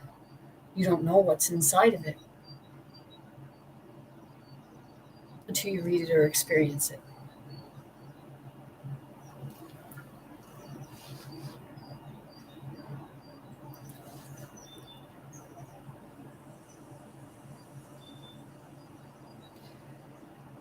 In the extraordinary memorandum on this recommendation, when concerning paragraph 69, reference should be made to the statute of the International Criminal Tribunal adopted in Rome in July 1999. Article 7 of the statute defines rape, sexual slavery, and forced prostitution, forced pregnancy, enforced sterilization, or any other form of sexual violence of comparable gravity as crimes against humanity. Furthermore, Article 8 of the statute defines rape, sexual slavery, enforced prostitution, forced pregnancy, enforced sterilization, or any other form of sexual violence as a serious breach of the Geneva Conventions and as war crimes. 20th century. Numerous sources cite the 20th century to be the bloodiest century in global history. Wow! And we thought that was the Dark Ages. The bloodiest century in global history. Millions of civilian, infants, children, adults, and elderly people died in warfare. Other civilian perished for every combatant killed. Prior to World War II, war criminals did not face the responsibility of persecution, apparition, or imprisonment. Britain's Prime Minister Winston Churchill favored the outright execution of war criminals. The United States was more lenient and called for a just trial. The British government was convinced to institute the Nuremberg trial, which left several legacies. These are worldwide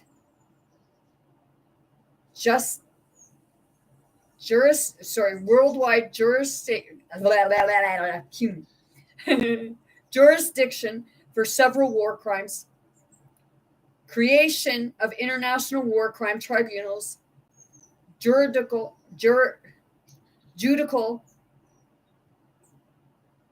procedures that documented history of colonial carceral crimes effectively, and success of UN courts in holding imperial trials. The UN pointed out the Rome Statute of the International Criminal Court, ICC, specifically Article 7, Crimes Against Humanity, which defines large-scale acts of violence against localities, civilian Populace, Populace.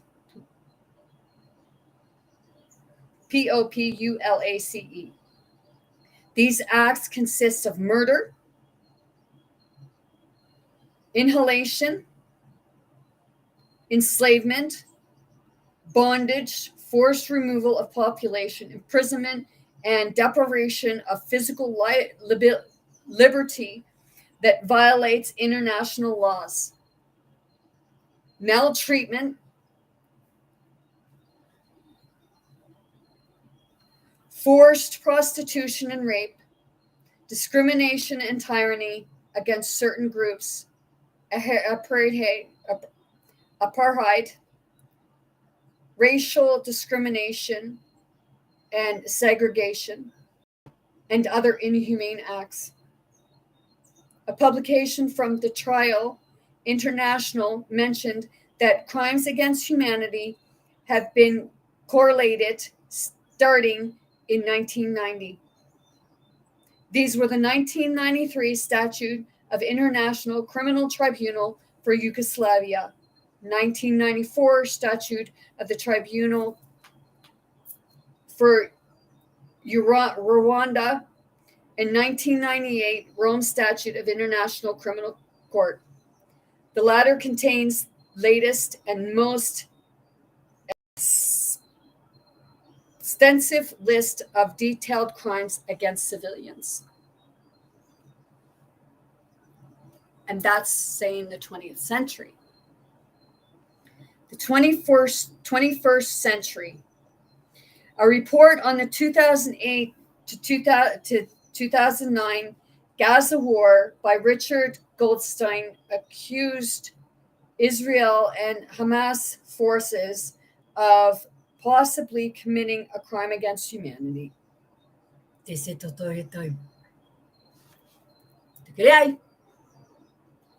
yeah. I did it already. You already tried to choke me. You already tried to rip me apart.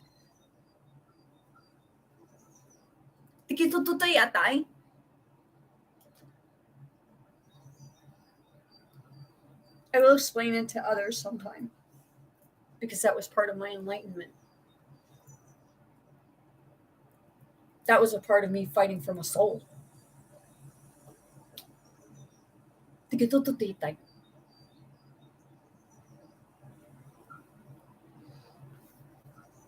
Told you. Prepared myself.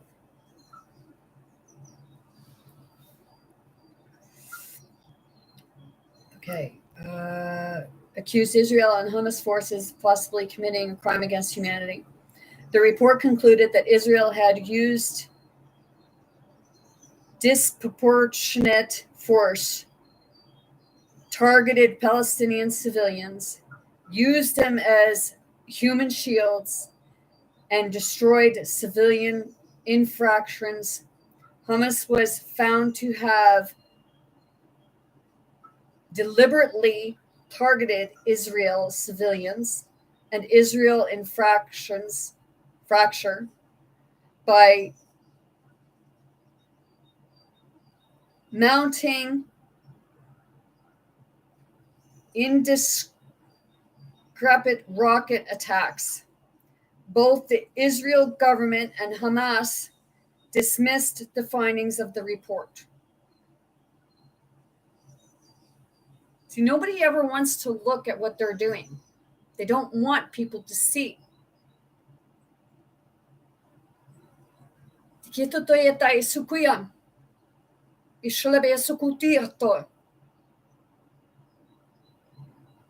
And I don't care who likes me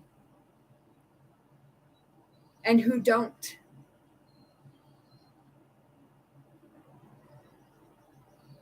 Because we are all too busy pointing fingers at something that we don't even freaking know.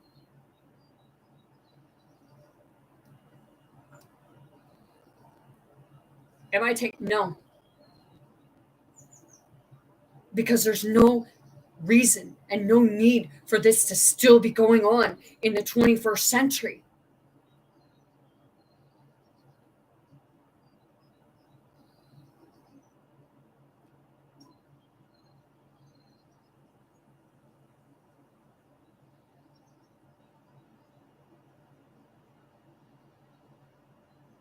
See, the part about someone coming and saving us, it's being done through it's being done through healing. From the inside out. It's not a physical person coming in and waving their magic wand. Because that's just like another hypnosis. It's about going in.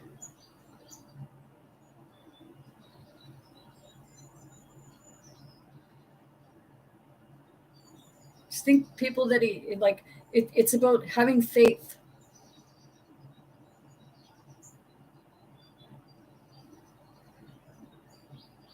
Accepting the fact that you are healed.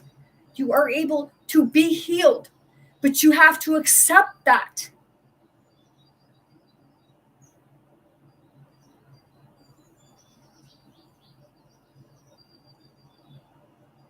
You have to, it's continuously working on yourself, your inner self.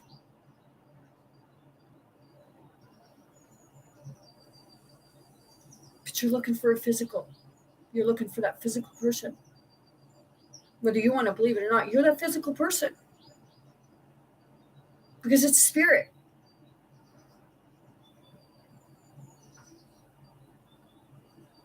There may be, like everybody has abilities, there may be one infinite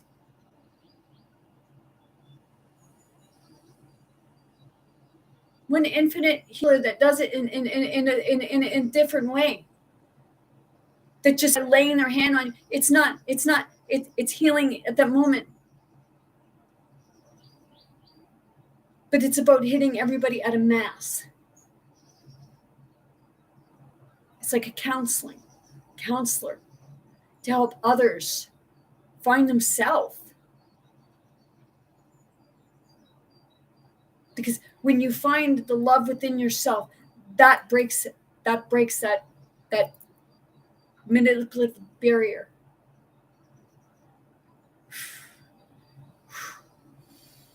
Kita pun makihari asa taya shukoy.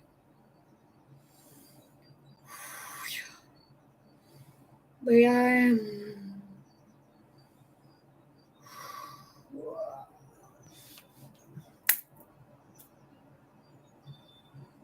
Bayan.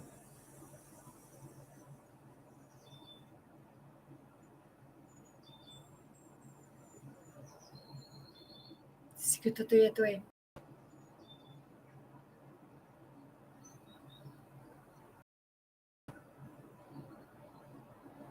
He could be sitting in your face and telling you how to do it. And somebody said they'd still deny him.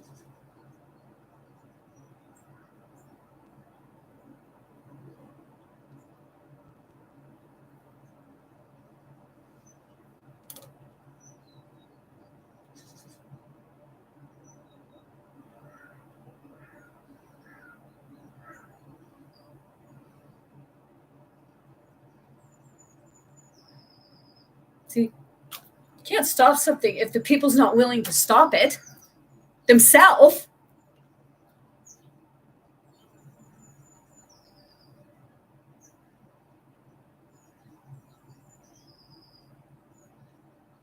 No matter how much a person tries, until you're ready to look and let go,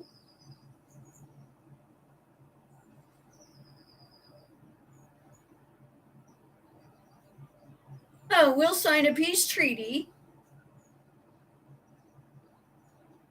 Well, how about you find a peace treaty? Why don't you find the actual peace treaty that's within yourself instead of a fucking piece of paper?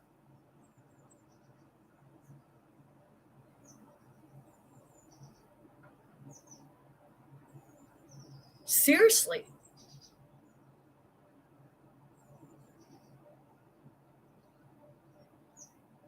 I got to find peace within myself. I have my struggles. there's still people that I just want, like, I just.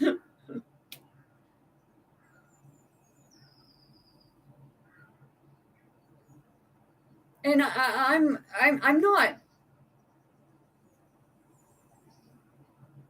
not all healed. I'm doing it right along with everyone else.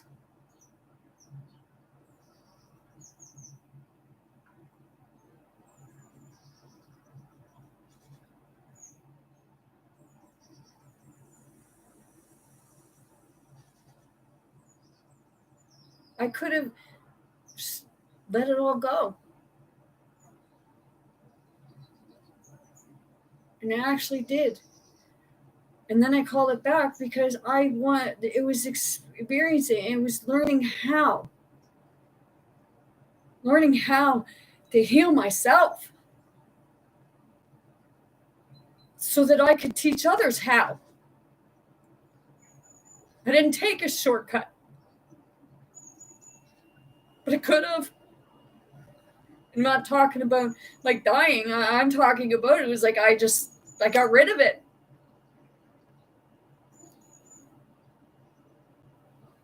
But then I asked for it back so I could go through it with everyone. So that I could experience what it was like to actually have to do the work myself. Instead of saying, like, hey, do my homework for me.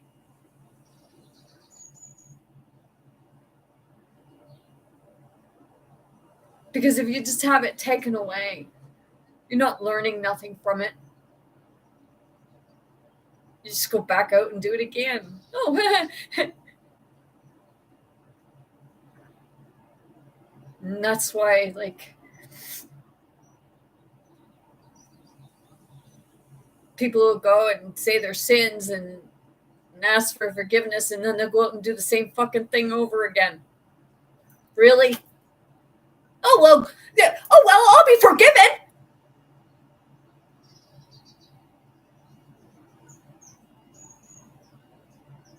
No, I'm not mocking anyone. I'm just speaking truth of the thinking of it.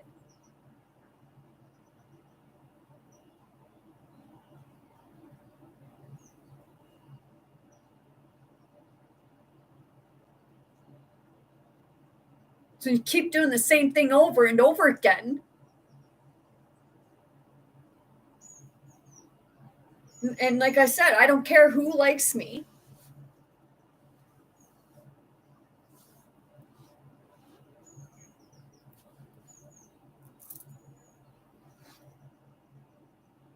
I had to do a lot. And I had to go through a lot. It was like my own fucking horror movie.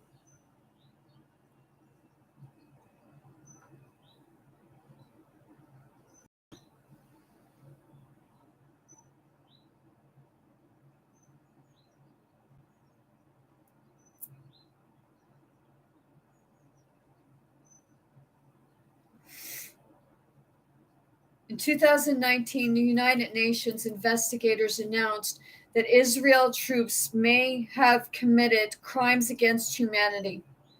During the Gaza protest, 189 Palestinians were killed. Investigators said 183 were shot with live ammunition, including 35 children, 3 health workers, and 2 journalists. Amnesty International has accused Israel of committing the crime of apartheid against Palestinians.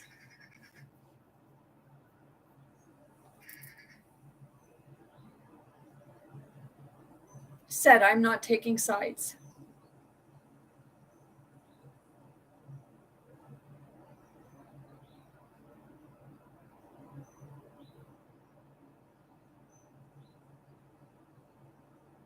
Because war in itself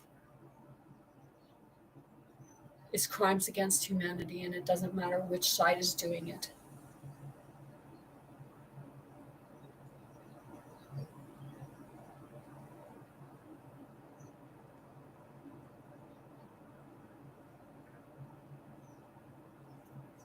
It's like the right and the left.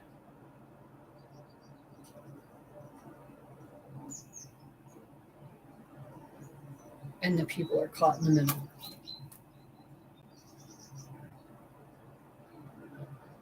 Because two egos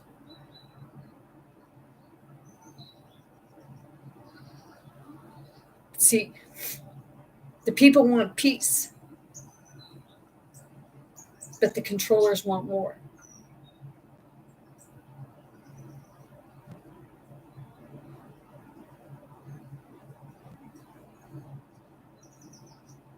And then they go from war, peace, war, peace, war, peace. So it's back and forth instead of like fuck off. Because I would have to say that in that aspect, when you go war, peace, are you working together to control the masses? Because we're not going to be your fucking entertainment anymore.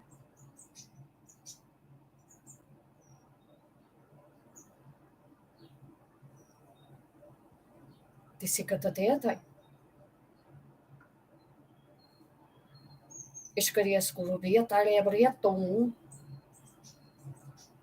like I said, I don't care if you like me.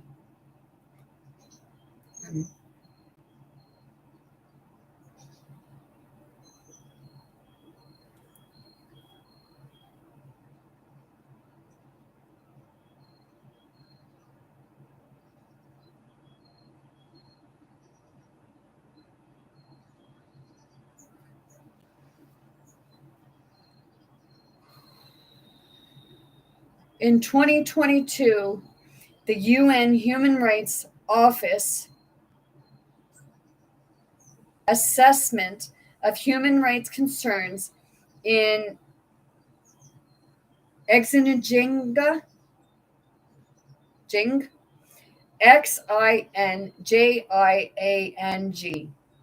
concluded that the extent of arbitrary and discriminatory detention of members of Uyghur, Uyghur,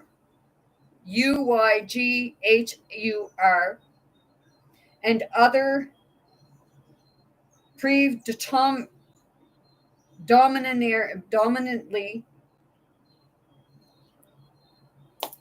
Muslim groups in China since 2017, pursuant to law and policy, in context of restrictions and deprivation, more generally of fundamental rights enjoyed individually and collectively, may constitute international crimes, in particular crimes against humanity. So no one group is better than the other.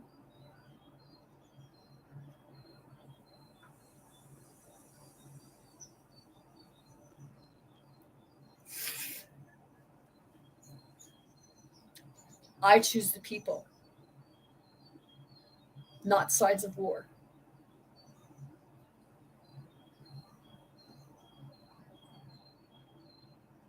I choose the healing, not acts of pain and aggression.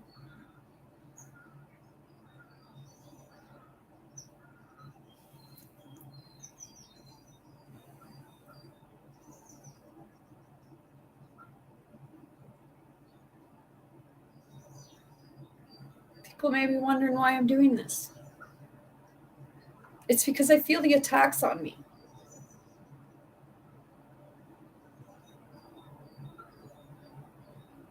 It's like if you have to do that in order to make yourself feel good,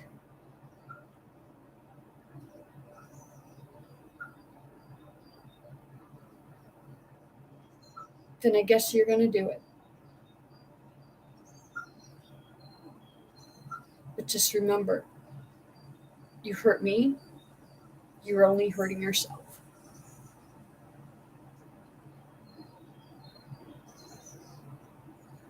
Because we're all aspects of spirit. We're all spirit.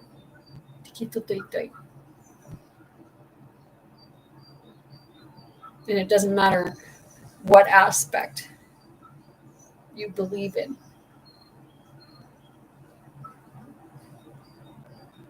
It's all an aspect of that one. Just a different persona.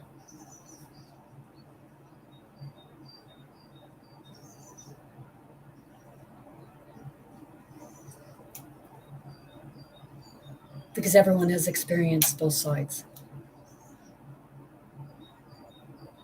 Everyone has been part of both sides.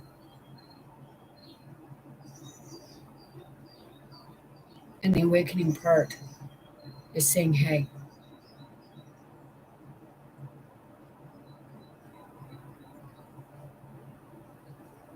I don't want to pick sides.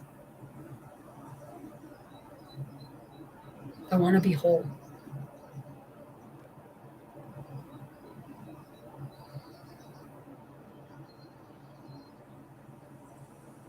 And that's part of when you deal with yourself, both sides of yourself.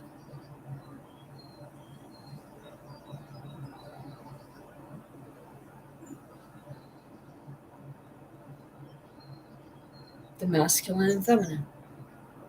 And when they start working together and not one overpowering the other, then you come to a balance.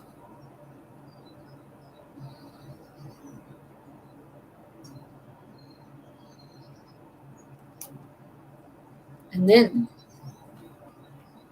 your own inner war stops.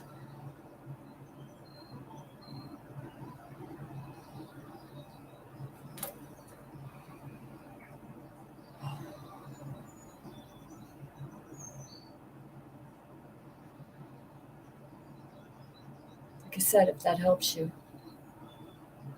to try to inflict pain on me,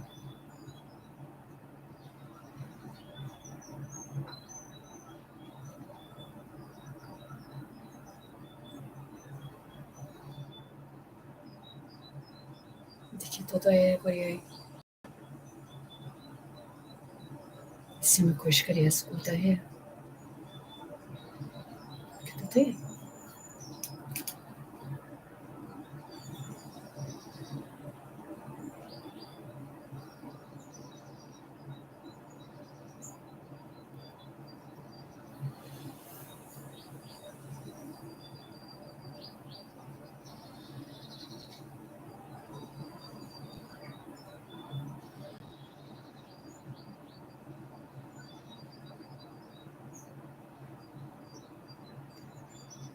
The Myanmar, Myanmar,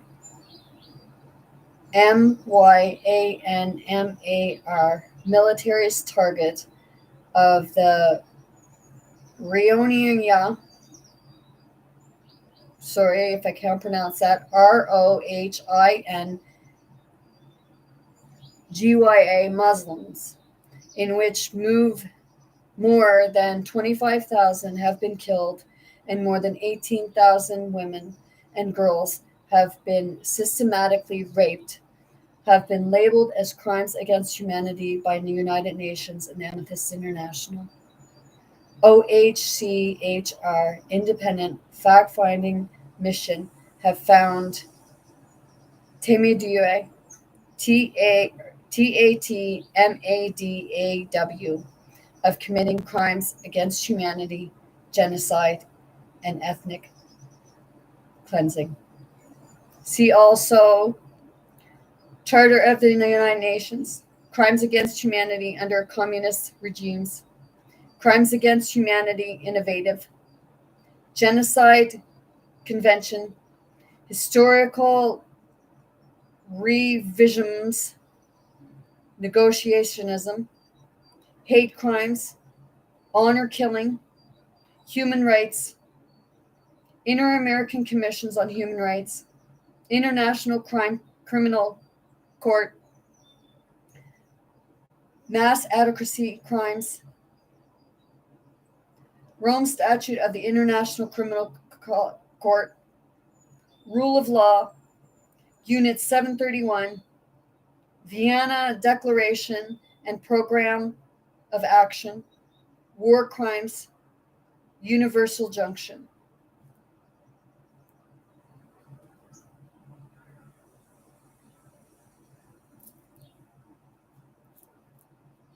I will be reading the Universal Junction along with the other stuff. I also work with healing because going through this, it's actually helping me to heal because I'm seeing things for what I'm seeing. Things I'm like not picking sides.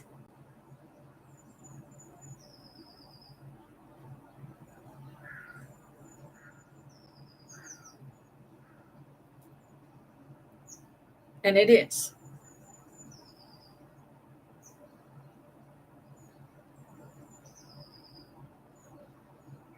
It doesn't matter what side. If you're warring, you're fighting a war and people are in the middle of it.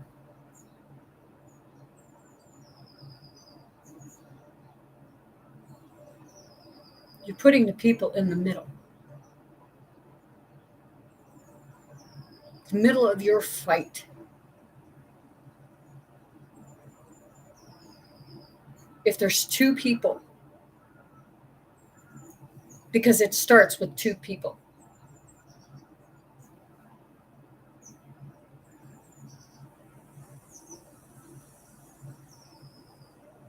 If you feel you got to fight,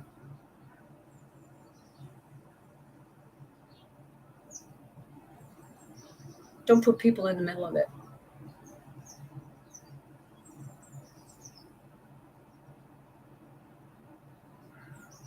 Sort it out.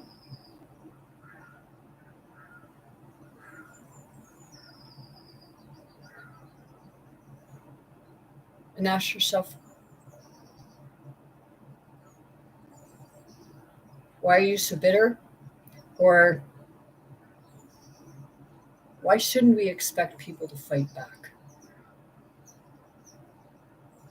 And I'm not talking about killing.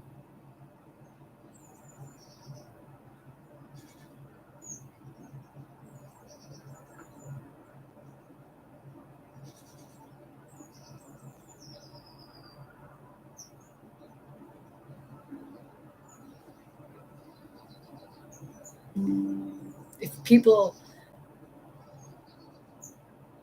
think it's fun and it's a game,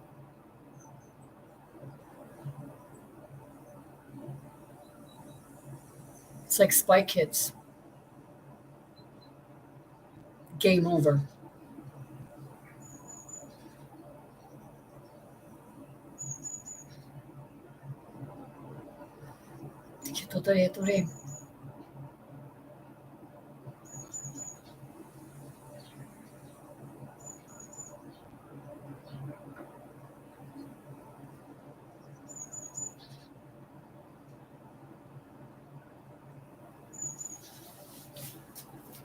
This was a long video.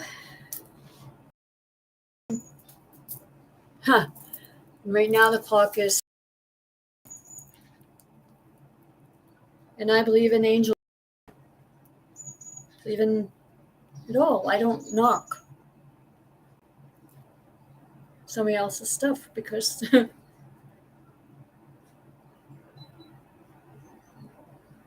we all have something to offer by way of healing.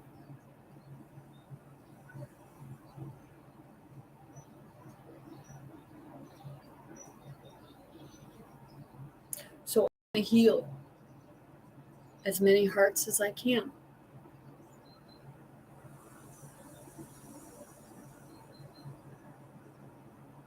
And it's going to be by teaching others how to heal.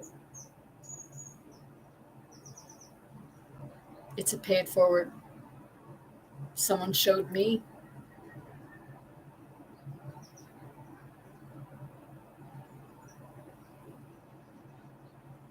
And it's my turn to show others.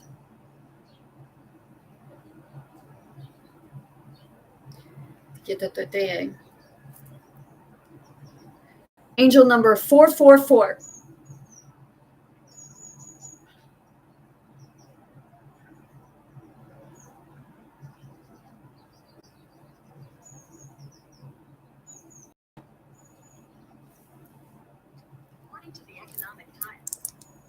Angel number 444.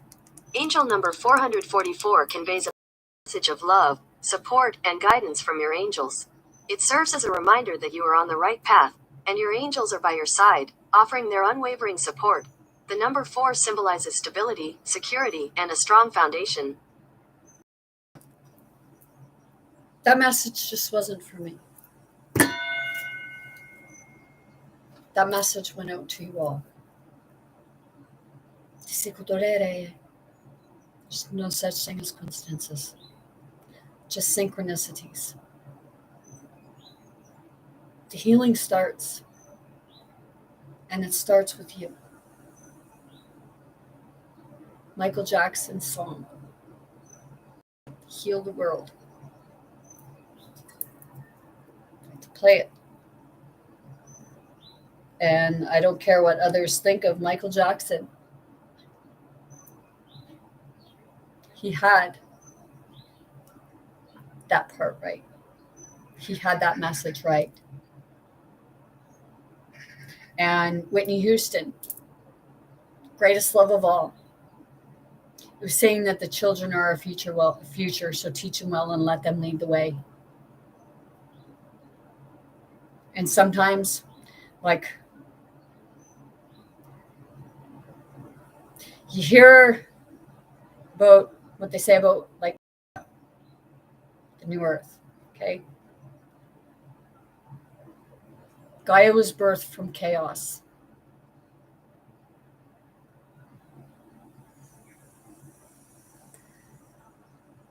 And I will get into that another day.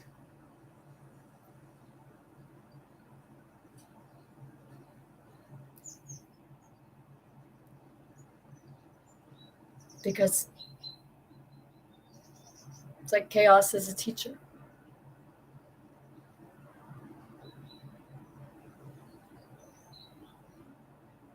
It's teaching us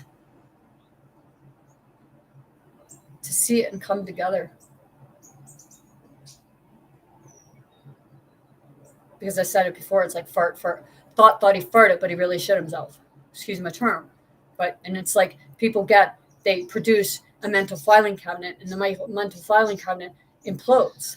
Okay, you are the church, you are the temple, you are part of the Akashic records. Because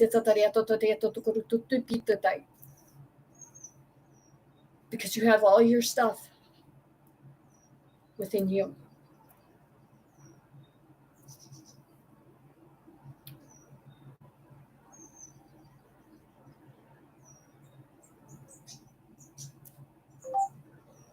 Michael Jackson, We Are the World. Every year, Curling Club hosts a holiday cooking competition. Our secret to winning? Commercials. I can't stand them. Shortbread cookies from the bakery. Find holiday favorites from locals to locals. Thank you, Yamala. USA for Africa.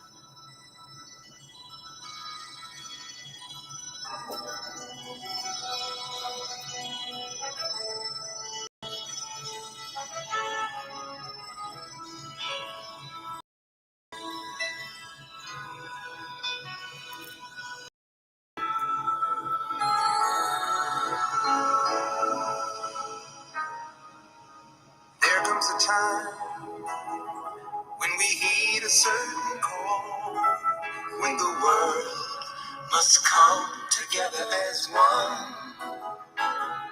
There are people dying. Oh, when it's time to lend a hand to life, the greatest gift of all. We can go on pretending day by day that someone somewhere will soon make a change. We are a part of God's great big family. And the truth, love is all we need.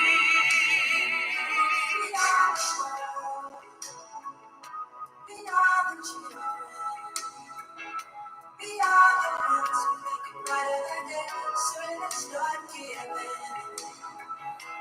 There's a choice we're making. We're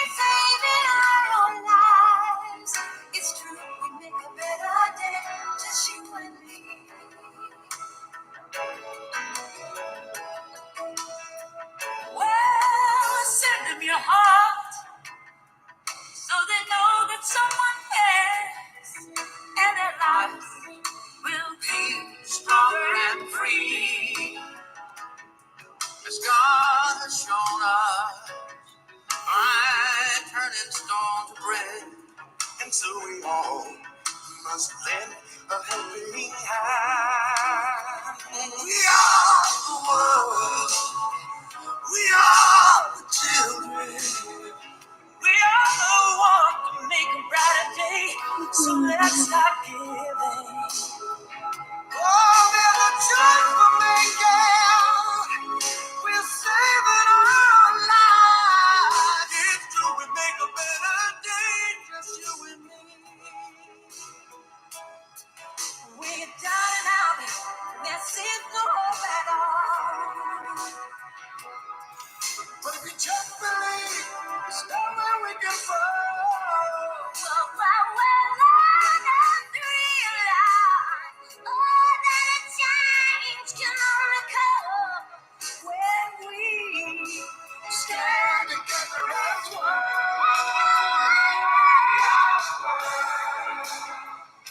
We are the children. We are the ones who make a brighter day. So let's start giving.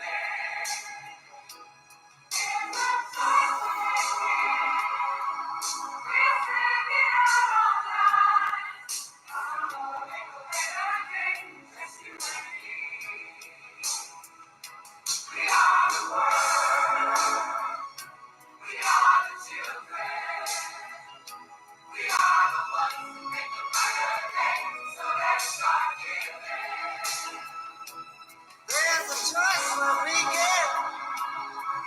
We're saving our own life.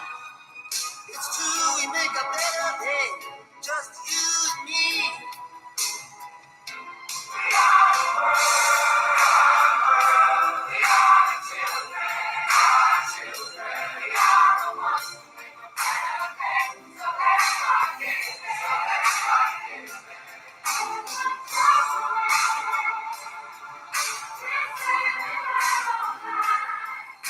It's true, we make a better day. Just you and me.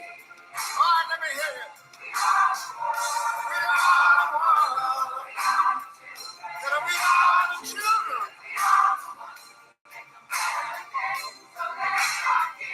Let's start giving.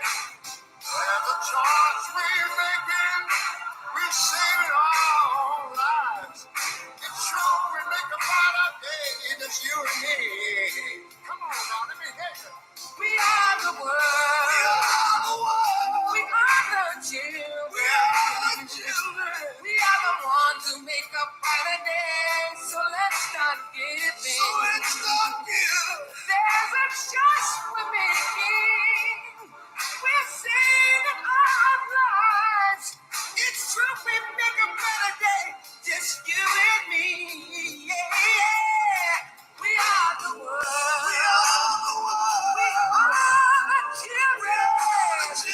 We are the ones who make a better day. So let's start giving. So let's start giving. There's a choice for me. Ever saving our lives. It's true, we'll make a better day.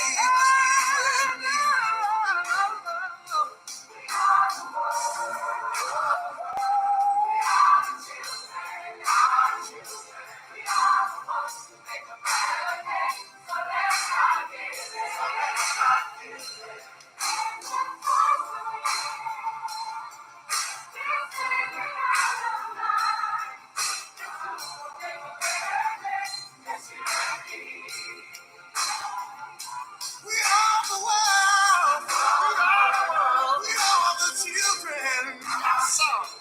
We are the ones that make a better day. So let's start giving. There's a choice we're making. We're saving our own lives. It's true, we make a better day. Just you and me.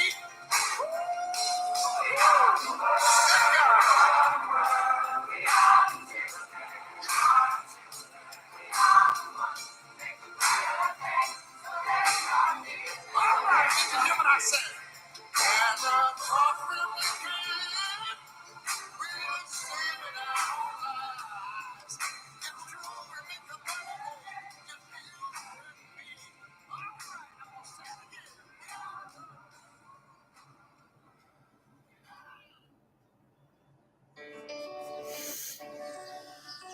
Artistic expression begins within us.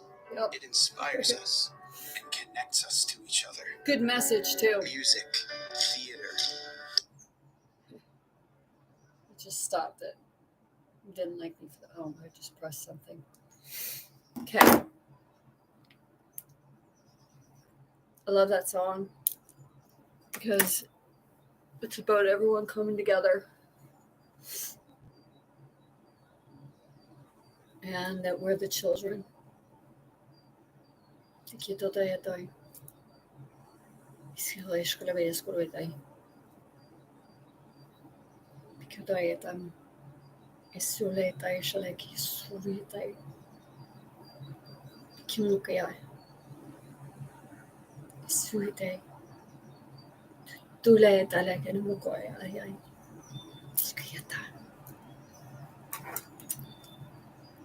Okay.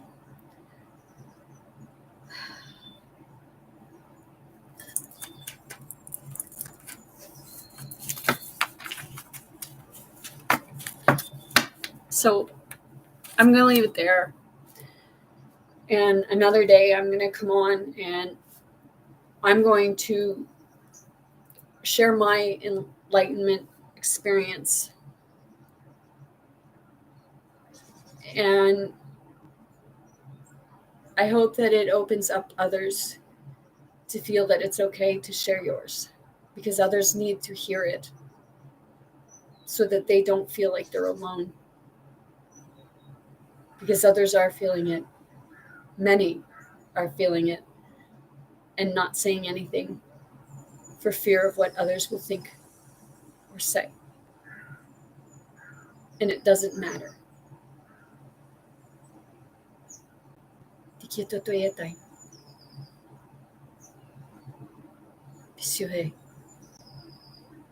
So with that being said, I'm going to read my last card. And I want to thank you all ahead of time. If you come in, whether you come in at the beginning, middle, the end, what have you.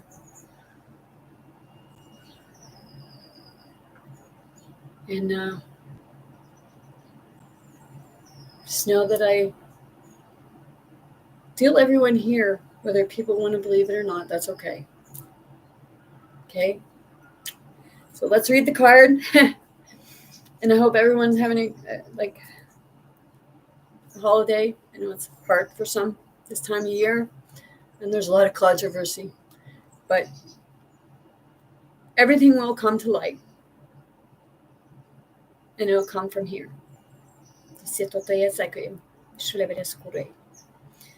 Okay.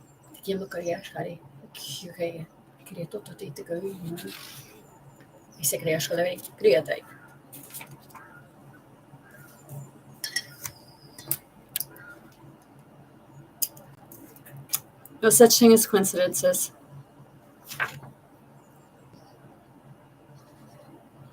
Just synchronicities. The time for action is now. It's never too late to do something.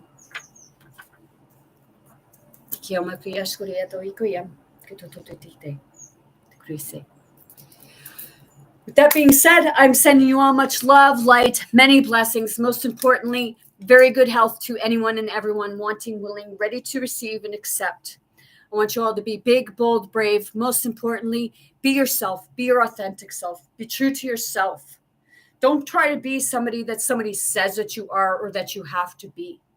Be kind to yourself. Be kind to others. Love yourself. Feel your own inner strength, your inner power.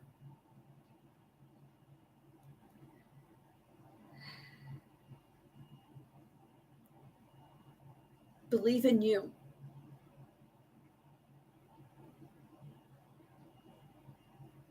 Because when you believe in you, then you can move mountains.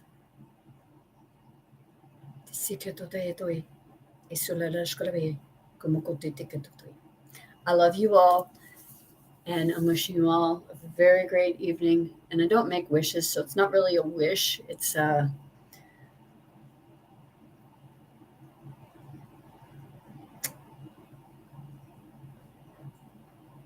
kind of hoping and knowing for you to have a great evening.